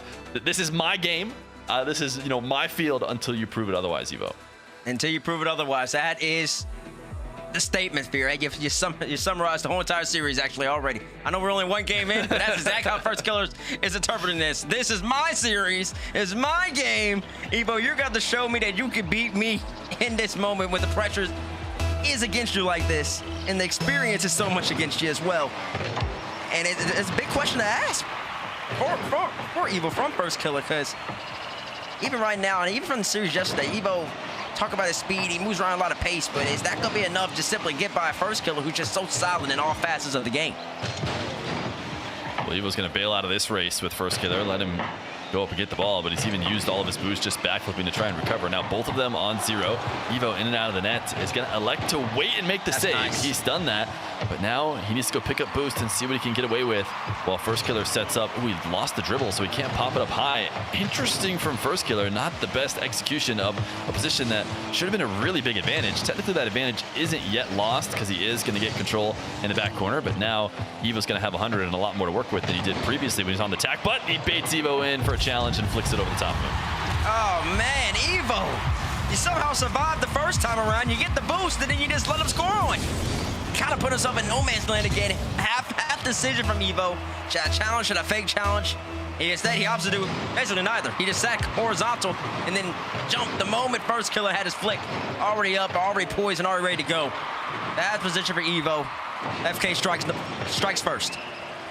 Maybe he can condition first killer a little bit in order to, you know, expect those early challenges. Maybe first killer at the midfield throws the ball away a bit more often. Great save from first killer. Actually gets a great bounce to roll it away. It'll still be Evo's.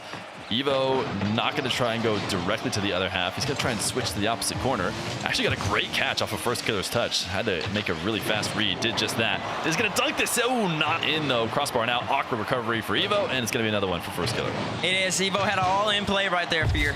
And it wasn't a bad all-in play either. I mean, you got to sometimes go for that, even in 1v1. And it almost worked out for him. Hits the crossbar, but that's okay. That is okay for Evo. Those type of plays, he stays confident in himself. He should be able to put those away later on in the series. But FK gets down right there and goes for a musty. Oh, no! Oh, no! You don't want to see that.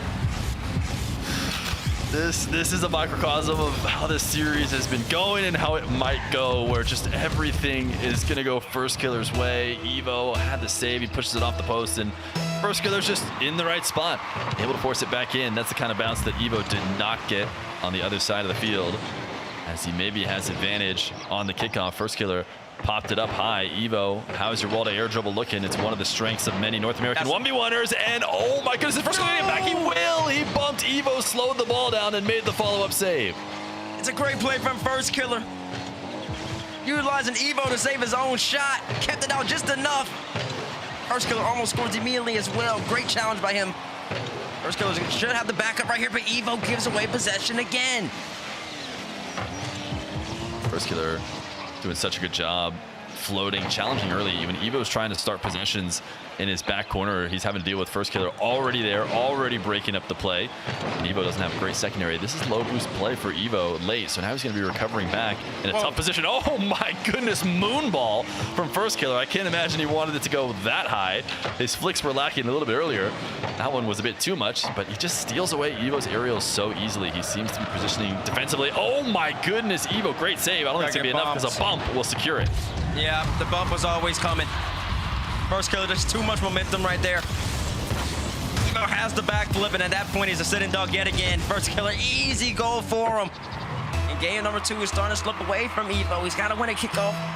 And not only that, but he also has to establish himself on offense, start generating multiple attacking opportunities, not just a one-off all-in, not just an air dribble, not a one-off shot, but multiple shots. String them together, give himself a chance.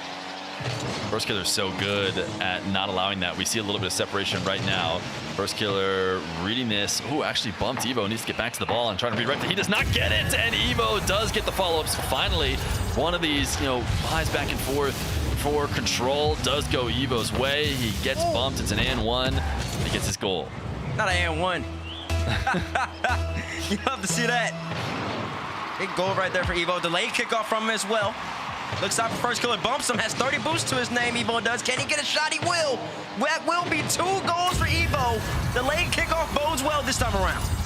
And I'm not sure if you're going to get to see this, but Evo had a full-on camera pull on. He kept ball cam on and he searched around to try and see where First Killer was so he could line up that bump and make a quick play.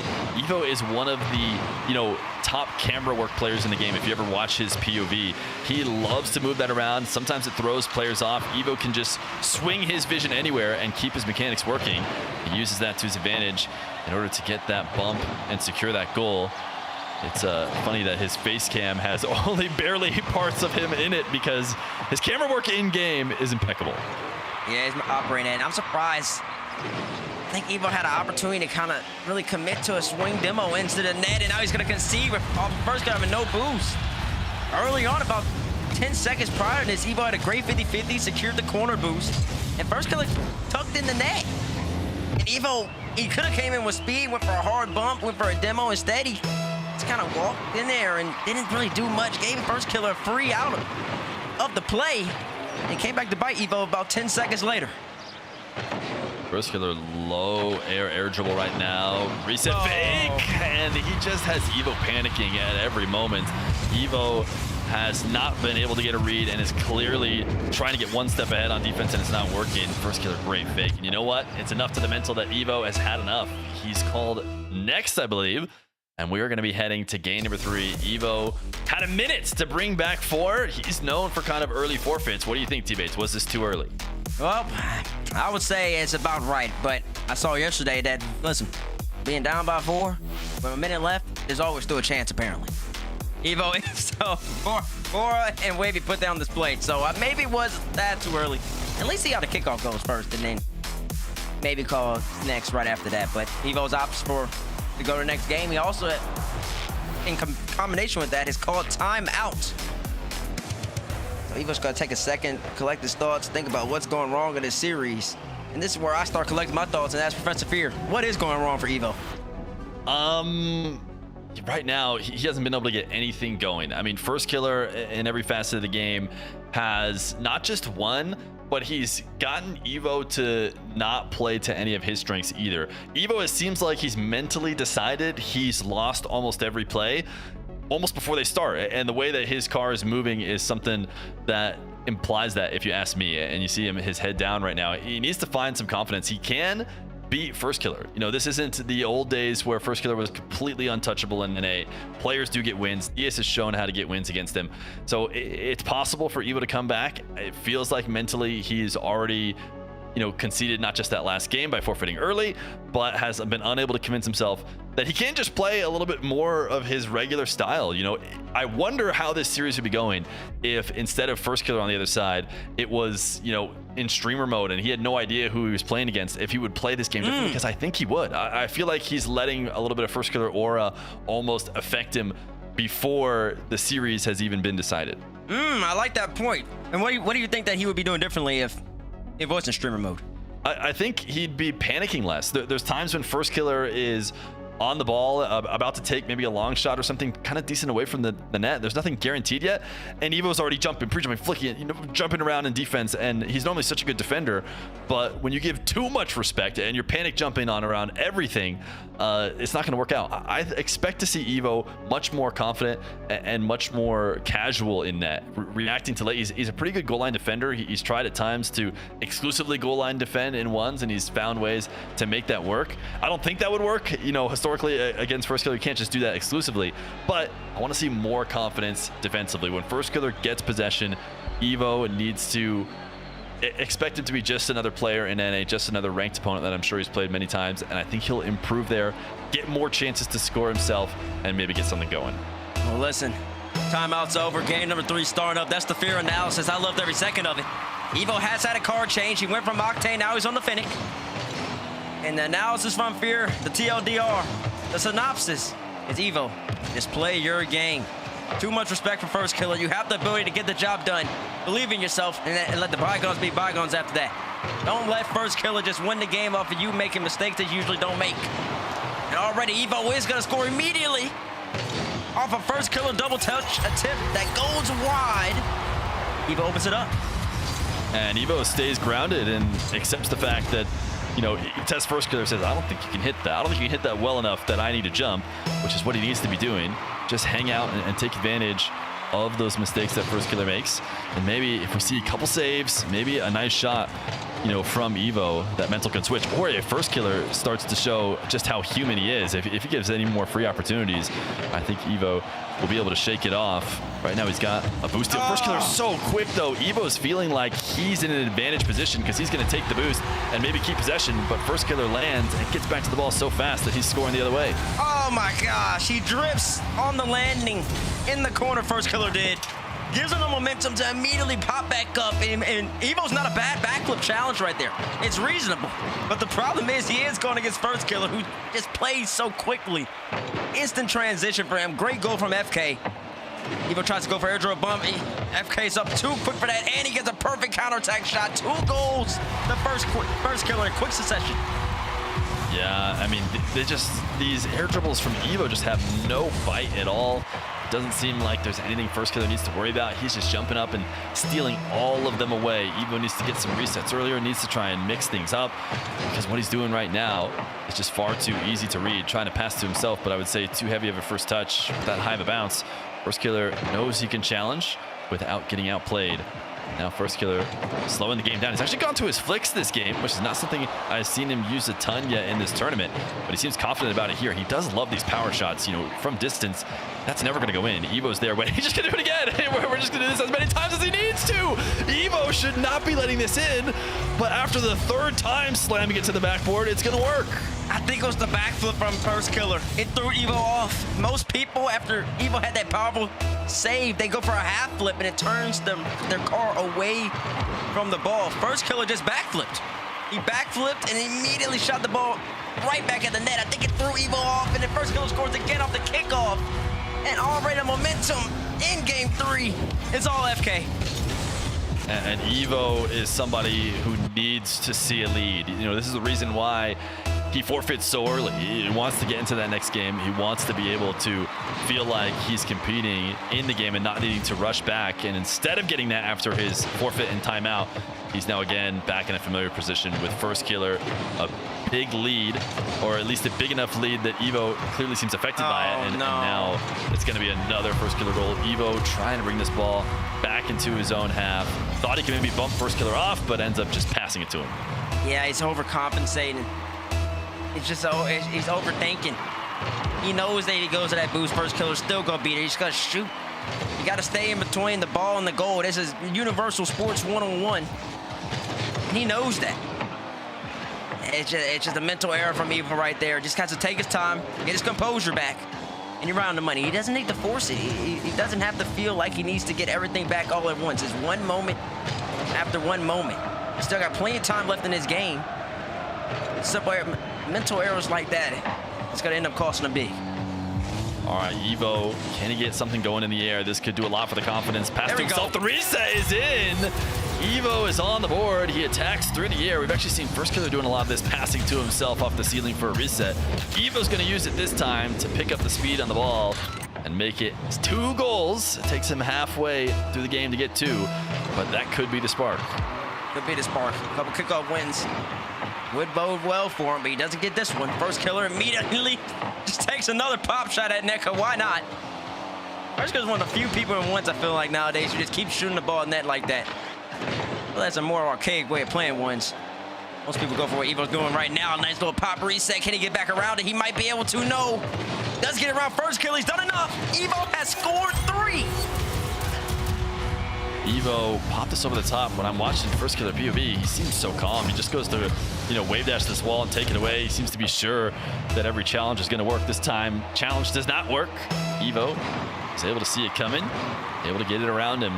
Question is, can he close the distance here and make it feel like we're a kickoff away from him taking over?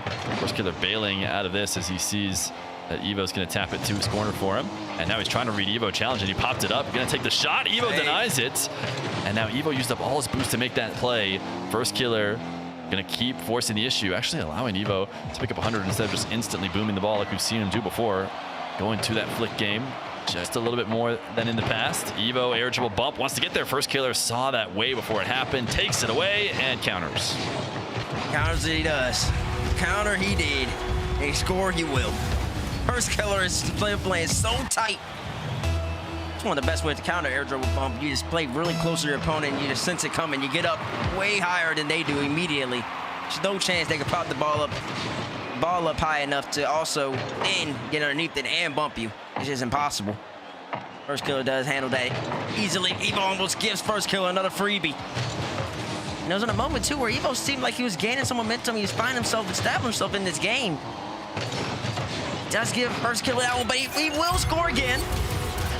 4 goals now for Evo. That's what, just constant pressure right here. Puts FK in an awkward position, gets right back around the ball, and just taps it on in. Yeah, pretty impressive diagonal flip. He jumped up and was actually not angled to win that challenge as good as he was going to. But then diagonal flipping to control it easily. First Killer electing not to hook shot here. He's going to try and get Evo starved out and on the goal line, and will swing around to steal boost. Evo got a good enough 50 that's going to swing out to the other side of the field, allow him to pick up 100. And maybe if he can get a goal here, he can entertain winning this game. He got it over the top of First Killer. Can he get back around? No, he's not even going to try to. He backs away and lets First Killer tap it. And now First Killer, who has been playing his leads well, might look to do that more here. He's going for a fairly safe shot that keeps him on the ground and around the ball, and he's got a follow-up and got a 7th. Evo's got to recognize First Killer's not going to go goal side in his first challenge. He's just going to go around.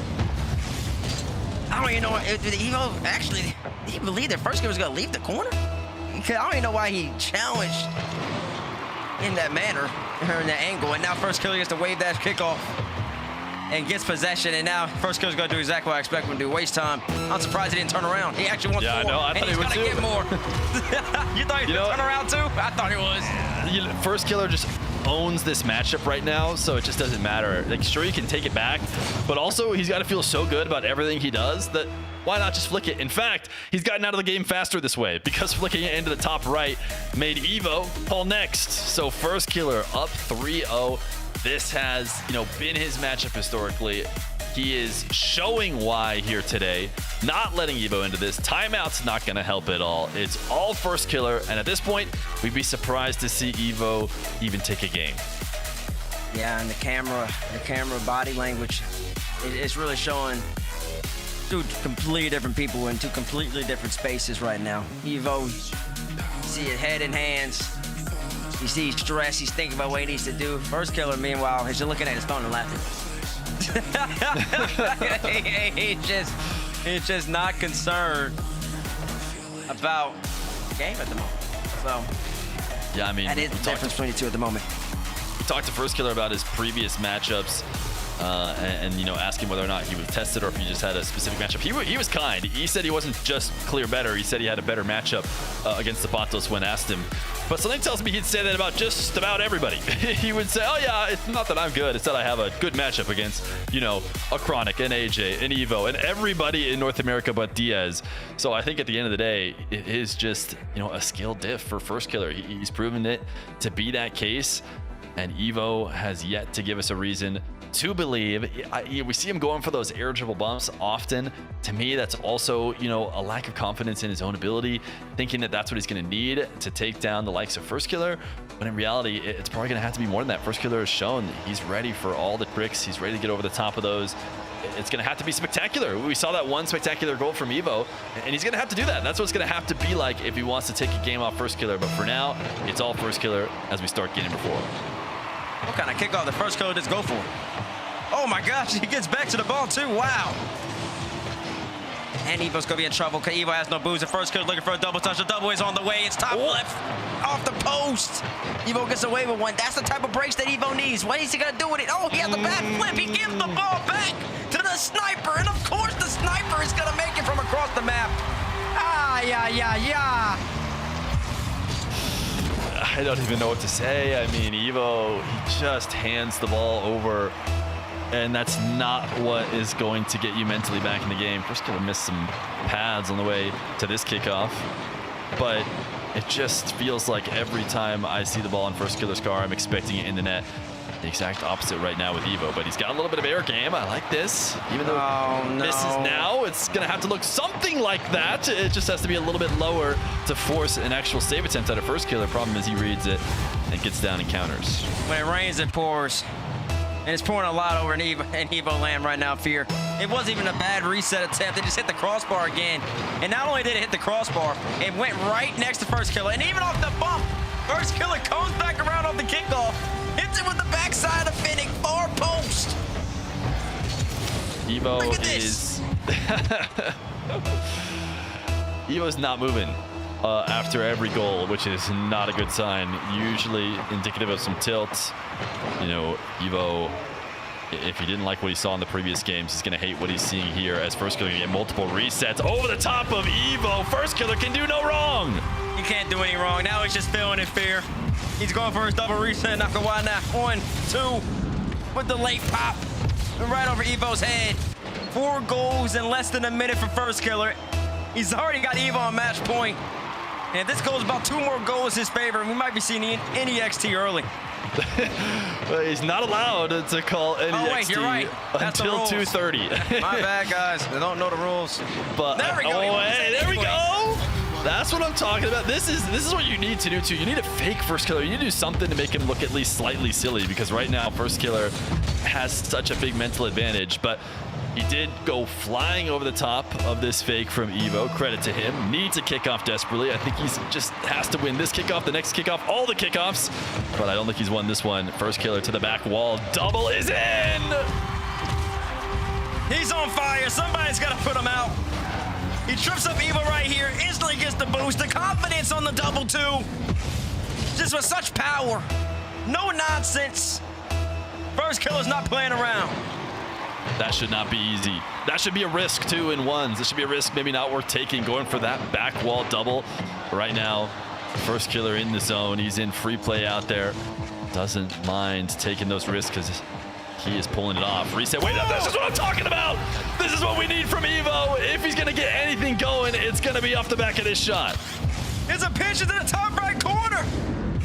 Look at the power. 72 miles per hour from Evo. Just puts it in nice and clean. That's the type of momentum he needs. Those are the type of plays that will give him a little bit more confidence in himself. Still got to contend with the First Killer kickoff, though. How does he manage it? Stops FK right here. FK kind of gives away the ball. Evo keeps it close. All right, he throws it away. Can he get back to it? No, he can't. Trips up First Killer, though. Evo still with possession right here. Trying to get by FK. He might just be able to. Gets a little wave dash. First Killer, no boost. Evo's not done just yet. The attack is on. Pops it up high. Gets one reset. First Killer is equal to it, though. The shot was too timid. Yeah, way too easy of a save. First Killer now. Reset the other way. Fakes. you on Evo's POV right here? No, I wasn't. I was on First Killer. I'll check Evo POV. Where is he going? He went for the boost in the corner. Yeah, you're right. Yeah. He should not have swung that wide by any means. Did not stand a chance after that. That's a mental error from Evo at that moment. And now First Killer just playing with his food. He's going to get the boost. Evo does get possession, though. It's not that bad from him. 2 wave dashes, and he gets a 52.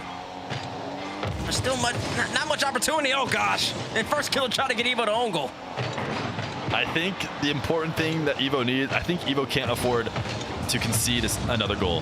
If he does, he's now in the range where he's allowed to forfeit.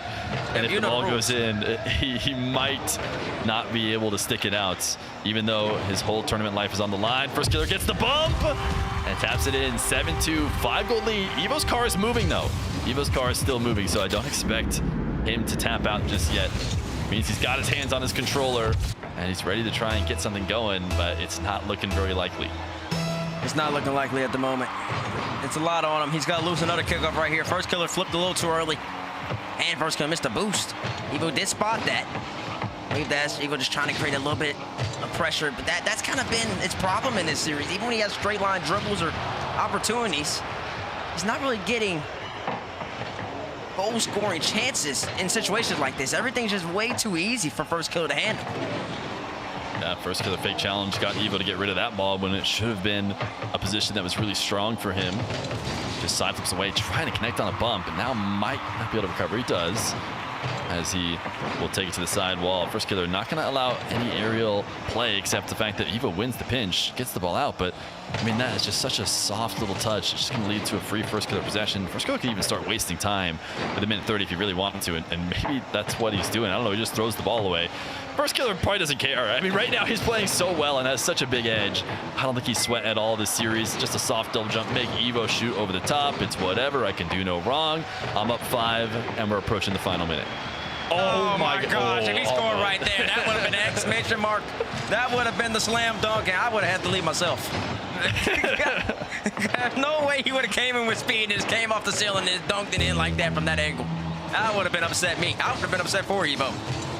This is starting to look like free play though right now. Yeah, it is. I just feel like both players are just kind of tapping the ball around, not a real plan. Evo is going to score, but you know, First Killer, like I said, Evo's scoring because First Killer's kind of decided it's free play. Like, you know, I don't know if he's mentally thinking about how he's going to do against Diaz later, but he definitely is not worried about this game. I mean, Evo's going to need to string kickoffs together.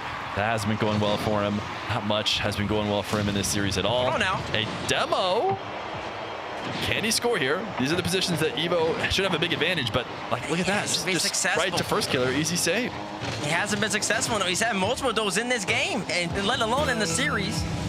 And he just has not been able to get the ball by FK, and I just don't understand what's going on with Evo's attack. And oh gosh, he's brought it to his own quarter with 20 seconds left. Yeah, this was all. This was all but done and dusted. This is 15 seconds of free play now. Evo.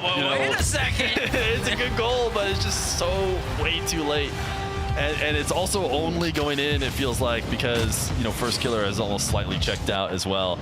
I mean, maybe I'll eat my words if we see 3 straight kickoff goals, but this looks like First Killer's series. Never know. Y'all do say one's a scripted. Well, it's not that scripted this time around, you're right. Yeah, it's the least scripted, but hey, maybe the grand final will be scripted. Evo, not a bad result. Top 4 is something you can hang your hat on, but man, he ran into the wrecking ball of First Killer. And First Killer Diaz is going to be a rematch of the grand finals last year. Diaz was saying people have not been grinding in ones. It hasn't changed much. Well, he's going to have a rematch against the same guy. Still a rematch against the same guy, indeed. I don't know. Maybe more than 8 players need to play 1v1. At the moment, it looks like it's First Killer and it's Diaz, and everybody else is nowhere near. What do you think about that? Yeah, hey, you don't have to tell me twice. Let's get everybody in there. I'm not sure if I can convince these pros to play, but if one thing is clear, is that we need some new blood to try and take down a First Killer or a Diaz, because if they don't show up, it's going to be them over and over again. We are headed after this break to the grand final of First Killer and Diaz. Heath, I want to try an experiment. All right. To help you unbecome your parents, I want you to try a game called Rocket League. Ooh, is it a puzzle, like my crossword? No, picture soccer. Okay. With a car. What do I hang my feet outside the window? No, not your car. But you said think of... It's a video game. Oh, okay, I get it. Where's the cartridge? No, it's an online thing. Is there a joystick? Not like the ones you're thinking of. But I need to get some quarters, right? No. I gotta blow in the cartridge. Again, like no cartridge, but you'll need a username. Username, huh? How about Keith_9914? The bathroom code? That's the only number I can kind of remember easily, so.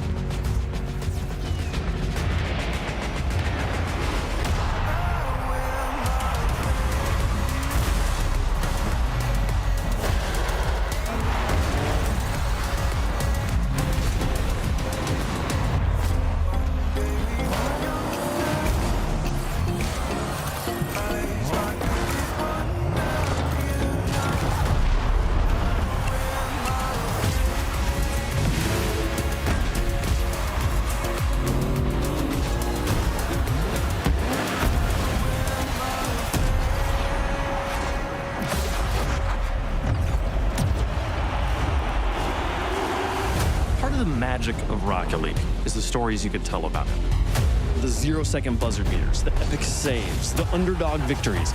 It's all there. As we return to this legendary arena, we'll witness Rocket League's story unfold together. Who will hang their team's banners in the rafters of Champions Field? It's time to find out.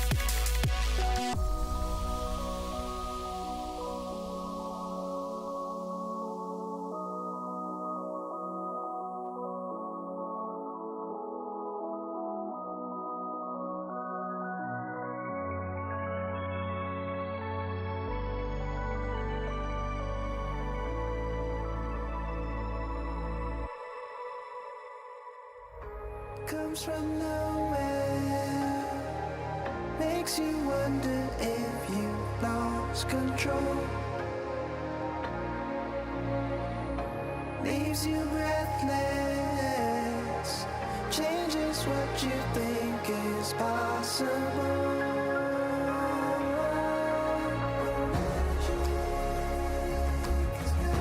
Got me too. Brought me to you. It's got you too. Your magic's true. Your magic's true.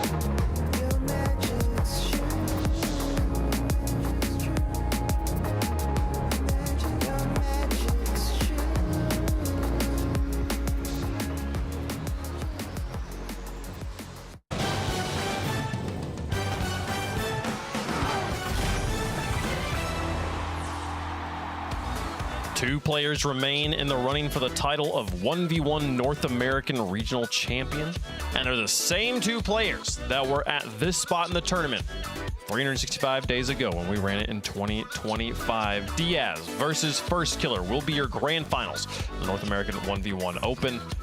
And you know, it feels like we could. Are we just saying we could have just emailed in the whole tournament here, Bates? Because like these guys are so good. Well, listen, that's what I was telling Johnny. A single limb bracket, we would have been here about 2 hours ago. Oh, stop it. 2 hours ago. Okay. Because it was inevitable that these two players were going to play each other. They're simply just the two best in the bracket. There's a question mark of where Daniel is relative to everybody, but Daniel keeps not signing up. So at the moment, we got First Killer and we got Diaz. And even in this series, I mean, it was back-to-back 4-0, 4-0s, and they did it so effortlessly. It felt like both of them were just vibing, just getting W's. What stacks? You know why? You know why we don't do single elimination? Because then the other regions would also have to do that, and some regions in this world actually have some depth. Tyler, this region. Listen, we've known it was going to be these two in the finals. You know, kind of in the back of our minds at the very least for a long time. They both win their semifinals 4-0 and First Killer. You know, I mean, give Evo a lot of credit. You don't get to be in the top 4 without having some game yourself. But he ran into an absolute buzzsaw. And I don't know that First Killer necessarily did anything that you look at and go, oh, yeah, like this is why he's just straight up better. He just played solid the entire series and, you know, had just felt like superhuman reflexes. This is going to be a fun final. Last time they played, it was a 4-0 in favor of Diaz. Diaz has only dropped 2 games in this bracket so far. Can First Killer change the story here in 2026? He has earned himself the opportunity, and you know how much it would mean to him to be the 1v1 North American champion. Let's get into it. The grand finals. First Killer for Shopify Rebellion and Diaz for SSG. It wasn't a particularly close 4-0 in 2025 either. It was 3 to 5 goal games every single time. So Diaz absolutely has a expectation around this match. Has a what's the word I'm looking for? A standard to meet. He has set the bar for himself very high. But First Killer just continues to get better at the game, Bates, and this might be his year. That's right. It might just be because even though First Killer did get swept last year in the grand final in this same match, they did play in this bracket on Friday in groups, where First Killer lost in 5 to Diaz. Diaz went up 2-0 in the series, and the First Killer won game 3, 10-9. He won game 4, 7-3, and he lost game 5, 7-8. So if going off recent history, First Killer has elevated. He's leveled up. He can compete against Diaz now in the year 2026. The question is, can he compete against Diaz, who's vibing out the music like he has been so far? Because we saw him vibing out earlier, and it looked really good for him. Here's the difference, though. You know, that's Friday, and you know there isn't the kind of pressure that players are under when Sunday rolls around. And you know, watching, I mean, First Killer absolutely laid waste to Evo. He came ready and locked in. But the way I watched Diaz take down Wavy, it just felt like it didn't feel like there's anybody in this region. You know, we'll get into it in a moment, but it didn't feel like there's anybody in this region that actually can keep up with him on a 1v1. And you know, Diaz has consistently brought it from Friday all the way to today.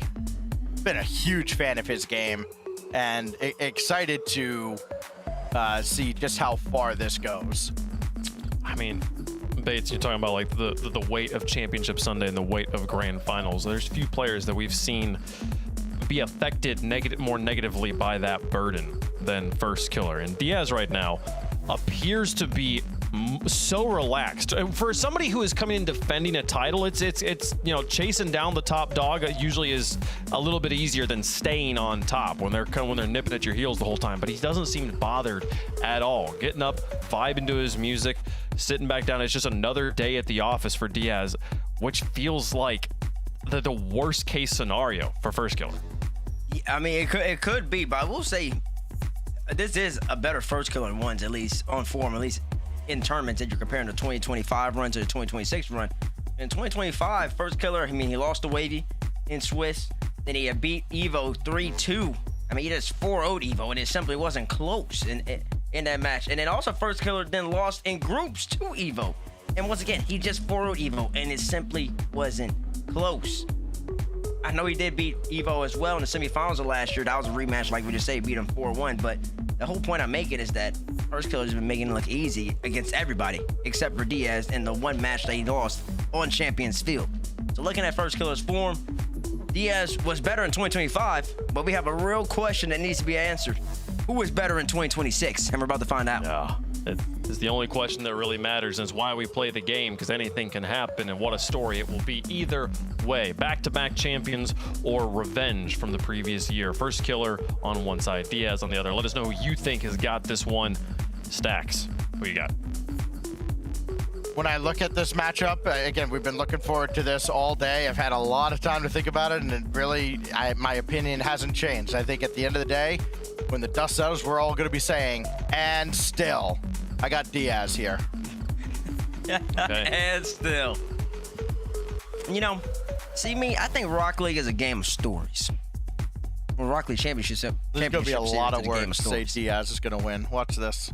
It's one of the best parts about Rocket League is the stories you can tell. Exactly. Yeah. And and some of the best parts are they. I like that from your wave. And I just think that First Killer, a person who has not been able to get it done in threes, a person who's been heralded for so long in North America, I think it's just it's poetic for him to go and play ones, get better at it, and then rep North America, go to Dickies Arena that we still have yet to see a North American come home victorious and get the job done. So give me First Killer in this matchup in the rematch against Diaz. And I think he's going to go on to Dickies. He's going to put on a show against Nas. Hey, my parents read me fairy tales when I was a kid, too. Look, I think it would be an incredible story, and I do think that's the whole reason we like sports in the first place is getting to see this drama happen. But here's the thing, I've talked to First Killer yesterday and asked him, what do you do? How do you balance preparing for these 3 different game modes? He said, I'm really not preparing for one. I'm just kind of showing up and playing. That's not that great of a story here. And the story time and time again has been he gets to this point and struggles, and it makes me, I hope for it. And I'll be amazed, I'll be so happy when I see him finally get past it, but it doesn't make me believe it's gonna happen right now. When Diaz is looking as good as he is, the story of the back-to-back is incredible. I think Diaz has this in the bag.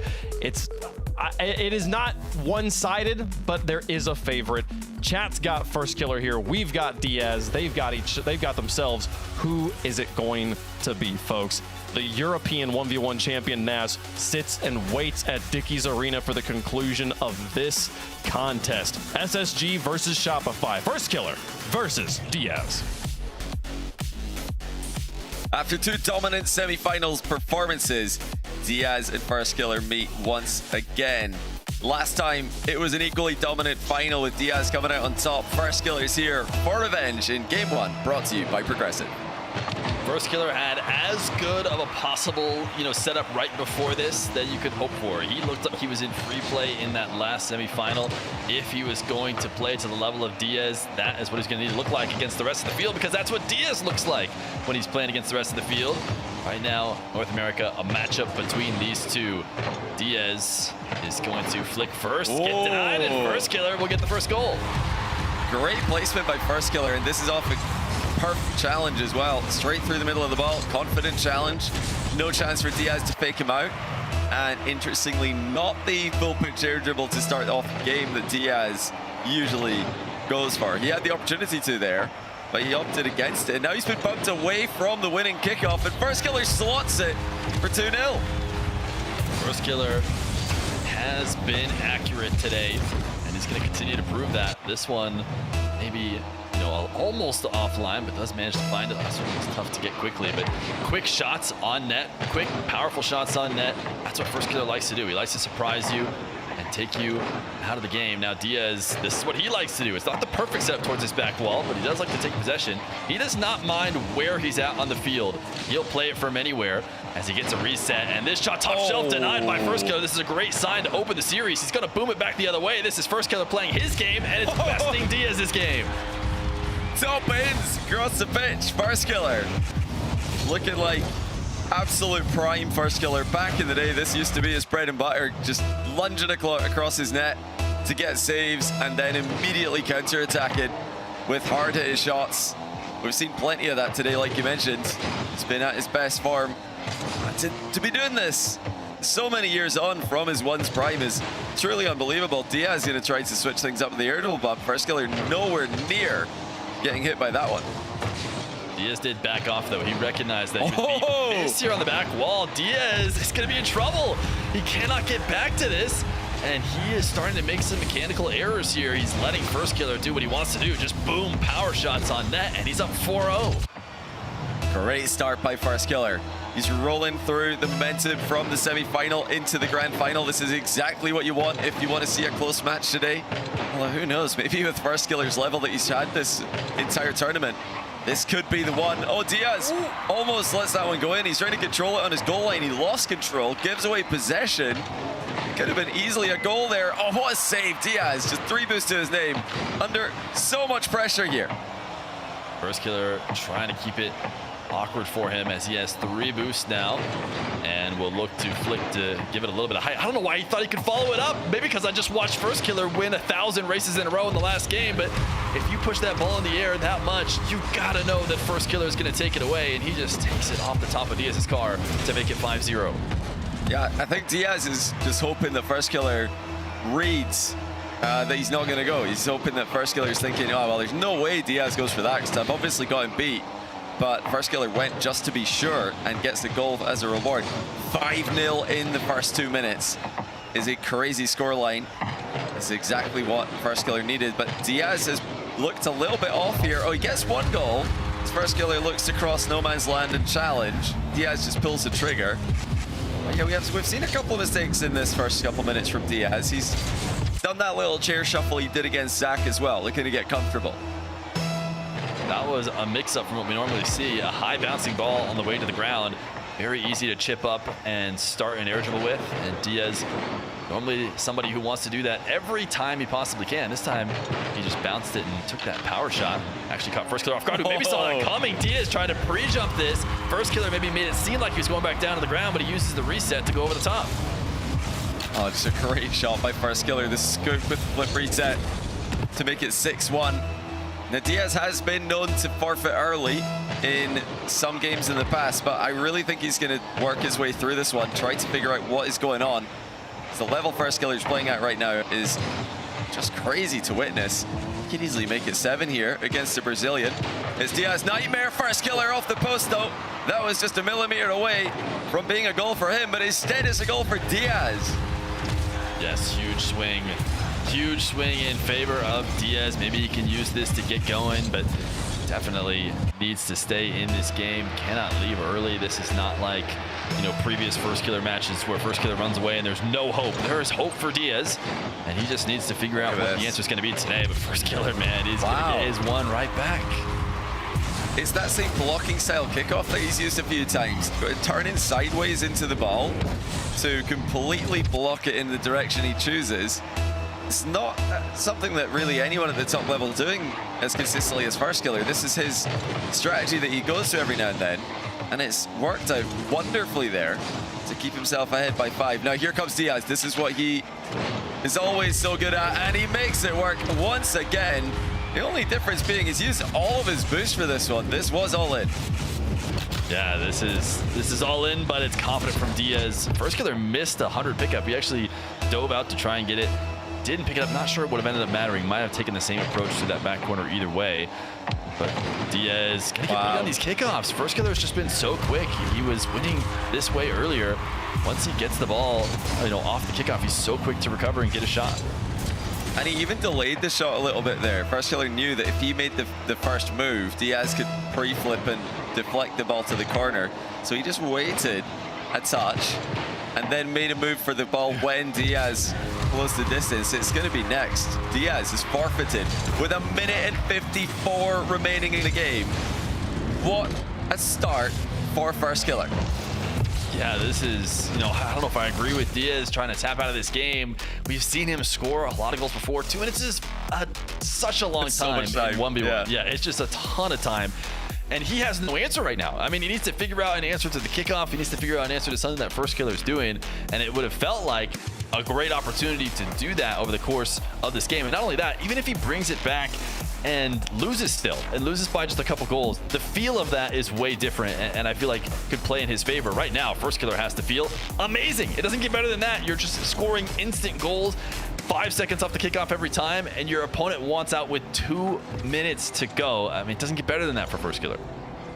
Yeah, that was dream first game in the grand final, and First Killer coming through the lower bracket here because of the amazing format that is the AFL format. Doesn't need to win 2 series. He could just win the 1, and he is in to the World Championship representing North America. Yeah, Diaz has got to switch something up here. He's not left the lobby. I was checking to see if he would, because yesterday he changed car after going 2-0 down against Zach, came back in the Octane. He might still change car, even though he's not left the lobby. You can do that, but usually players prefer to go out, change outside the lobby, make sure that they are selecting the preset that they want. So maybe he's holding off on that for now. Just going to play another Fennec game. We're about to find out. Yeah, you can keep that in his back pocket. Oh. It did seem to change things, but he's not keeping it in his back pocket. He knows exactly which Octane preset he wants. He doesn't need to go to the lobby to figure it out, and he has switched to it here in game number 2.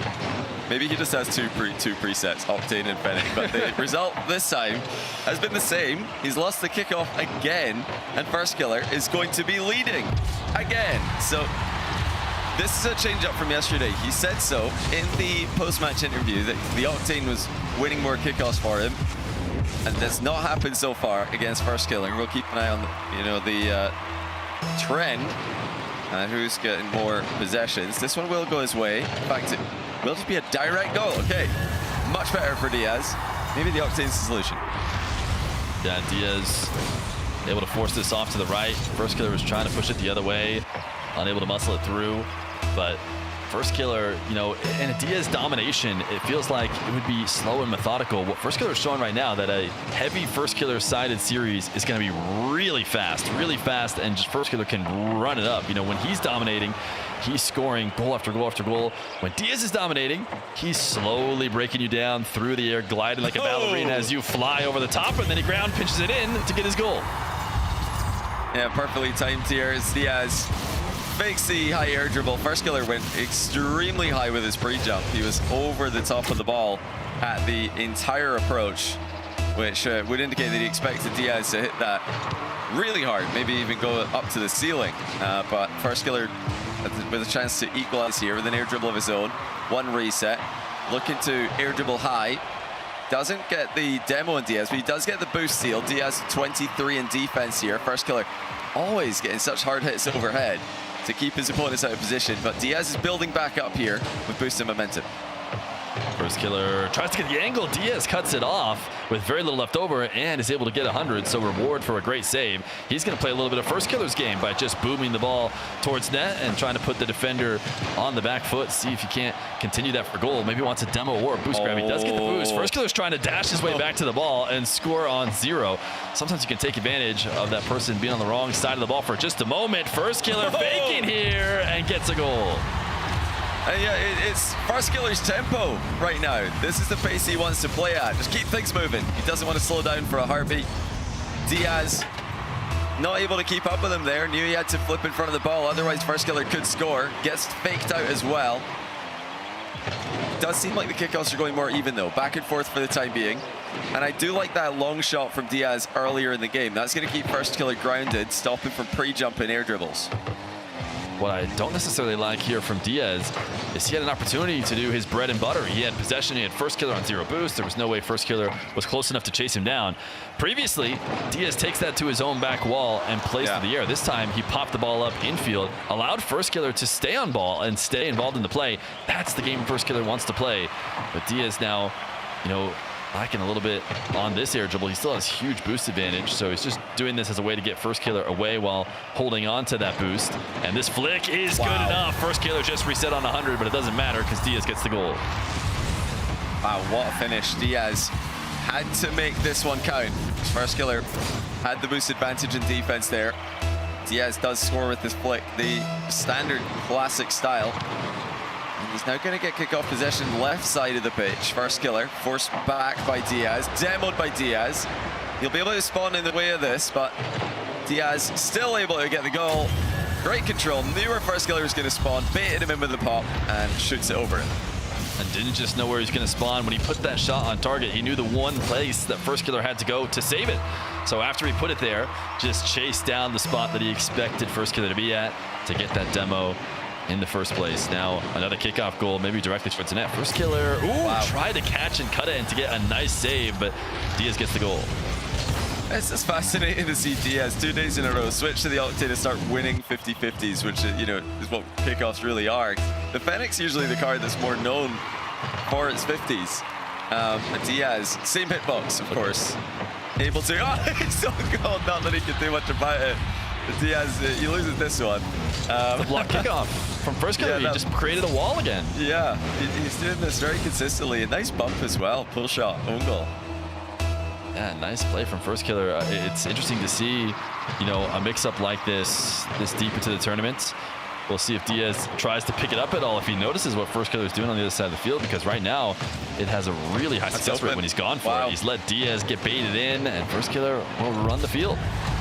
Well, honestly, I just have no idea what Diaz is thinking here. That's so obviously going to be an open net for First Killer. Someone who can hit the ball as hard as First Killer, as consistently as First Killer can. Diaz has really, really underhit that touch as he attempted to turn on the wall. Big wall play coming off for Diaz. He decides to go in field with it. Just letting the ground to air dribble be his main takeoff in the grand final. We've not seen many back corner, any back wall air dribbles. Even off the wall, it's mainly been from the ground for Diaz. And that's a switch up. What we've seen him do before. He's going to have an opportunity to go from the ground here this time. Sees First Killer up and then decides, you can have it. You can have the ball. I'm going to go take your boost. I'm going to try and work it off the landing. First Killer's done a good job scoring from these positions when he has very little. And he's going to try and chase Diaz down. Diaz has to dodge the boost. Can he air roll the shot in? I think he missed it wide. So no immediate goal. As First Killer actually going to try and switch field here. Diaz was prepping for it on the other side. But wait, he's left the ball and it's open. Yeah, First Killer too afraid of the demo here. Did not want to get taken out of the game. So he drove up the wall. Diaz with the lower turn had the open net staring him in the face. 2-goal advantage to the Brazilian. Trying to be North America's representative 2 years in a row in the 1v1 World Championship. For him, he's got unfinished business at 1v1 Worlds. Now that he's seen the defending champion now qualify again. You'd have to go through NAS, of course. The winner of NA will be playing against EU's champion NAS in the semis at Dickies Arena. And I think Diaz would love to get back there. When we saw him there last time, I'm not sure we saw him play his normal game. He wants a second chance, and he's been playing better on land in other game modes recently. A nice little 50. He's got First Killer dancing behind the ball. Ultimately, forces his way through. It's so clear to see the pace that these guys want to play at. First Killer, when he was in control of game one, and even the start of this game when he was getting more possession, continually up in the pace, getting the game moving as fast as possible. And that's what enabled him to win so comfortably against Evo. He ran into an opponent who's quite happy to do the same thing, and First Killer's just in his comfort zone. Diaz is not about that. He's controlling the game. He's slowing it down. He's using bursts of speed instead of average speed to outplay his opponent. Yeah, First Killer starting to feel the pressure here in game two. And we see that sidewall dribble working this time. Diaz will take it to net if he needs to, but he's more than capable of reading the defense when need be. Here is an air dribble that's not headed to the net, not yet, at least not before Diaz gets a couple resets and places it there. First Killer, though, angled to make that save. So not only does he get that save, he's going to get a follow-up touch as well, but really, First Killer just needs immediate goals. Nice skim shot down the side of the field, or the length of the field, I should say. But that should do it. I mean, even that clear probably takes up enough time. Diaz should be equalizing here. Yeah. Oh, it looks like First Killer will get one through. And yeah, Diaz can't believe it because he thought he did enough here to block this one. But right before he made his touch on the ball, First Killer just bumped him out of the way. It's technically still possible for First Killer. We've seen it happen before, but against the player's experience as Diaz, we don't think this is going to work out for First Killer. Diaz bound to, as he has here, win at least one of these 3 kickoffs. And he's won the first of the 3. Diaz, good response. Slowed the game down to be played at his pace. He likes to pick you apart and make you look silly for playing fast. First Killer has not been easy to make look silly at any moment. And if he gets to, get enough first possessions, and he maybe did that a little bit better when Diaz was not in the octane, but with him in the octane, not as many first possessions, wasn't able to dictate pace of this game, and it ends up going Diaz's way. Yeah, initially, it's very animated Diaz. Yeah. Initially, it was First Killer on the board. He, let Diaz back into this by pre-jumping a bit too much in defense. First Killer's just got to try to stay composed when he's on the defensive end. But yeah, you can see he's very annoyed at how the game is going. He's very annoyed at the fact that Diaz is controlling the ball so much. Yeah, I mean, that's how Diaz is going to want to play. He is going to want to take this ball into the air, slow control, It's what Diaz's game has been for a long time. He seemed to know that he was going to be playing against First Killer here. He expected First Killer to be back when he was talking in the interview, but he's the one who has grinded ones. I mean, I think he's stayed fresher than the rest of his North American brethren, who he says does not grind the game mode. It's time for him to prove that the extra practice is the difference, as we're all knotted up in game number 3. Diaz, and then start off with some defense. First Killer testing him with some early shots. Diaz has 4 boosts. How's he going to use it? Well, he's actually managed to build up to 7. A huge increase from a percentage standpoint, but still had to do some more work. That's still overall very well done to get the turnover of possession.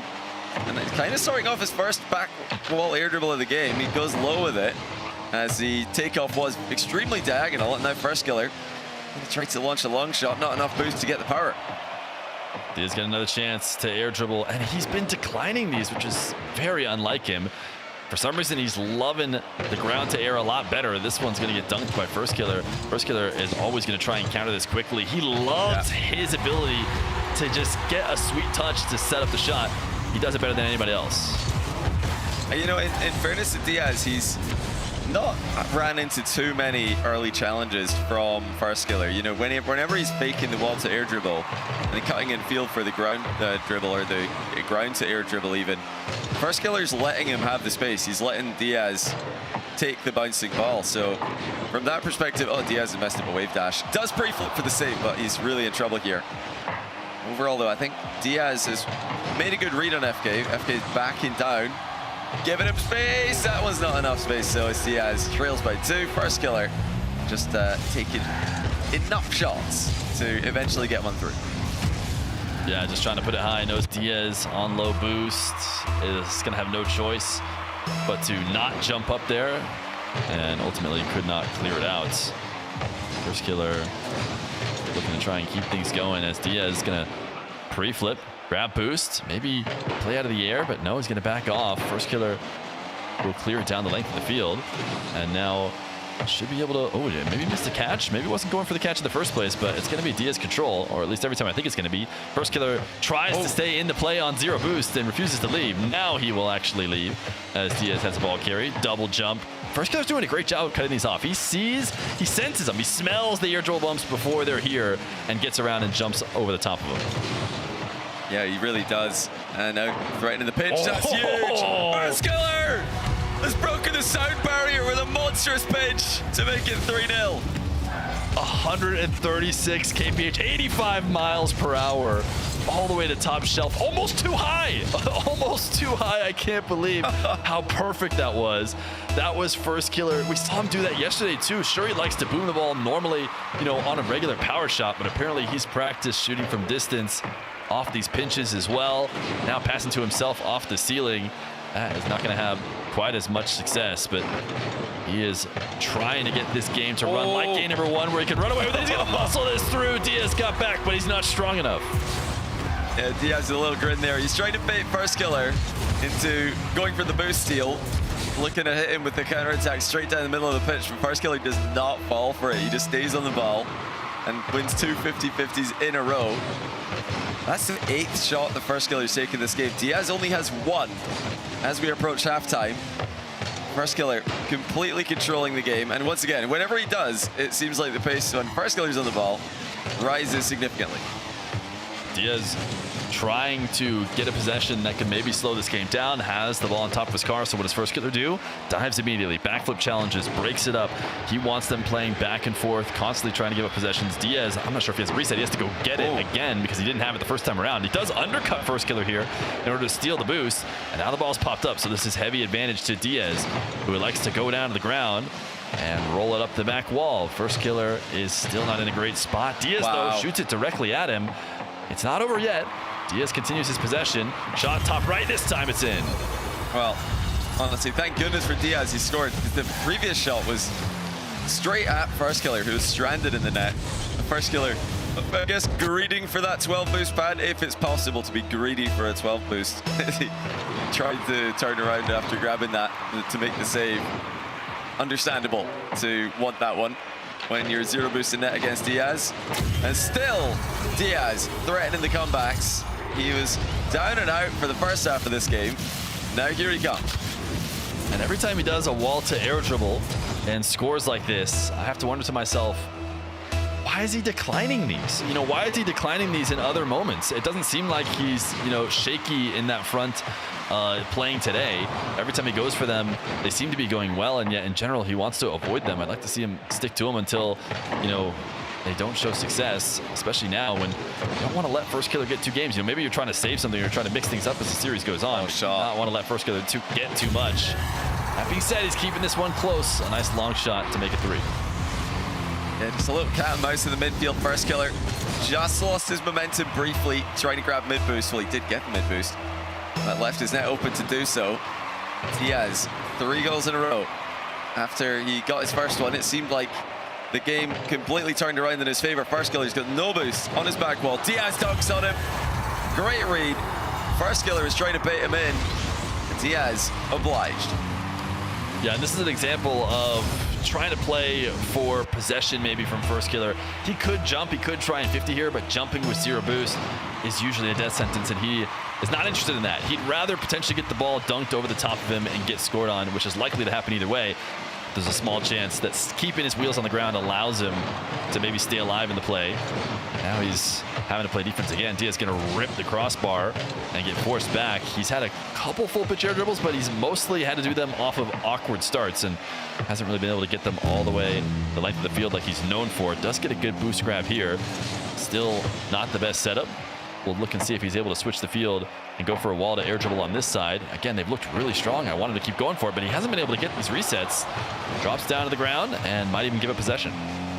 Yeah, huge chance for First Killers. Not many chances in the latter half of the game. Here's one of them. Goes low. Diaz reads it. First Killer backs off. It's Diaz turn. Ceiling reset for him. End-to-end stuff. He's used a lot of his boost. Mind game is good. With a wave dash shot straight at a pre-jumping FK.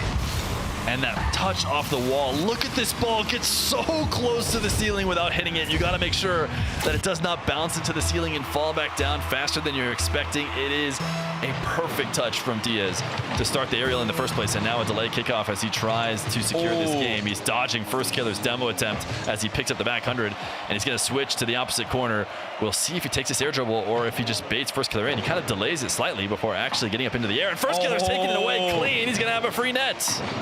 How has First Killer successfully challenged this? He is so quick to the air. I mean, that is just absolutely perfect. Right before Diaz can make his second touch on the ball, Diaz thought he did enough. He thought First Killer would have turned. He delayed his takeoff. First Killer read it the whole way, but here comes Diaz again. Off the wall, final 10 seconds. He can go pretty all in for this one. Same shot, same result. The mind game, the wave dash, and the goal.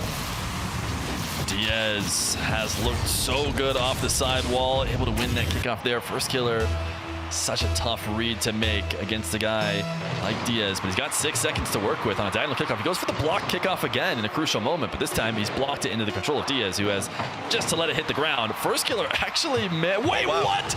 No way, it's in the air. First Killer has a chance. He's gonna flip back to this, pop it back up in the air. Diaz has boost to work with. Will he fake? First Killer seems to think he might, so he rushes to the ball and hits it to the ground. Diaz will take this game. Wow, what comeback by Diaz. First Killer was up 4-0. Diaz only had 1 shot in the first half of the game. He finishes off with 12 to First Killer's 11. A complete second half takeover. Patiently done by Diaz.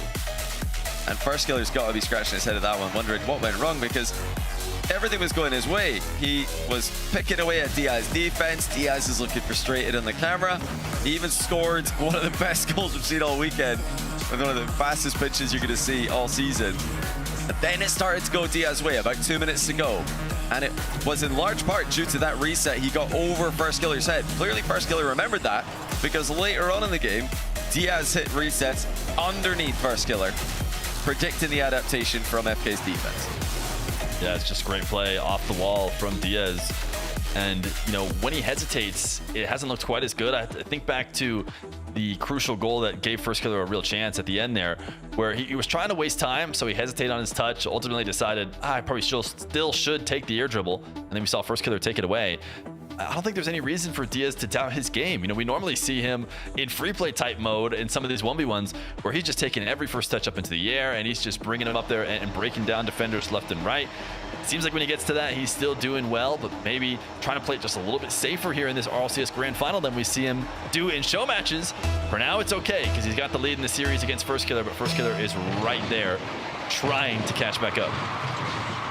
Yeah, I think we've got to credit First Killer's defenses. These guys have played already in the group stage, and clearly Diaz doesn't think that he should be going for full pitch air dribbles against FK, starting off game 4 with a pretty unconvincing fake challenge from Diaz. First Killer will just low 50 right through him on the goal line for 1-0. First Killer to the wave dash as he tries to pinch this away, not let Diaz get boost and ball. But it looks like that is what Diaz will get on the left side wall. And he will take him into the air. First Killer was already up. Diaz, oh no, Diaz not able to finish it. It's open as well for FK to make it 2-0. Initially, it looked like Diaz had done the hard part. He saw First Killer's challenge coming, but he couldn't get the finish. He missed it while trying to be too safe. Obviously, he's a bit afraid to hit that hard into the ground in case he misses, but you've got to get some contact, of course. Another good start for First Killer in what's turning out to be an extremely interesting grand final. Diaz into the air, way ahead of the ball. What is he going to do now? Tries to float back to pop it up, but ultimately didn't love the dribble. Diaz does not mind going back to his own half. First Killer trying to chase him down, not let him keep the possession. First Killer will pop this up. Diaz was hoping for a demo, didn't get it. Now on 30 boost, he's gonna have to play the ball. It's gonna work out. First Killer looks awkward, and Diaz will get a goal. I can't believe Diaz has gone for this. There's no way First Killer expected him to do that. With low boost in the back corner, usually that's the one place in defense that you feel comfortable in. Back corner with the ball close by. Diaz found a way through, and that bump on First Killer was critical to successfully score. First Killer flipping away. Diaz knows that the first shot will be uncontested. That sets up more in the future. First Killer's found time to grab boost in the back corner, but Diaz has faked him out, and that's the danger of giving your opponent space. First Killer with a little wiggle in the post. Goal celebration. I guess not really a celebration for him, is it?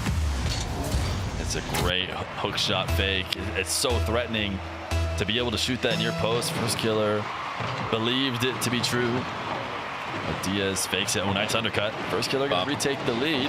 Little wave dash to catch back up to it to guarantee it, but strong kickoff puts First Killer back on top. Yeah, Diaz is in a world of trouble there. You know, he's got to go for the ball, and he needs a wave dash to get there. But by doing so, he just telegraphs his movements at First Killer. He was able to bump him. Oh, First Killer just missed that one. Diaz doesn't have boost though, so he's got to leave the ball for First Killer. He brings it down. Diaz fake challenge. Gets First Killer off the ball immediately, but First Killer turns and shoots. Diaz didn't see that one coming. What a move by First Killer. Diaz was hoping to control this. I don't know if he liked the touch he got there, because he just gives it right back to First Killer. Maybe he was just expecting him to completely leave, and that's why he wasn't too worried about it, but not a good controlling touch. Diaz out ahead of First Killer. Seems like an opportunity to go quickly here, but Diaz in general likes to slow down, and First Killer able to get around the double jump bump attempt there, and he's gonna have to get back possession though. Diaz a little bit awkward. He's not able to get an air dribble going out of it because it's so close to the back wall that it lands on the ground. He's got a dribble at 1 inch height here as he takes it down the field. First Killer able to take away possession though, flipping through the ball, going to get a reset and one last shot. Diaz stops it and gets it to the back wall. Yeah, Diaz using some boost to close the gap here. Does not want First Killer to turn, but First Killer's found a way to do just that. Create some space in field. He's got so many angles to play with. Diaz managing his boost well in defense here, but First Killer's going to try to put one past him with a reset. Top shelf is good, and it's 5-2. Great shots from First Killer. You see Diaz going out for pads. Didn't think his 30 was enough. Got all the way up to 54 before taking an angle back towards the net. It seems like maybe a tougher angle to make the save, but he thought it was worth the trade-off. Was unable to stop First Killer from extending the lead. This kickoff should go his way, though. He should be able to get everything he wants. He's going to let the ball bounce out to the midfield as he tries to watch First Killer on the other side of the ball. And that flick met by First Killer early in its progress. First Killer has to power shoot. He doesn't have any other boost to do anything else, but he's so good at that that it's almost in. It just barely crossbar out. That's a good bail by Diaz. He realized he wasn't going to get there, so just hope the crossbar would cover him, which it did. Now Diaz with a boost advantage in offense. Farskiller trying to survive. He's got momentum as he flies out of his net. Sticks to the ball. Here comes Diaz again. Doesn't quite get it directly off the wall, but that's going to finish with the tap in. Farskiller managed to survive for a little bit there, but eventually Diaz found a way through. Yeah, Farskiller, no boost, kind of on that awkward corner on the wall there. Diaz knows he's not going to be moving out of that or making a good play quickly, so he just slams it off the wall back out to the net. I'm sure he wouldn't have minded if it went straight into the net, but it did need a bit of a follow-up as this one remains close. 2 minutes left to go. Diaz with 12 boosts needs to be really careful, and he wasn't careful enough, so Farskiller will get a free one. Yeah, I'm not sure what Diaz was looking for here. He was on, you know, a very awkward angle, very low boost as well. So there's obviously not going to be any recovery. And Farskiller had control, so yeah, Diaz probably biting off more than he could chew there. Even if he, did get exactly what he wanted, I still don't really see what the upside would have been. He's got what he wants here though: space, boost, and ball. The golden trifecta in 1v1. Farskiller closes the gap though. He's found another way through. Diaz, own goals in an attempt to clear it. You said maybe the previous series taught Diaz not to take his wall to air dribbles, but I might have to go back and watch the tape there, because that is Diaz being shook, being afraid. When does he not take that air dribble? Instead of taking that air dribble, he cuts it back down to the ground. Almost no player does that, let alone somebody who's as good as he is in the air. And then Farskiller turns and dives to take advantage of that and gets a freebie.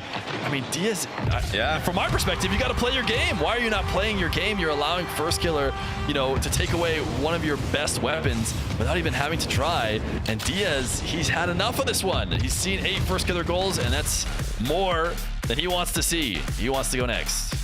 Yeah, in that situation, absolutely. When he's already down by 3 and, he's got a little bit more than a minute left to play, I think that's when he just has to go for it and has to back himself to score more often than not. When he's got a lead or when he's tied, I can kind of see what he's doing here. He's trying to, I think, capitalize on the fact that Farskiller doesn't like to take risks. Farskiller doesn't really like to take risky challenges. But Diaz at 3-2 down, trying too hard to catch Farskiller overextending. That doesn't work. Gets picked apart, and then there was the big moment. Diaz could have gone for the wall play, instead cuts in field and just gets completely dunked on. The cut in field is one thing, but the fact he's not even shielded the ball while doing it is very unusual. Yeah, it's not easy. I mean, there's a reason why. I've talked about this in the ones game before. When the aerial game started to become a thing, you could still choose to do it and sometimes not. But then as this ones meta progressed, there are moments in time in which the game state calls for an air dribble. It wants you to air dribble, and players who try to pull away from that or try to go against the flow oftentimes have a really tough time forcing the issue. And I never would have thought Diaz would be somebody who would go against the flow for an air dribble. So it's just really surprising for me to see from him. And he might have good reason. He's not getting destroyed in this series by any means, but he has been doing that in games that he hasn't looked his best. We'll see if he sticks to that. Continues cutting balls that are rolling up the wall, back down to the ground. Normally, there's no place on the field where he couldn't do it. Even if it's his back wall, he usually takes them. He doesn't like them right now. We'll see. We'll find out why. And he's back in the Fennec. So he's lost game 1, switched to the Octane, lose game 4, back to the Fennec, and now he's winning. Genius. It might seem like pure placebo, but this will definitely switch up the way that Diaz is approaching on kickoffs, hitting the ball on kickoffs. Even though the hitboxes are the same, the visual being a different image, it gets you playing a bit differently, and also will just change things from Farskiller's perspective as well. So it's a nice little change up that Diaz can go for here. He makes it 2-0 in 14 seconds. And yeah, this is something you'll see in threes as well. Just the card change, and then straight away a player's leveled up. Yeah, Diaz does not mind making changes. I have to think back to a moment in which I saw him on land changing camera settings while sitting at the desk. That doesn't seem like something you should be doing, but maybe Diaz is just kind of player that switched it all the time. I know there's some pros out there who get kind of camera setting placebos, and they're like, that one FOV didn't work, so let me just slightly change it for this next game and I'll play differently. Diaz clearly willing to do that, but now he's finally doing one of the dribbles he's known for. He's going to fake here. Farskiller falls for it. This is the Diaz we know and love. The fact he's just got 3 consecutive touches in the air that are within a couple of millimeters of the ceiling. Just Diaz things.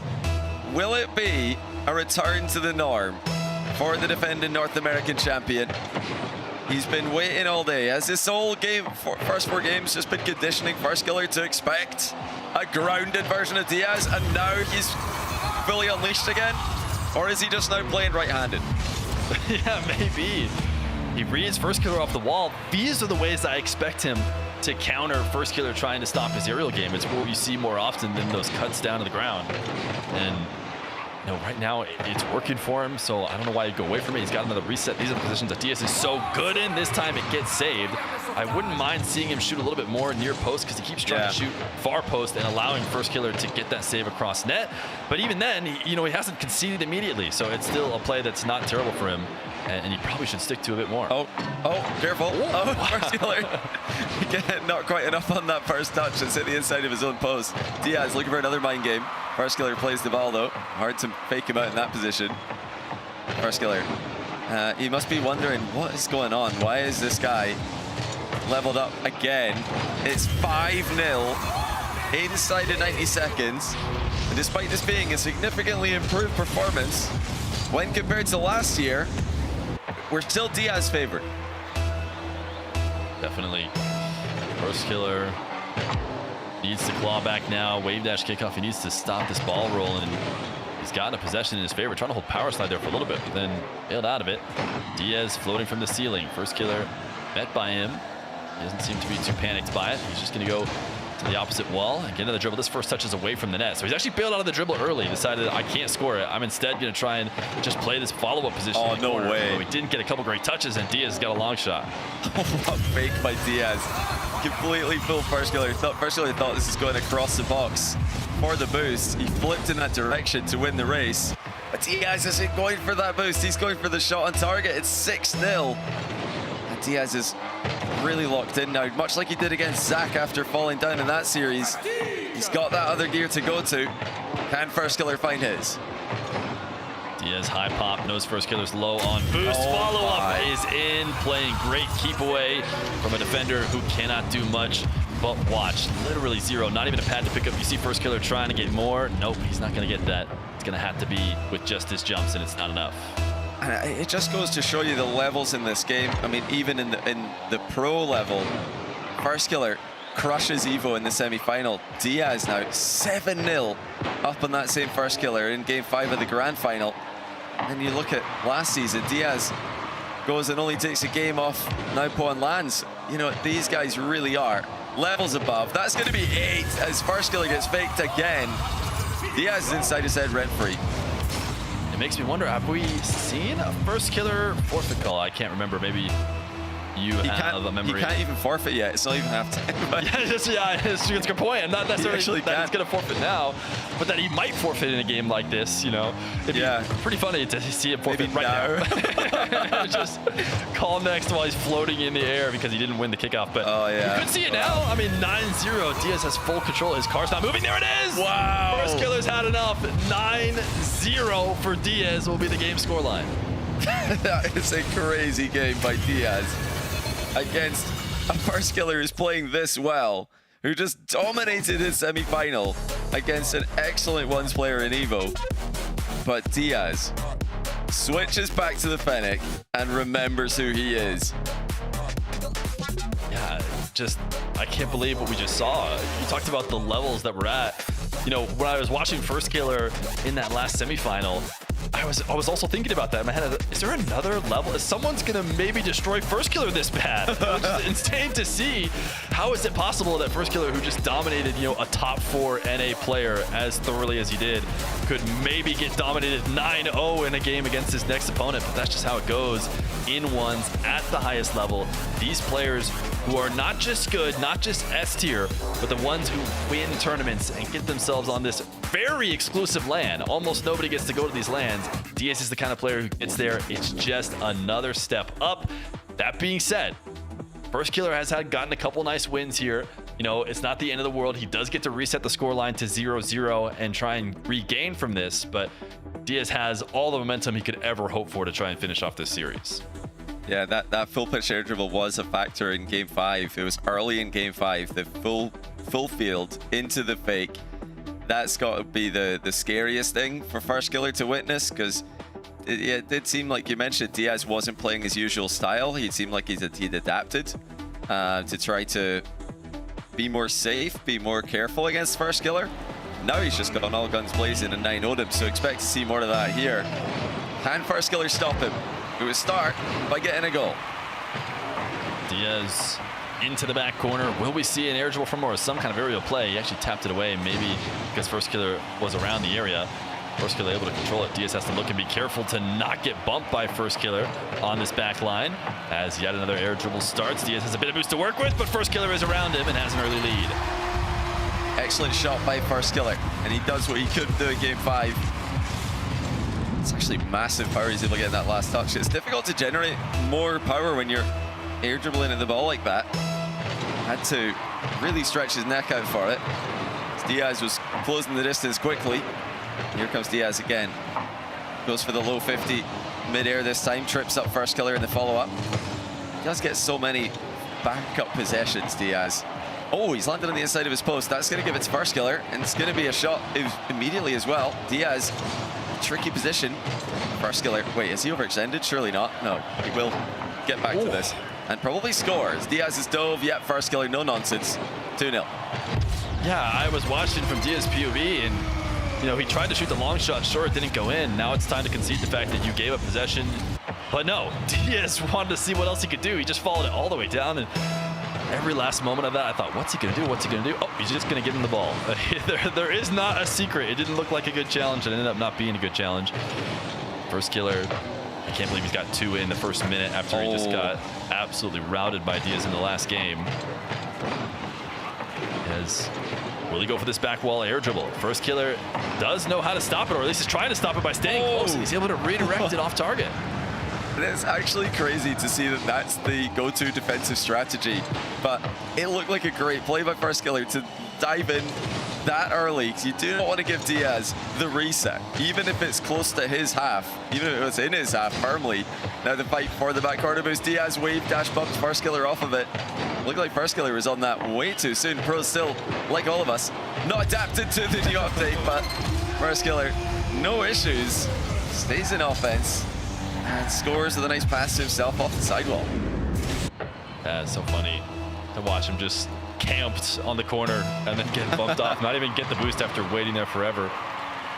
But this is just such a momentum-based series right now. 9 straight goals for Diaz in that last game. Now a 3-0 start for First Killer. Almost 2 minutes off the clock without a Diaz goal after he put up 9 in just about the same amount of time, but he does get this over the top of First Killer for his first.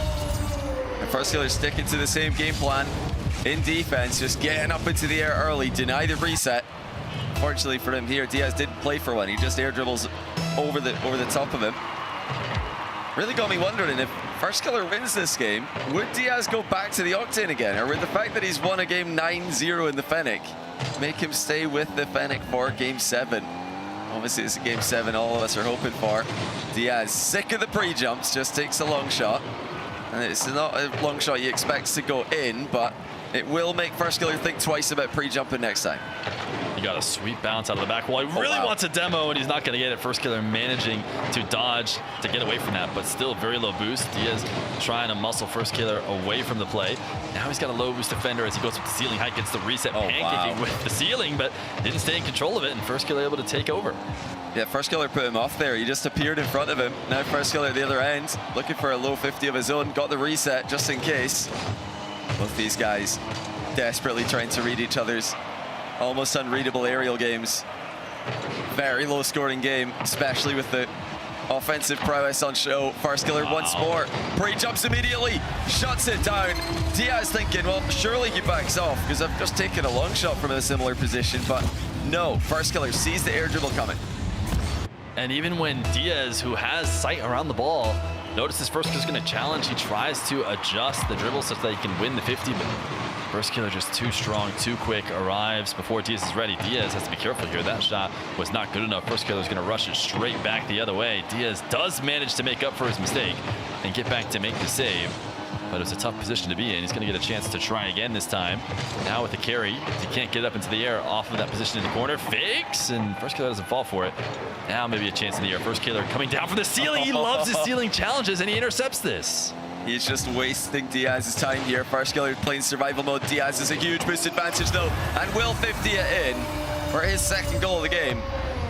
A very impressive defense from First Killer to survive this long. Yeah, Diaz just pulling it out as far as he can to the middle of the net or out to the opposite post. So First Killer has no choice but to jump and dive across, and he can win 50 in. Could get a bump here on First Killer. He tried to, but First Killer saw it coming and flipped through in order to counter that physical play. And now he's faked the challenge in and got Diaz to drop this ball to the ground. Interesting pre-flip touch there. First Killer has looked so good when chasing down the ball on zero boost. He's managed to regain control. But Diaz has this rolling in the corner. Will he take it to the air? Where is First Killer? He's off on the bottom left there. Diaz going the distance of the field. Fakes the flick. First Killer jumps and still makes the save, but it is Diaz's possession. At least I thought it was. First Killer doing enough to bully Diaz off for a moment. Diaz recognizing, no, I can go back in and take control, but now he's just handed it over. It's going to be First Killer's as he sets up on the side wall. This could help secure a game 7 if you could finish this one off, but he tried an air roll instead of going for a reset. Diaz was there for it. Counterattack, soft touch. I'm not sure he's going to modify this. That is not the best play from that point. Yeah, First Killer's doing so well to stay with the play, despite being stuck on zero boost in defense so many times. Now Diaz forced back to the ground by First Killer's break jump. He cannot find a way through the defense that First Killer sets up at the halfway line. Now here comes the long shot. First Killer's stranded. He doesn't have any boost. He still gets the save, putting it into his own crossbar. Final few seconds of the game. Can Diaz find a way through? No, First Killer stops him again. First Killer is playing on nothing on this field, and it doesn't matter. He maintains his speed so well, and a great flick to just put an exclamation point on the end of this game. He's got Diaz wanting to go next. You know what? North America betrayed us last time, betrayed the 1v1 game mode, not giving us a game 7, but they have given us a forgiveness. We got game 7 in North American 1v1. Once again, 1v1 delivers scripts all throughout the world. We've had game 7 in Europe. We've had game 7 in MENA. I believe we even had game 7 in SAM, if my memory is not failing me here. And North America as well. Game 7. It's just truly unbelievable how often this has happened throughout the years. But this time, it's First Killer going toe-to-toe with Diaz. We knew that he was going to be the main competition when we saw the players who have signed up for this, but we didn't think he'd be able to step up this much from being swept 4-0 last year. Now, he is right there on Diaz level. Yeah, North America was a threat to be the most run-of-the-mill, the most chalk bracket. Just put Diaz right back there on LAN. Over in MENA, there's a couple different contenders who can take anybody down. Same thing with EU. I mean, EU is tough. South America, I'll admit, I thought South America was maybe second place. You know, I thought a Yan was, or maybe a Swift. Yeah. But even then, we saw a completely new player, neither of those two. And now NA proving that it is not free for Diaz. He has a chance still to be the representative and to get another chance on LAN. I think he desperately wants it. And in 1v1, you don't get LANs multiple times throughout the year. You've got to wait a full year before you're going to get another chance. Diaz is going to be bummed if he has to do that and can't correct his mistakes last time around. First, he has to get through First Killer here on Champions Field. And for the first time in the series, Diaz has lost a game and he's stayed in the same car. After that 9-0 earlier on, I think he's still feeling pretty good about the Fennec. It is his main car. Oh, he just barely gets away from First Killer's double threat early, which would have no doubt resulted in a goal. He's going to return the favor. First Killer escapes that one. Both players so close to being demoed. First Killer stays on the ball though, and it's 1-0. Diaz almost had a spectacular recovery as he got a reset off the ball and maybe used that to get back in net. If he had chipped that up and saved it, I would have been so impressed. But instead, it's going to be First Killer who starts off in the lead into the wave dash kickoff. Maybe another chance on net. Diaz cuts it off and grabs the 100. First Killer going to be forced back. What does Diaz go to when he has a bit of space? It's going to be his wall to air dribble this time. Out of the corner. Great first touch. Has the reset. Everything can be threatened, but he goes to the ground, and First Killer covers it. I would have liked to see a high shot there to start off the game for Diaz. He does still get the goal as First Killer loses control in the following play. He just panicked. He thought Diaz was going to go up immediately there, but First Killer was not contested on that play. Diaz, even though he doesn't score on the immediate air dribble, he's known for being able to keep possession as well. Does that this time. He's now going to pop this one up and have to go to the back corner for 100. Oh, wow. Not because First Killer's just going to shoot right away. Diaz able to stop that. Now winning out at 50. How does he try and collect this ball here in the corner? He's going to let it bounce out to the midfield. First Killer positions the net. The flick is just barely off. Diaz wants to force it, but recognizes he does not want to go for the ball. But maybe he should have, because going back down to the ground just leaves the net open. Diaz and First Killer are both looking nervous in Game 7. First Killer gave away possession just moments ago. Diaz could not convert with it. And now Diaz second guessing himself. Not quick enough down to the ground though to stop First Killer's long shot, which seems like it's going to be a continued part of First Killer's game here. Going for so many shots from distance, so many early challenges against Diaz aerial game. There's no reset there for First Killer. Diaz knew. Both players about half attack and boost. First Killer shoots, Diaz saves. These low boost situations, First Killer's been so good in. Diaz, though, gonna make it not a low boost situation. Oh, First Killer afraid of the demo, pulled away, just didn't take the shot. As Diaz was returning, he wanted to evade it. He did. Still doesn't have any boost to work with. He'll finally get 100. Great setup for an air dribble right here. He keeps it fairly low, making it tough for Diaz to try and challenge back down off the ceiling. That being said, Diaz still makes contact. He's trying to float it away. Able to survive as First Killer only undercuts him. Now we see Diaz also looking to try and slow down the aerial play, although he's going to back off. First Killer is not doing this. He's not backing off. He is challenging every time when he can when Diaz has something set up. But now it's a reversal of roles. Diaz gets the long shot. Diaz scores to tie the game from distance. First Killer got tangled up in the back corner. He was trying to trip Diaz up, but he was the one who took more of an impact from that one. Unbelievable scenes. These guys are absolutely neck and neck. They are keeping it simple in Game 7, but First Killer's accidentally bumped Diaz into the ball here. Diaz now returning the favor. Both players have 100 boot. Ball straight down from the ceiling. Could have been awkward, but Diaz left, allowing First Killer to have it for free. He was trying to pre-flip flick. This is the first time I've seen him try and go for that all series long. It's an incredibly risky play, and you need tons of space to do it. You need to be able to completely finish your flip before popping through it. Diaz just reads it, dunks it, and gets a goal. I mean, that's just so aggressive by Diaz. First Killer thought he was going to give him space. Diaz does not. He stays active, wants to stay in control, but now he's missed his ball. This is the most nervous we've seen both of these guys. First Killer's got a wide open net, takes his time, and then paddles it in with about as little confidence as I've ever seen from him. But that was safe, which is all that matters. 3-3 all knotted up. Who is going to shake it off earlier and start to just make the little things happen, just the right touches in the midfield in order to play your somewhat regular game? That could be the difference. Your Diaz going to leave that boost in the midfield. And now really taking air dribble. He still feels confident enough. First Killer is, of course, going to rise up to meet him as early as possible. Diaz will get the back corner boost steal and sets up the other way. Both of them going to race off to the other side. Diaz gets there first, gets First Killer off the ball. Now has a reset way far away from the net. He's going to find a way to score this. He tried the wave dash shot. He'll steal the opposite boost. He doesn't mind doing this as many times as he needs to. First Killer you see picking up pads, so he has something to work with. He's almost got a full tank off of it, and Diaz shoots directly at him. Now First Killer, though, boost to work with. Yeah, he's building his boost back up. He's managed to turn over the possession. Diaz pops it over his head. First Killer's on 0, but he beats Diaz to the punch. Chance to go up by 1, and again he takes it. Composure for the North American. Great defensive sequence there from First Killer. You find yourself having to deal with Diaz taking the back corner boost back and forth, left and right. First Killer recognizes his moments in which he can build up an entire tank and escape from defense. Briefly from Diaz is going to be enough to at least help him for now, but he's going to be in that same spot First Killer was in earlier. Is his defense as good as First Killer's is? Air dribble reset, top shelf. First Killer is up 2. And First Killer's first touch is just better than any of the ones Diaz had.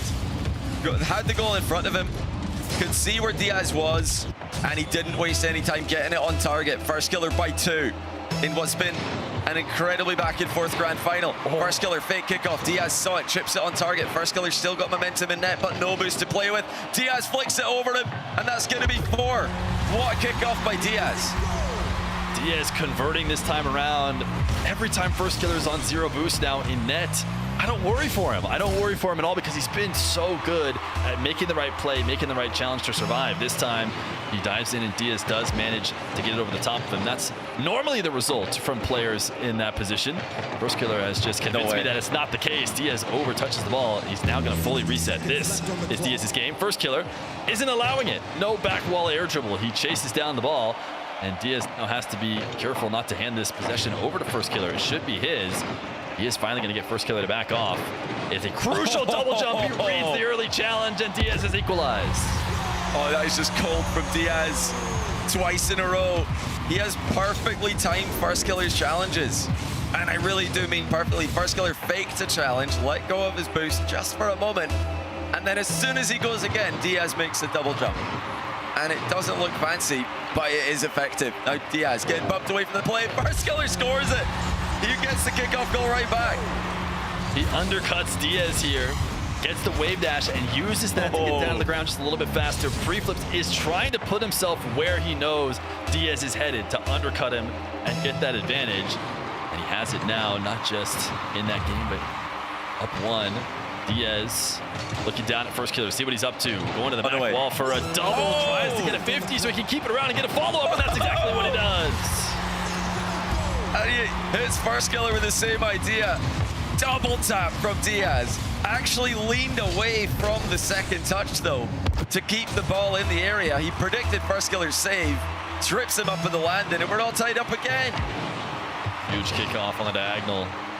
Diaz gets the 100 boost and he gets a free bounce. Will he take it to the air? First Killer's up immediately with him. Diaz getting lost a little bit underneath the ball. They're going to meet it around ceiling height. First Killer cannot get the shot on target. So it's going to be Diaz possession. 12 seconds left to go. Could be the final possession of this game. Diaz bounce off the wall. First Killer needs to meet at the midfield. Not an easy challenge from First Killer, but he manages to get there. And now really try and keep it up in the final moments. He's got a ball carry. Diaz shadowing, dunks it down to the ground. We got OT in game 7. Who's going to clutch up? Who's going to lock in? It's Diaz who's got the first chance. First Killer going to play ball in low boost. Diaz trying to get a turn here without getting dunked on. He's got it. Ground to air dribble. First Killer's up again. Pre-jumping him. And Diaz is going to seal the boost away. He got pushed into the corner. Now First Killer low on boost. Diaz in the air. First Killer on the back wall to try and stop it. Diaz goes all the way around him. Never tries to put it on target. He's got First Killer in such a tough spot, but he's escaped this so many different times this series. It's going to be a bump attempt. First Killer goes underneath, but he can't get the save, and Diaz gets the win. GG's. Diaz defends his title in the most dramatic fashion. First Killer pushed him to a place he's never had to go, least of all in North America. But at the end of the day, there's only so many air dribbles you can defend. First Killer defended so many of them, but Diaz emerges victorious. Diaz just did such a good job of converting that overtime possession. Got control. First Killer was forced to back off multiple different times, and ultimately going back to one of the most reliable moves in 1v1, the pop bump, able to take First Killer out. He even got a touch. He got underneath it, but he couldn't stop it. Diaz is going to go to land once again. He will be North America's representative. He's going to be taking on Nas in the semifinals of the World Championship for 1v1. His second appearance. He's going to try to go one step further than he did before. But what a grand final. What a performance by both. Let's head back to the desk to break it down. It wasn't decided until the final moment, but Diaz is back-to-back North American 1v1 champions. What a game. What a series. I mean, stacks. This is why you watched on Championship Sunday. And still. What a performance, man. That, you know, again, we go all day expecting, okay, like we're all here to see Diaz versus First Killer, right? And we gave everybody the opportunity to play spoiler and show why they deserve to be in the final. Nah. It was Diaz and First Killer, and it delivered. After making us wait all day, they go to overtime, game 7. Just a wild roller coaster throughout the entire final, like 90 seconds and into overtime of game 7. You couldn't ask for a better finish. Bates. I mean, after a sweep in 2025, we were like, is it going to be close? What's it going to be like? They went to game 5 2 days ago, and we said, oh, it should be a little bit different this time around. And First Killer came out of the gates swinging in game 1, winning it 9-3. Immediately told us we had a different series on our hands, and boy, howdy was it. Yeah, it was a great series. It was Diaz's offense versus FK's low boost defense, and he put on a display defensively. It reminded me a lot of Nobu versus Rawas in their grand final last year in 2025, where, I mean, Nobu had all the pressure. He just kept shooting, and then Rawas's defense, low boost, 12 boost, 16 boost, 6 boost at times, just constantly kept making saves. But at the end of the day, that much offensive pressure, it doesn't matter who you are. Eventually, you got to break in. And Diaz, well, I don't think we saw him go for it the whole entire series. The bump, air dribble bump. FK wasn't expecting it. Lined up, linear line, took him out, and FK even got a touch too. It's just so hard. It's so hard to avoid the bump and get the power to put it above the crossbar. It's just tough. It's just tough for It's the pressure that Diaz puts on you, though, man. Like. We saw either it was near 0 or very early on in overtime, you know, how First Killer had got to the back wall. He didn't have a lot of boost. Diaz didn't have much. He had just picked him up and immediately turned, and he's already almost up at the ceiling in the blink of an eye. It's just you get no respite at all overtime against him. Yeah, and First Killer matched him toe-to-toe the entire way. And that continued into overtime. And like you said, he got a piece of it. He got a touch on that at the end, and it just wasn't enough. Diaz finally would not be denied. But boy, did he have to earn every bit of it today. This just felt like one of those series where someone had to win. It didn't even. It feels like if this was a best of 9, we'd be back into game 9 by the end of it. FK would come back and win game 8. We'd be going back and forth. It's just at some point you got to call it. You got to say, all right, next goal wins. And that happened to be the one. But you run it again the next day. Who knows? What a duel. I mean, also, how close the 1v1 grand finals were across the board. Every single region that's playing in Dickies, they all go game 7. The champion, they all went to game 7. I just checked. Incredible competition here. And honestly, this is the one that was maybe the most questionable about whether it go the distance. And here we did. Oh my goodness. What a performance. Yeah, and I will say Diaz's composure. And First Kill, I mean, came out hot, and Diaz actually started the series with the Fennec, switched back to his Octane, and it really wasn't necessarily working for him. He wasn't that comfortable in it. But then it was the game 5, was it the game 5 9-0? I believe that was the case. He had 9-0 in game 5. He has a lot of momentum. And at that point, I was like, oh gosh, here we go. Neo Tokyo, First Killer down. He's just gonna lose right here, but he did it. He bounced back. Bench was insane. I mean, that bench is crazy. Game 3, it's like, dude. You know what Johnny said right there? Johnny said he broke the sound barrier. But I mean, like, even here, like, you can see it. Diaz constantly. It's the low fake fakes into the air dribbles, into the recess, into the top corner. And then, I mean, we're not going to see that build up, I think, even before overtime that Stacks is talking about in game 7.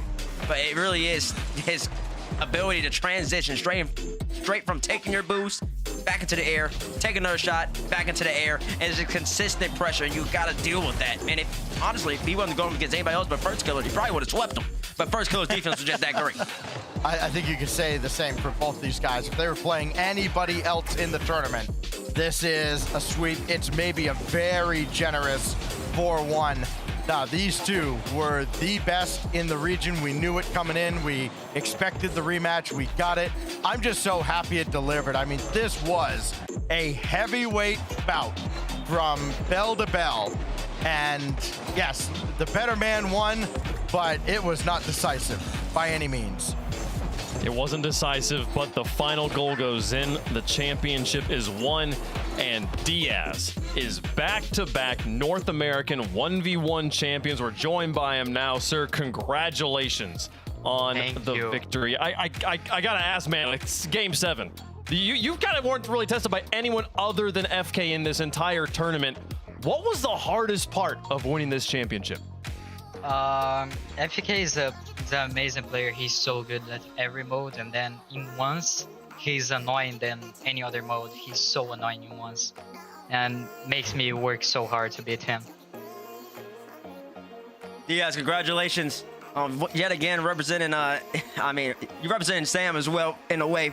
You're from Sam, but you also represent North America, a two-time NA regional champion in ones. Now you got him past this point, looking forward to the World Championship. Where would you say, how would you describe your level this year in comparison to last year in prepping for like a NAS and potentially a Nobu? I believe that in this year I'm more prepared mentally than the year before. So I have more mental now. First of all, I can't imagine who that is running around in the background, but congratulations, Diaz. You know, mentality, oh so important, especially in the ones here. You know, yeah, first killer, I think he hit that pinch in, I think it was game 3. I think he gave him a 2 or 3 goal lead very early on in that game. You managed to come back and win that game. I think that's kind of one of the key moments in this whole series.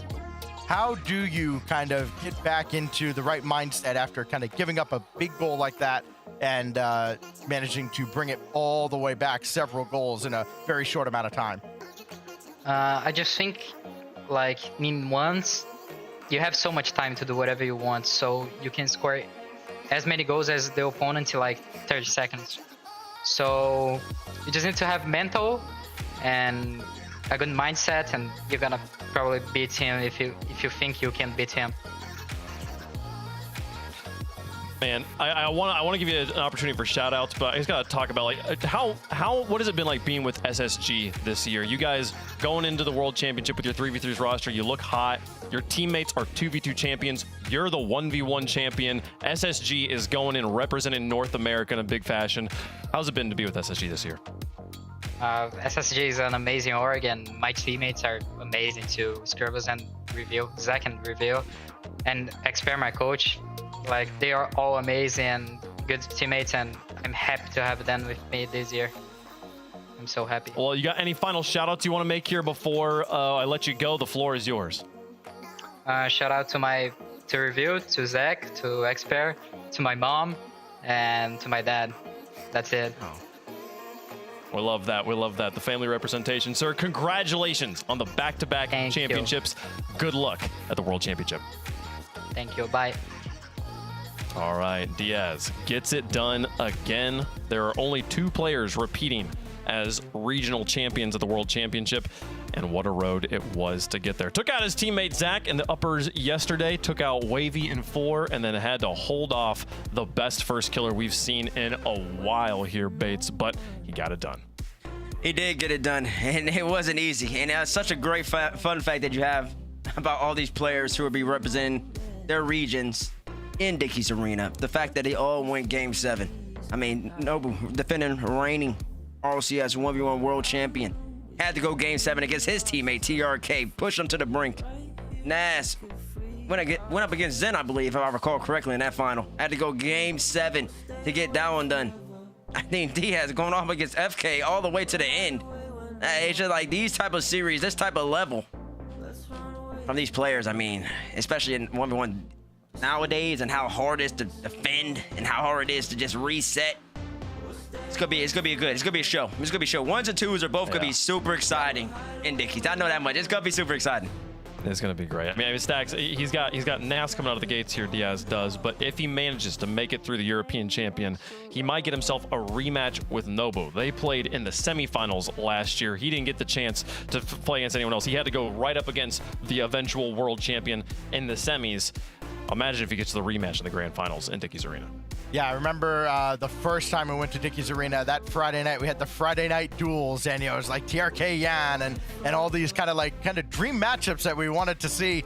And now we go back to Dickies Arena. We have these duels. They have real stakes to them. And, I think, all respect to KV1. I would love, for the chaos of it all, I would love to see him upset Nobu and give us a guaranteed new world champion.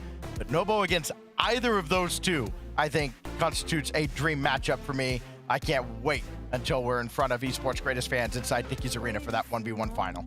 No, we have talked very little about KV1 in all of this, and it's because he's going up against the reigning defending world champion right now.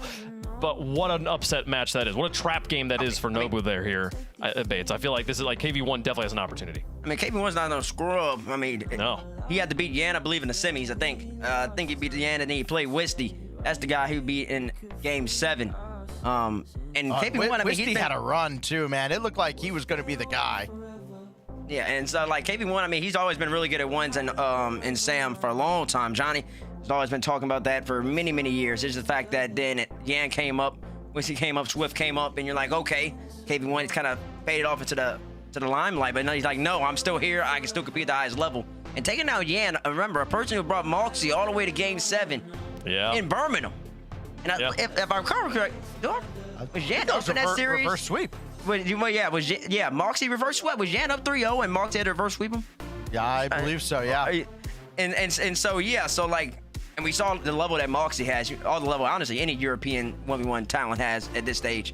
So to take out Yan and beat Wisty, KV1's not going to be no slouch either. Every single one of those players in that bracket can definitely win it. Now, you got your favorite, but everybody can definitely handle business. It's going to be a fantastic show. I hope to see you there for it, folks. Now, that concludes all of the regulation play of the RLCS before the World Championship. We've completed the 2v2s and the 1v1s down there. The only thing that is left are the opens for the last chance qualifiers. This is 3v3 action. You and your friends can sign up and try to play for the title of Rocket League World Champion. It'll be July 23rd through 26th. We have, I believe through 27th, we have, no, excuse me, it's through the 26th. That's how math works here. There will be 4 days of action in a row. Scan the QR code on your screen if you want to be a part of it. But we'll be doing the Middle East, North Africa on the 23rd. We'll be doing South America on the 24th, North America on the 25th, and then OCE will have a tiebreaker as well as Europe having their last chance qualifier on the 26th. So that's what's coming up next. Teams are going to qualify. There will be more teams at the World Championship. We don't know who. We got good ideas in a few of these regions who the hot contenders are, but Bates, they've been mixing up their rosters. Anything could happen at any 4 of those events. I mean, anything can happen, and also, I mean, there's a gap. I mean, the 3v3 pairs, that was in May. LCQs, the LCQ teams, I mean, they haven't played since some of them in April.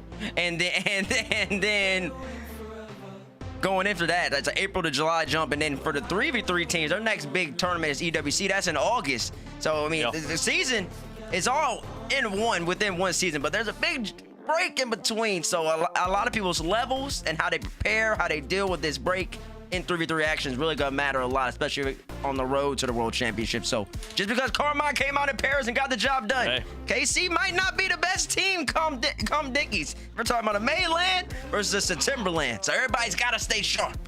Lots of time. The mayor's coming back to Fort Worth. That's all I'm saying. Oh, God, not the mayor. That's true. Listen, I'll tell you, the last time the mayor won the World Championship, Base was gone right after that. I didn't talk to not a single person. It's going to be a wild Monkey event. Moon. Pull it up again. I hope to see you guys there. That's the next big event we have, but we will be live Thursday, July 23rd at 9 a.m. for the games of the MENA qualifiers. We'll see you guys there. Solar eclipses.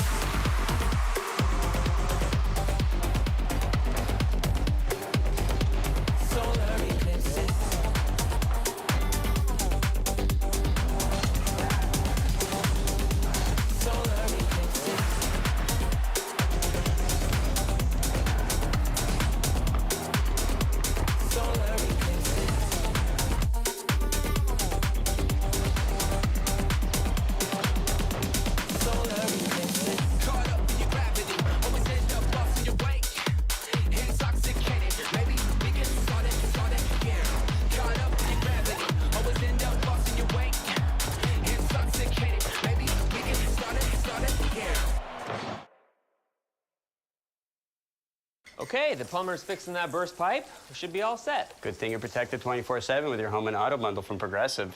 Oh, I'm sorry. I'm just trying to figure out the right caption to post about this. Maybe something like, I have protection, just need a lifeguard. What about that emoji with a shocked face? Or maybe flooded with emotion. That's too much. Try Tuesdays are cray. You know, technically, you don't have to post everything that happens online. I totally believe you. Life is meaningless without affirmation, am I right? Pressure's starting to build, though. Oh! Landed the bump, but saved it and Mines are looking to finish. Oh, what a demo. Oh, Stizzy, downfield, down the jack. Open net. He doesn't have to hit it. Big shot, pass. Oh, up high, not over. 0 seconds. It's too late. On the ground. Army points. That is how you take an opportunity, Ruas. Nudge things up.